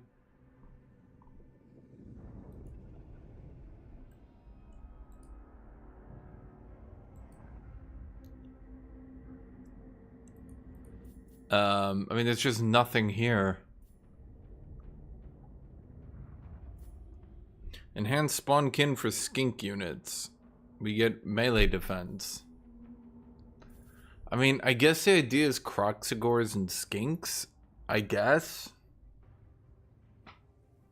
But, I mean, then I'm using the skink mace dudes? The blessed skink cohort? It's not too bad, I guess. I mean, they do shred armor, I'll grant you that. And they do have... Oh my god, that's 16 armor piercing. Man, for only 50 spawn points, maybe I'll grab you. Casualties captured post-battles. Does that affect my...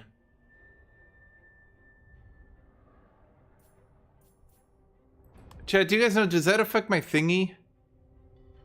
My thingy? You know what I'm talking about. My sacrifices.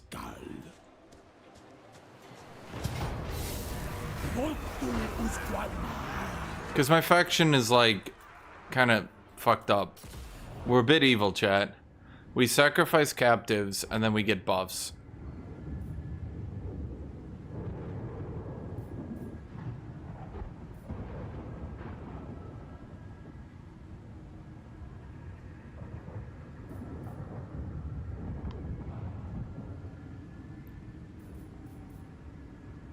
So we can just... We sacrifice 100 rats, and then we get a buff. Because the Lizardmen god is like Congratulations to Henoan. For sacrificing 100 rats, here is your buff. And you're like, wow, thank you. And the rats are like, why are we the evil ones in this situation?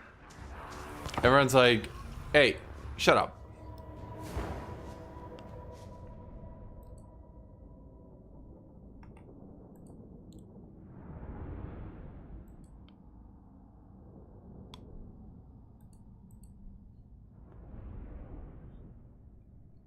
It's actually funny that 2 of the Lizardmen lords are actually just complete psychopaths. No, actually 3 of them, now that I think about it. Yeah, all 3 of them are. Wait, because there's one guy who's basically Doom Guy, but a lizard man. I'm not joking. It's literally what the one lizard man is. He was... I know this sounds like they were like copying Doom Guy, but I assure you he actually came out first. He's a lizard man who got trapped in hell, and they forgot about him and only realized later that he'd just been killing demons for like 100 years before he escaped hell. Yeah, Mazda Mundi is literally a Nazi. He believes that everyone has to die in the entire world for the Great One's plan to succeed. That's not a joke. He's actually that evil. He's kind of really evil.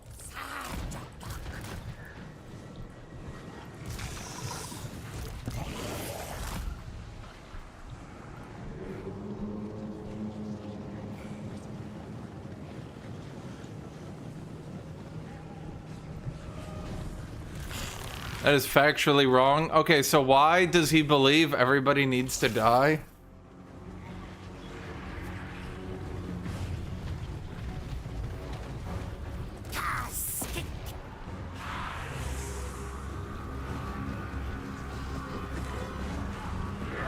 Well, you guys know Mazda Mundi is -20 relationship with all non-Lizardmen factions as his faction bonus, right? Like that's literally his faction bonus. Tehenoin has the he carries around a slab that basically says we need to sacrifice all the Lizardmen to appease Jesus.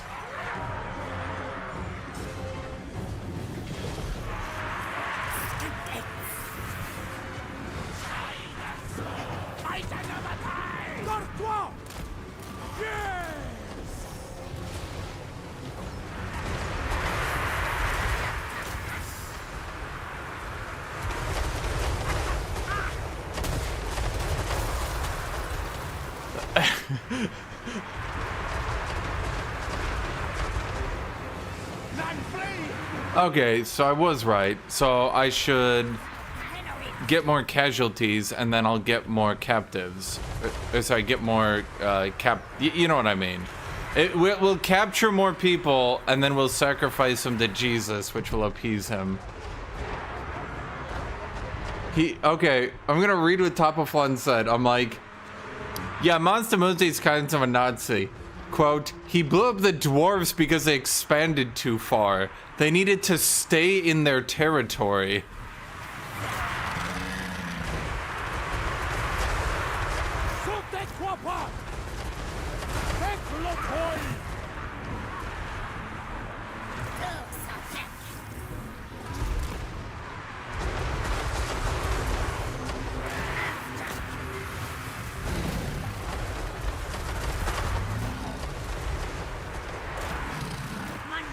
Is there any way you can break that gate? No. They just totally bugged.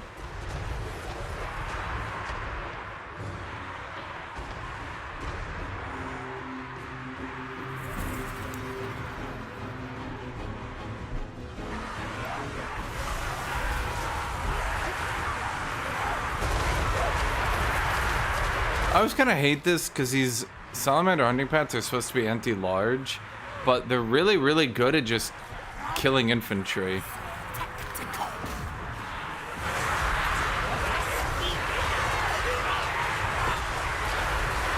They're so bizarrely accurate.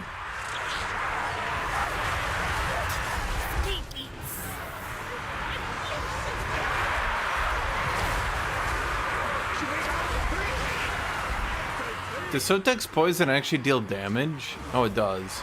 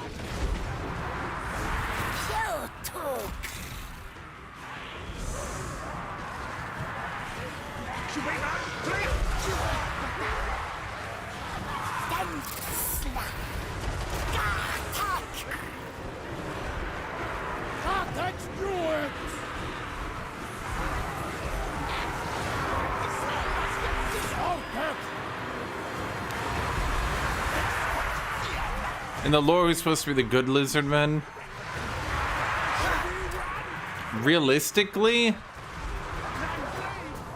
most of them, actually. It's just that the really racist Lizardmen are funny, so people like them. The idea that, like, the Lizardmen are like, we're gonna save the world. Everyone's like, yay for lizard kind. Everyone's like, still yay? And then they're like, and only wizard kind. And they're like, boy, that got really ominous.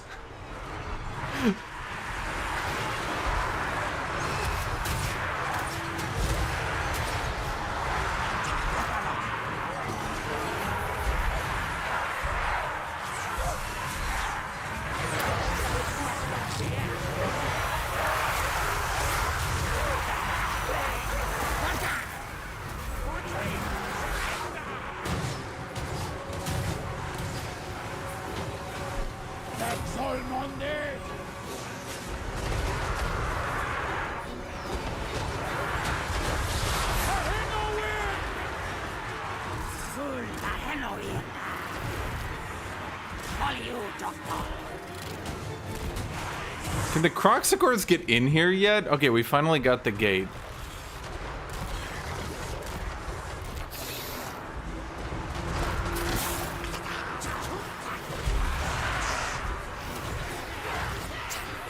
God, if these stupid skink skirmishers had more range, maybe.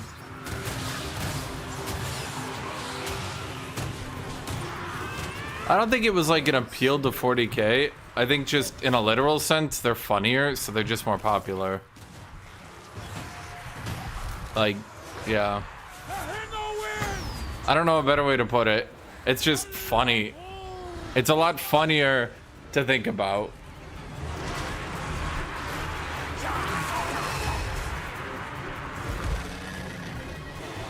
But for the most part,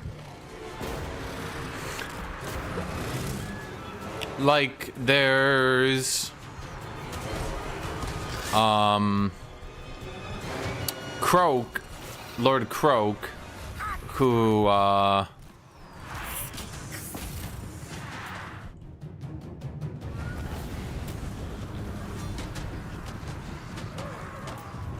Lord Croak. The Lizardmen were already... Actually, I can't remember. Were the Lizardmen already taken off, or did they taken off after he stopped the moon? But now we're getting into end time stuff, so some people don't like that. But it's still canon, so suck a dick.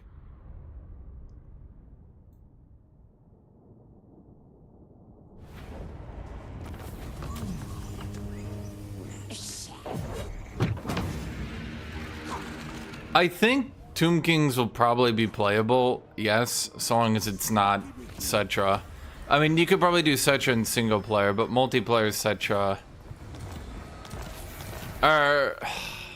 I think you might be able to do Cetra on the easier difficulties quite easy with his new population mechanic, but on Legendary, it's a bit rough, I think. Wait, do we get a buff for skinks here?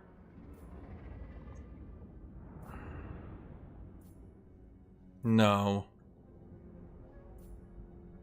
Well, we do get upkeep reduction for the big dudes. I think that's pretty good.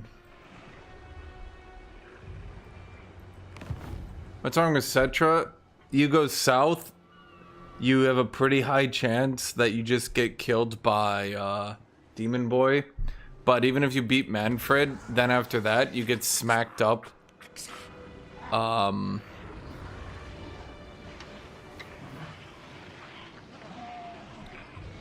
Even if you beat Cetra, you tend to get smacked up by, what's his name?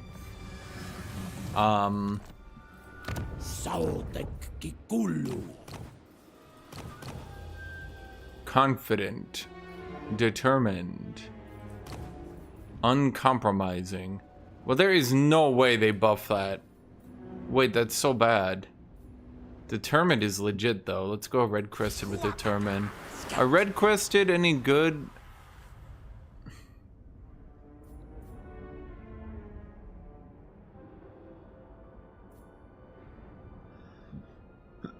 Spawn Brothers is pretty good, actually.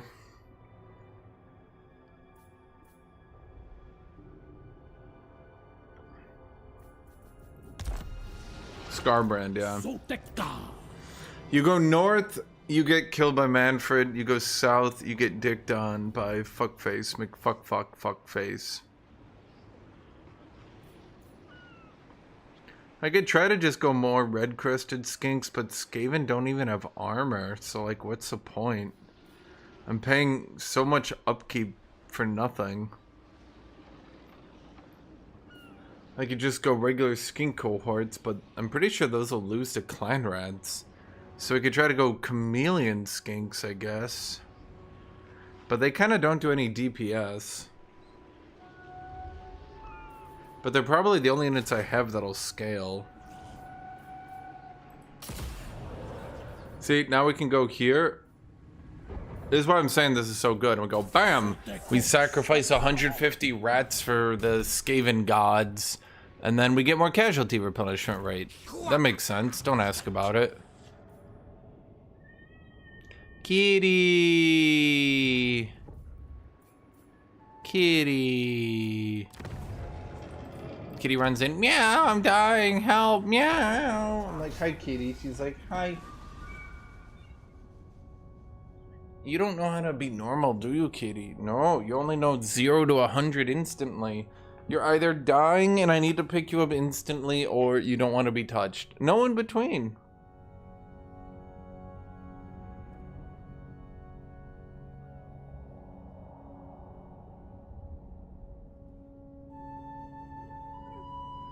Hi.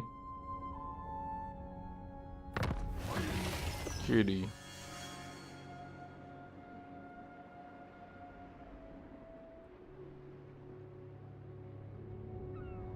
Kitty. Can I put you down? Bye, Kitty. Saltsik litaksa. Chokulu. Well, we got Age of Wonders 4 in like 30 minutes, so I'll probably go play that. But the Lizardmen campaign looks a little bit better. Kitty. Kitty, can you... Kitty? Kitty? Didn't they make some new buildings so you don't need to fuck yourself up to buff the webway? Something like that. Hi, Kitty. Kitty. Kitty. Kitty. Kitty. Kitty. There you go. Can you come down here? There you go. Let's see. We do get a good amount of research rate. I'll actually give you that.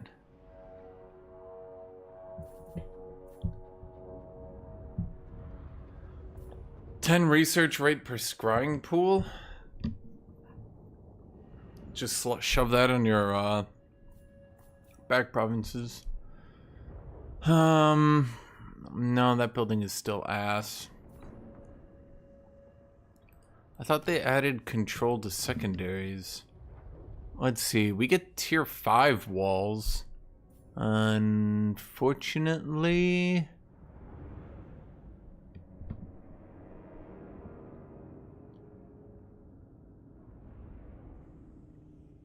this is still an absolutely shit garrison.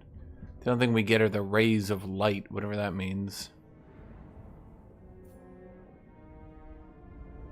Dread Saurian is now tier 3. Say tier 4. I'm gonna be real, I think that makes sense.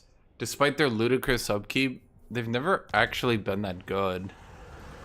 It's actually kind of weird, because, like, they're really not that good. I don't know why the devs think they're so good.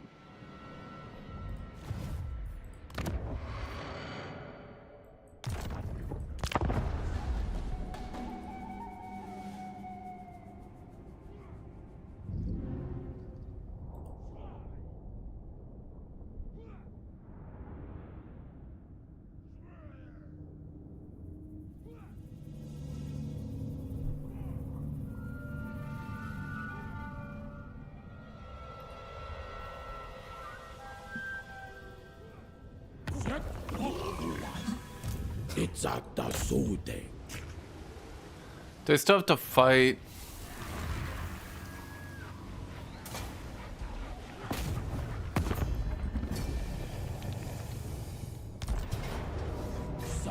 Oh, they didn't put their army in there.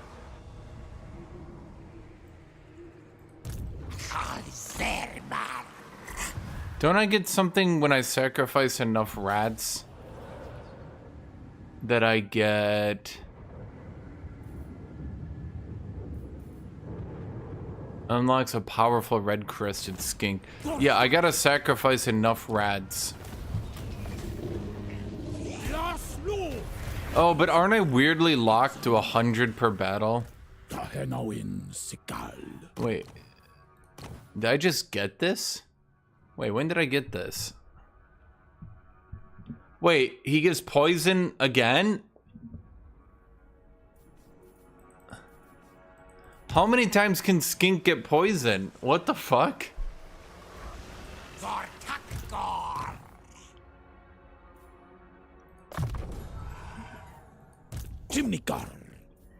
The follower sacrifice, you spam that because you can get global build cost reduction. And you basically just spend all your sacrifices on that for the rest of the campaign.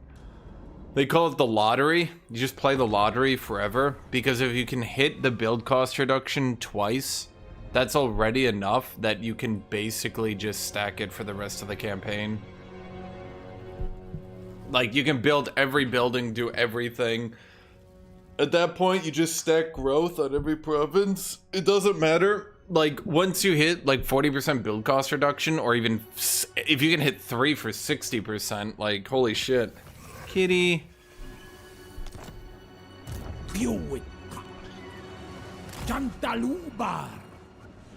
Can skinks please get stalking stands?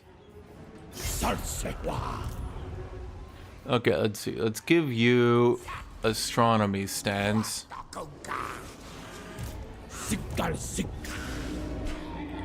It's at the sude. You move there for an 80% chance to ambush. And then hopefully he runs up and gets ambushed, yeah.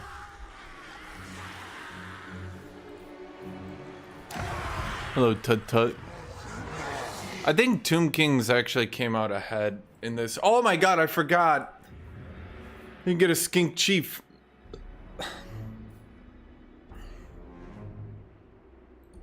Why did this need to be buffed so hard? Holy shit. That feels a little over the top.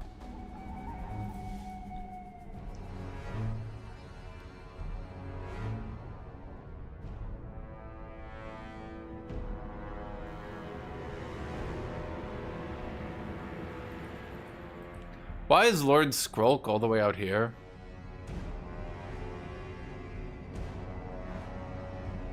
That's weird. Why was he all the way out there? Okay, Lord Recruit rank and regular recruit rank. Give him the non-aggression pact.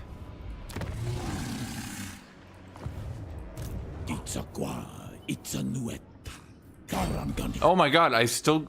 Bro, I thought they reduced the movement speed penalty in jungle. Holy shit. Stench of failure. Okay. Kuapaka skek. Janix.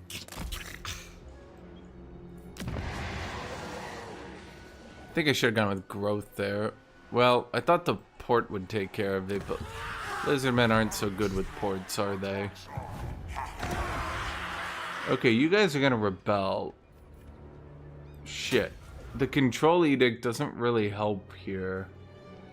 Huh. Okay, let's delete the skink building for a control building, I guess.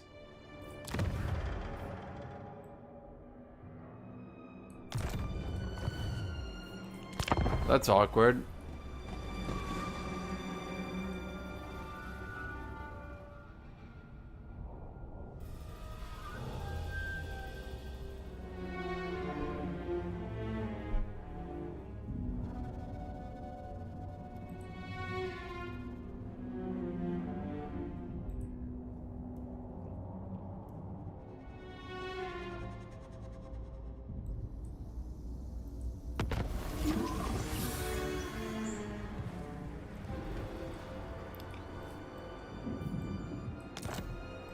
Imminent rebellion.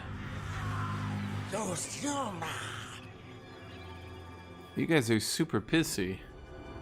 Okay, it's like actually weirdly hard to maintain control. Pyrrhic victory. Honestly, I would never want to play out a siege in my entire life. And I never will play out a siege in my entire life. Because, chat, I would never siege. I'm not a sieger. I will sack, though, and have this guy take it.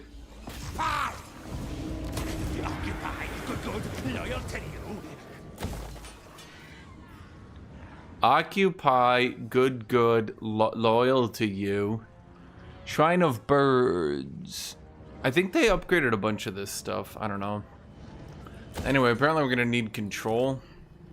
Skrulk is gonna come take that province.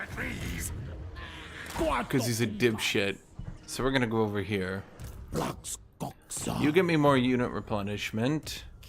You... we don't really have anything to do yet. And I guess for you...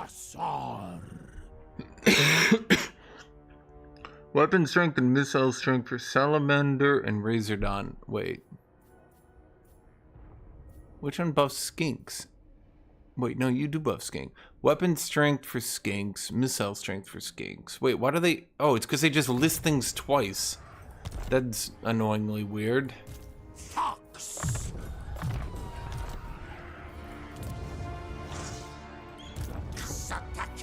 Imminent rebellion. Okay, but your army is shit. Just like you. Shit.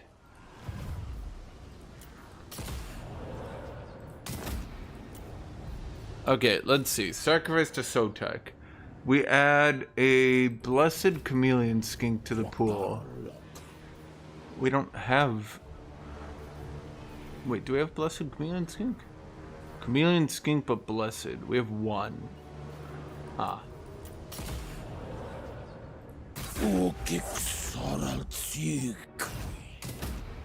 Well, now there's another one in the pool, but that didn't really help us. Armor for all armies, casualty replenishment raid. We could try to do leadership to have gotten better auto results, I suppose. I don't know.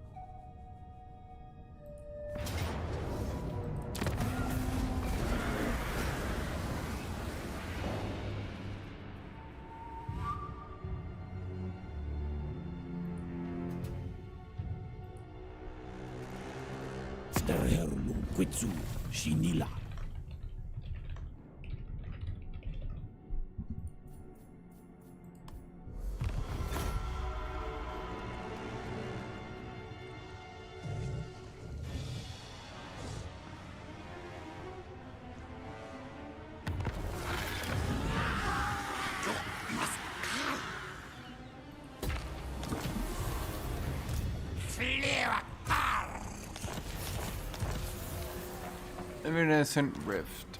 Ugh. Okay, Baru.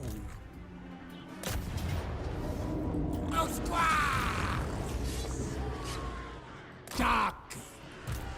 there we go. Can you guys be dead? And then 50 more sacrificial offerings. Wow, we get more sacrificial offerings. And then we can get more Blessed Chameleon Skinks.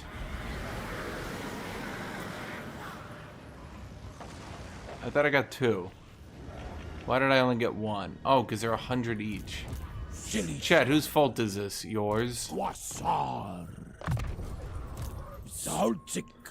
the dance of death. I don't like the dance of death. It's a qua, it's a nuet.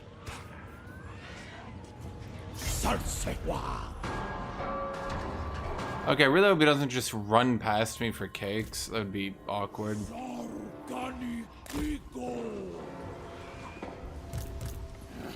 This plague has not taken. Okay, there's no way he sees me, right? Well, there's no way he gets in there without getting ambushed. He's gonna go to attack my lord, get ambushed, die to the auto-resolve, and then Skrulk the dipshit is dead. Full name. So the enemy failed to spot your ambush. Okay, it kills my red-crested skinks, but I'm gonna be real with you, chat. I don't think I ever liked the red-crested skinks. Okay, I do actually need the gold, which is awkward. Luther Harkon. Sorry, that's his name. Luther. Wait for it. Harkon. He says it every time, just like that.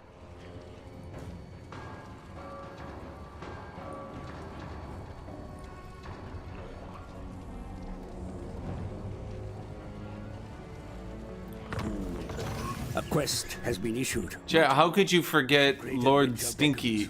Be wary, though, for while the potential... The plaque of rewards are Sotak. great, Increase the so amount of spawning sequence earned by raids by 10%. Control 3, all provinces. Plaque of Sotek. Whenever he casts, damage resistance. I mean, that's not bad. Immune to swamp attrition and negative enemy control. Thanks, video game. Super cool. Okay, do we turn him into a caster, or we just shit on people because he gets on a Stegodon eventually? But we don't really have another caster, so I think Flock of Doom is good, right? Is the Curse of Amhildir good? Oh, it's good, but maybe not in my faction. Thought they would have buffed Enforcer of Order, really. Okay, so you're a stinky, skinky chiefty.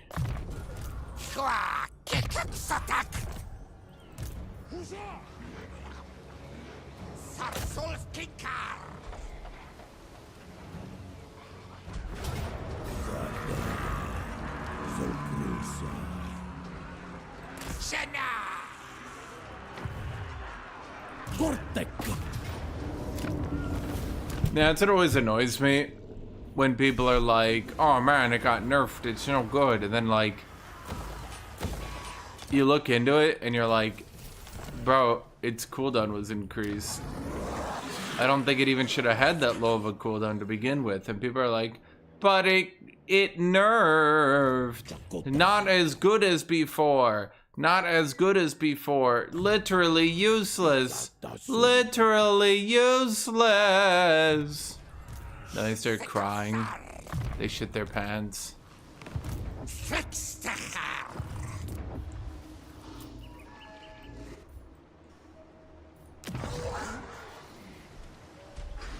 Okay, do we have 2 full bonuses? No, because I had to run back here to stop Lord Bitch Dipshit from being a dipshit bitch.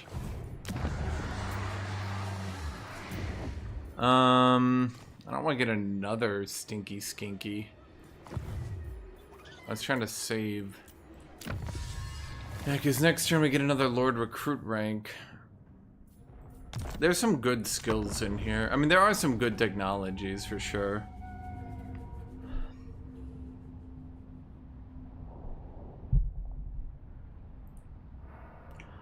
Oh boy. Okay, I guess I gotta go play Age of Wonders 4. Final thoughts. I think so long as you're not playing Cetra, because Cetra has like a really rough campaign. I think so long as you're not playing Cetra, you'll be fine. So far as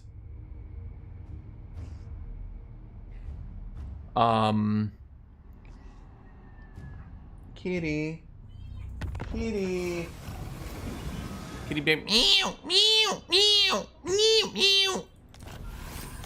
It's not even her normal meow, by the way. She does that just to be annoying. Okay, I guess we're gonna go play Age of Wonders 4. Kitty. Kitty. Kitty. Kitty. Hey, no, when she meows, she goes meow, meow, meow. Then when she's trying to be annoying, she goes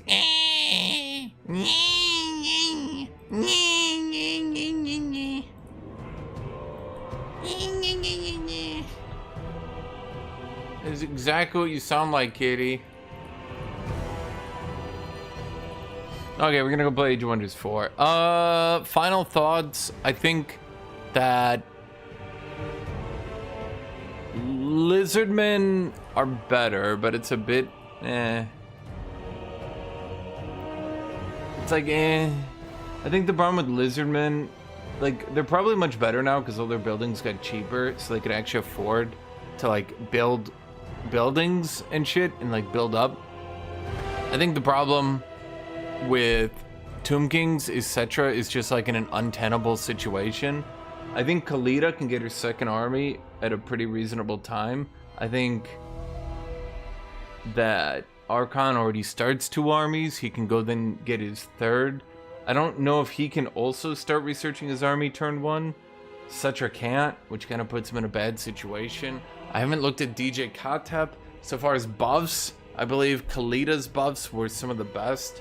I think if you meticulously play out every battle in micro chariots, Cetra is probably better because the +1 population growth and selling your canoptic jars will just lead to outrageous snowball. Now, they should probably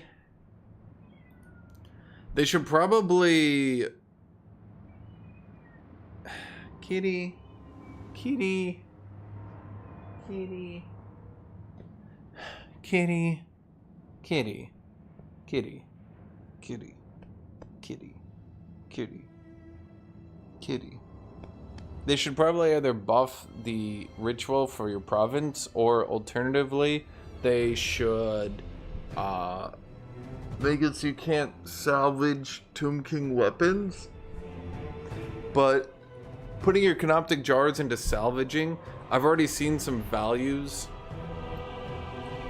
for salvaging. I've seen some values for canoptic jars that are getting kind of funny, let's say. And I've seen some people starting to stack post-battle loot, sacking, etc. Literally, I've already seen people starting to do that. And if you start beating up 2 armies while stacking effects, you can get like over 1,000 canoptic jars. Every 100 canoptic jars then is 500 gold. That's 5,000 gold for the battle. In Tomb King's terms, that's pretty good. It also means that if you do end up getting gold to actually get an army, basically I think Tomb Kings will be a slow start followed by a rapid build up. I think if the AI is successful with Tomb Kings, you might see them go a bit crazy, which would be funny considering how weak Tomb Kings have been for the last like 2 years, that you basically never see them. Kitty, you are just being a pest. You're pest maxing right now, Kitty. Yes, you are. She's like, look at me, I'm right in front of you. I'm like, I know. I'm like, look at me, look at me, look at me. She's like, okay, I'm gonna go play Age of Wonders 4, chat. I like where they're going with it. I would really like to see... The problem, fundamentally, at least for me, is that all the best buffs were to the Saurus, seemingly. Skinks actually got nerfed a little bit. This is kind of the Goblin problem again, where Goblins got nerfed because you could stack too many buffs. But here's the problem. If you give 6 melee attack and defense to a Chaos Chosen and 6 melee attack and defense to a Goblin, who wins. Who does better now? Neither of them. They both do exactly the same. If you gave one 6 melee attack and defense, you give the other 6 melee attack and defense, they would literally have no change, and they would both do exactly as good as each other did before then. The problem is, the devs seem to not understand that, so they think, this unit has low stats, so let's give him less melee attack and defense. This unit has high stats. Well, let me explain it. If I give 6 melee attack to a goblin, and I give 6 melee defense to a Chaos Chosen, they cancel each other out, and neither of them got buffed. That's how the system works. So the problem is, if you have shit units like goblins and skinks, and you decide the only buff they need is 3 melee defense, well, both of them are now shit useless. And that seems to be the problem with the tech tree. The tech tree does give some good buffs to Sauruses, probably not enough to compensate for what some of these other tech trees do, particularly with the weak red line. But you can stack some upkeep reduction on them. And I think with Krokgar, for example, you can get your Saurus shields down to like probably like a good 120, 130 upkeep pretty quickly. But yeah. Anyway, I'm going to go. We're starting Age of Wonders 4.